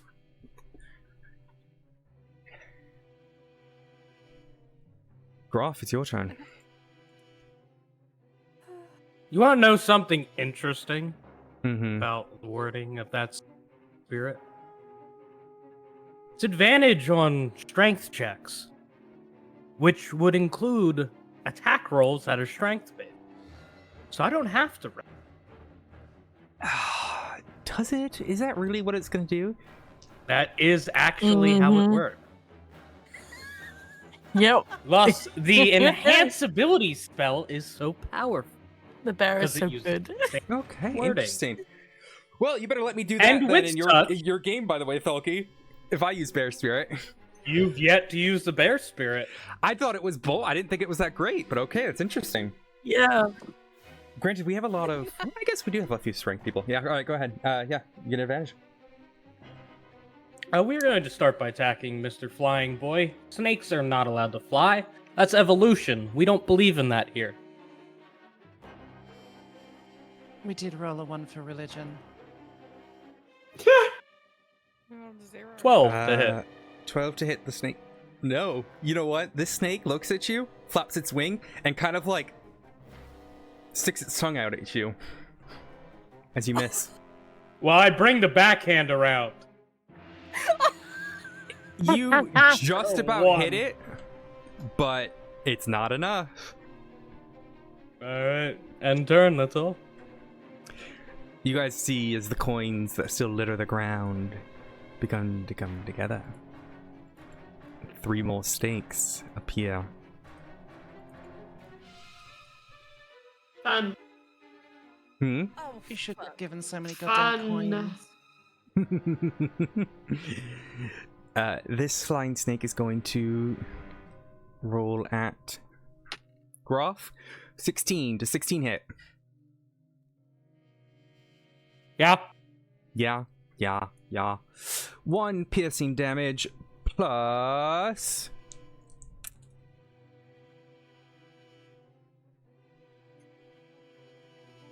Uh, 8 poison damage.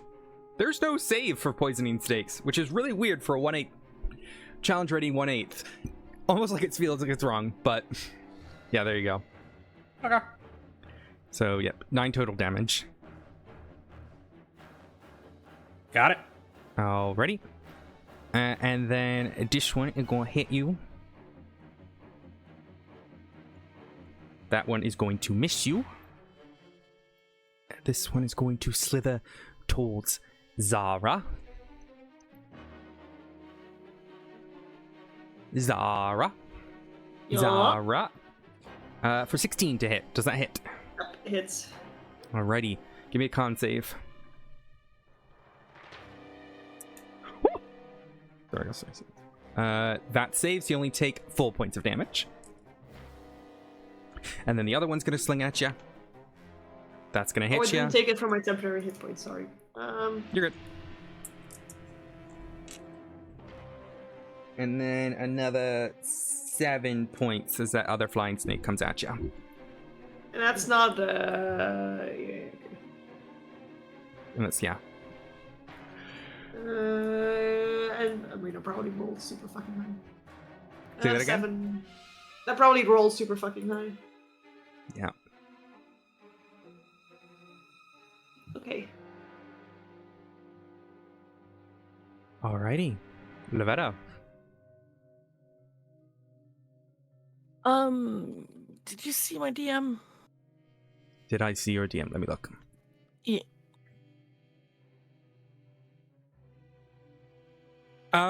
You can give me a history check. Okay. Huh. You don't really know much about it, as you start thinking about this. However, this Gorgon has metal plate over its eyes. So even the thought of that okay. petrifying gaze being an issue is not an issue with this specific one. Okay. If it was, Alright. you would all be fucked, but you're Yeah. also level 2, so I'm not completely evil. Yep, thank you. Yep. Alrighty. Yeah, this So is my she hand. They have is. light up their eyes. I'm like, oh, thank God.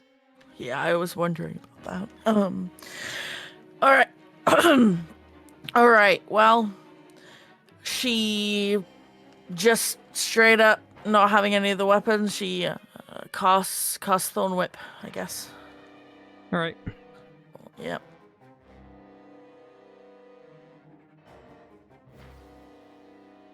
Roll for damage.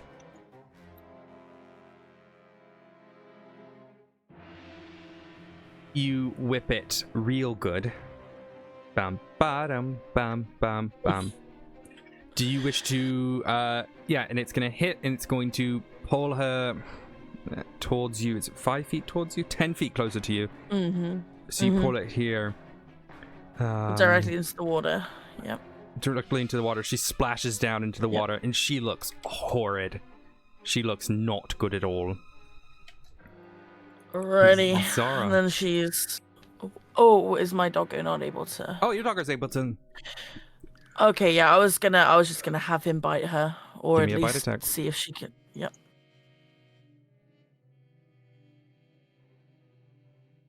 Just from the ledge.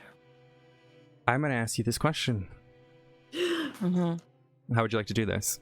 Yeah! Woo! Doggo. Alrighty, the doggo just yeets himself into the water, mouth first, just aiming himself at this snake, the snakes, and just starts biting down, not letting go. As he does, everything around you all turns black. You're in an empty blackness all around you.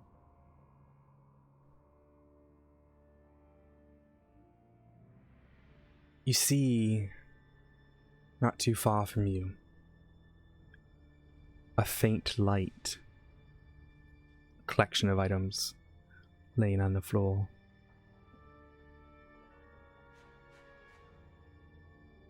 Seven candles are arranged in a circle.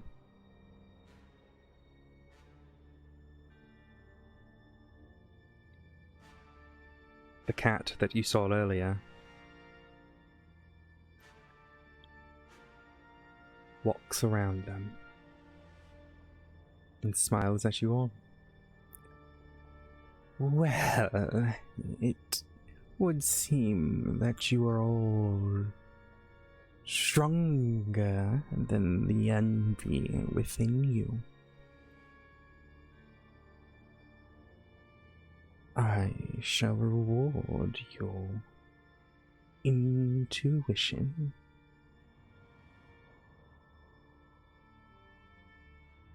I have a gift for those who passed my trials. But I also sense you came here seeking something.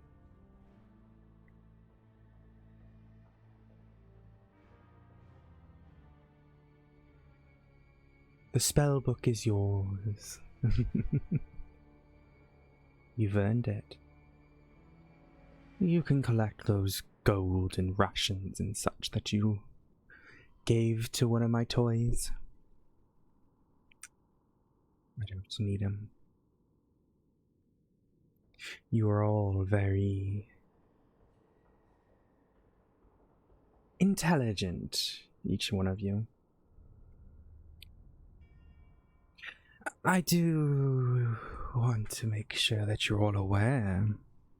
Envy will destroy you. But envy can destroy others too. If you learn how to use it to your advantage, well, good luck. I have 6 other siblings. I can't wait to hear about your encounters with them. Each bear a gift if you pass their trials. And then the head tilts and looks at you, Zara. Mother's taken a liking to you. I wonder.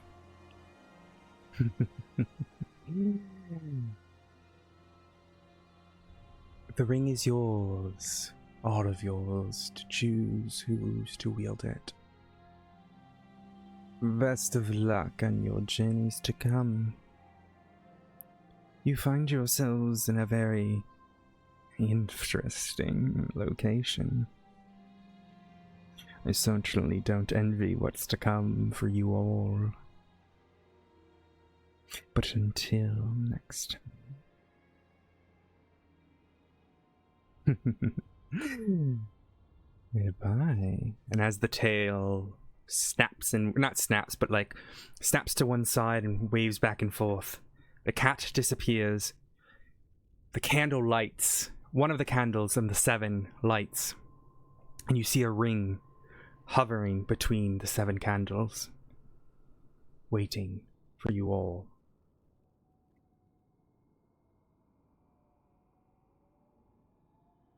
Aflia walks up to it.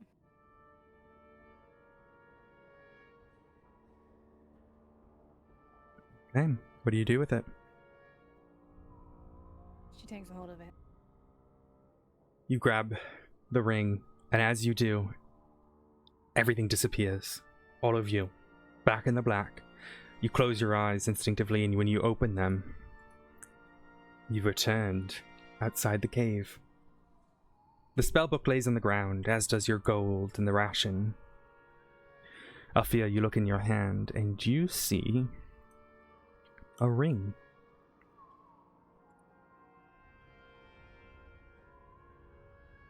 A golden band, beautifully carved,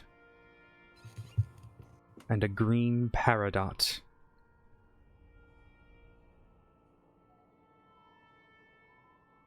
Ooh, that's pretty. That is really pretty.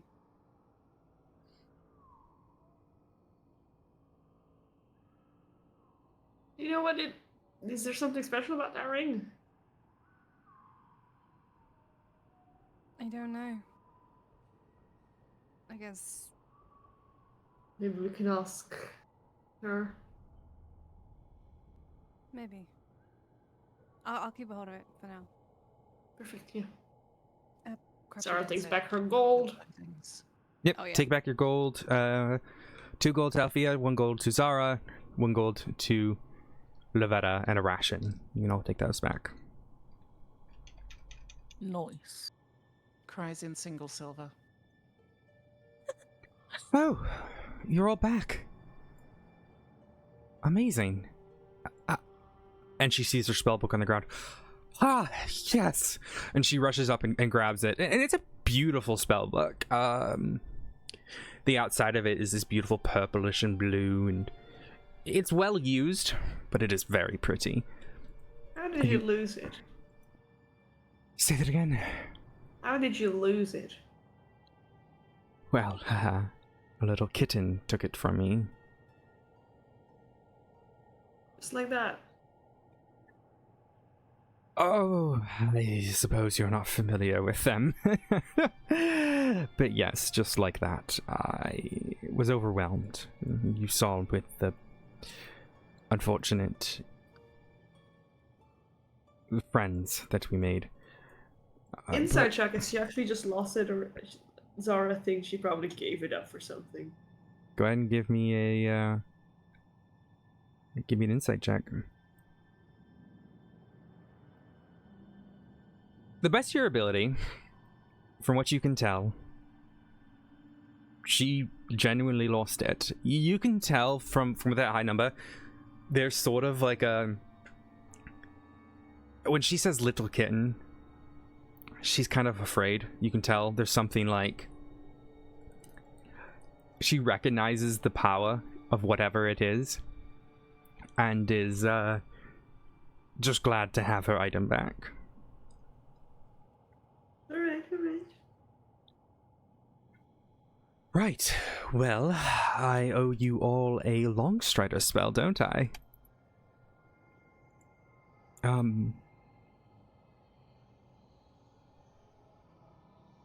You all are absolutely incredible, and I do appreciate it. Is there anything else I can do for you before I cast this spell? Prim, give me an investigation roll.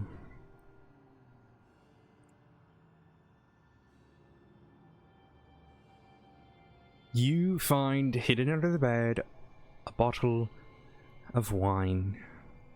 It appears to be not too old, maybe about 10 years, and it comes from the city-state of Cass. K-A-S. Oh, thank God I can now finally cast spells. Wait, what spell did you want to cast? False life. Don't you have a fucking... You have a focus. You have a focus.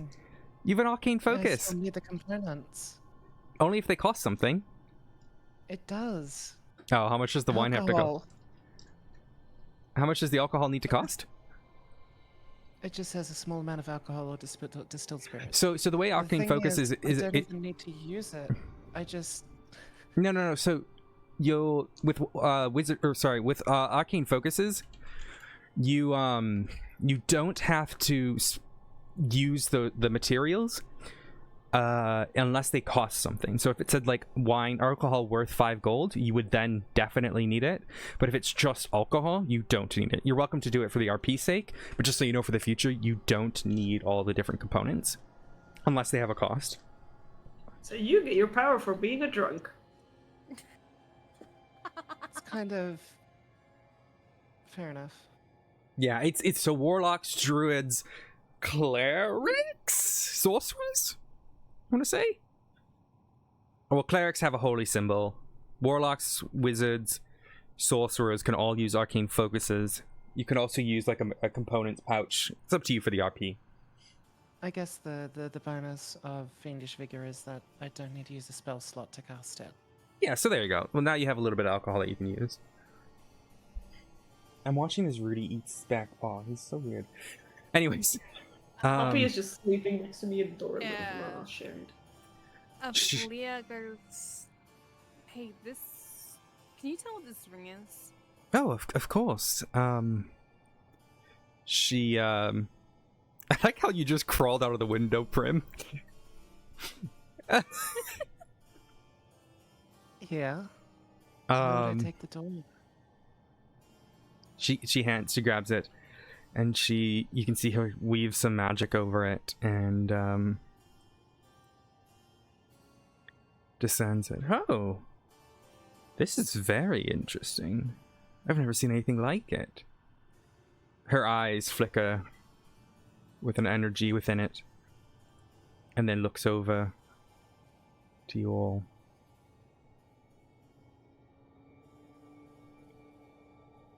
There's a sort of divine energy that runs through this.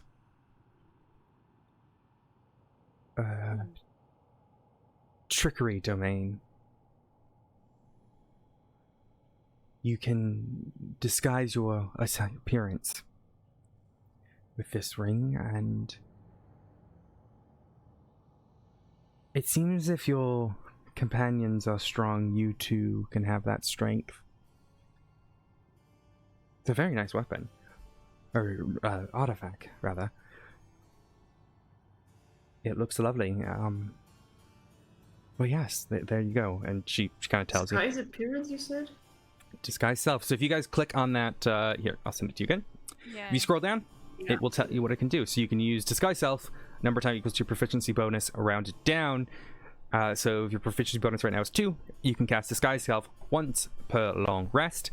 And then you can also do envious energy, which means every time an ally rolls a critical attack, your next successful attack, so you still have to roll to see if you hit, but the damage is automatically critical.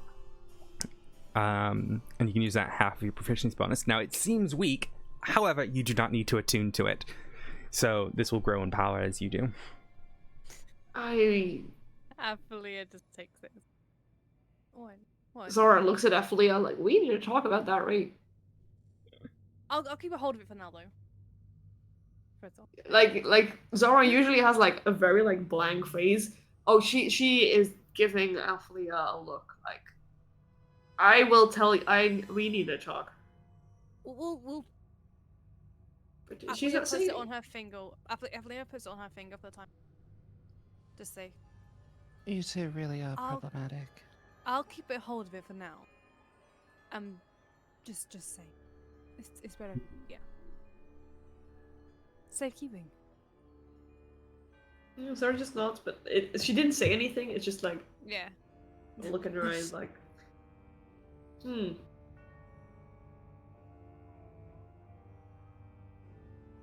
As the conversation dies down,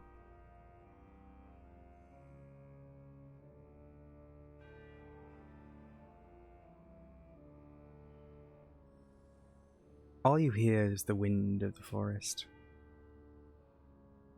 Until you hear a crack. The ice that covers the mushrooms to the south breaks. And instantly, you hear a horrible screeching sound. Like a bat screaming. it reverberates through all your ears, and you kind of have to instinctively cover it. You see as a little flock of birds flies away from a tree not too far away. And immediately after, you hear a howl. And then another. And then another. The forest to your east beginning to move. All around you. And you see creeping from the forest several werewolves. All hungry, ready, blood dripping from their teeth as they run at you all. And that's where we're going to end today's session. Oh god, I'm gonna immediately die. Fuck! Boy! Later, nerds. I'm already on the other side of the barrier.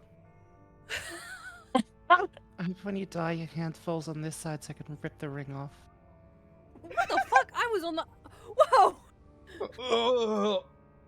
You say that like I'm going to. We are going to end today's session there then.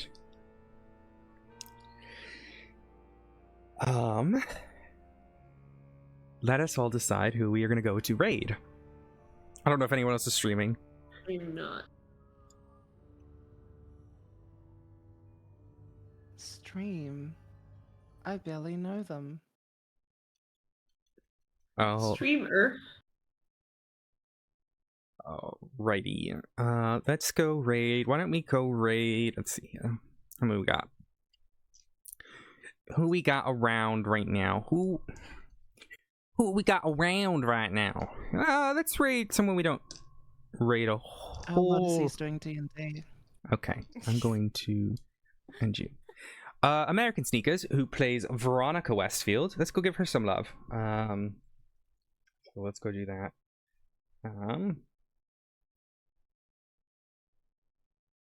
If you guys all want to get into her chat, including the people who are playing, and we can all go send her some love. She's celebrating her affiliate anniversary, it would appear.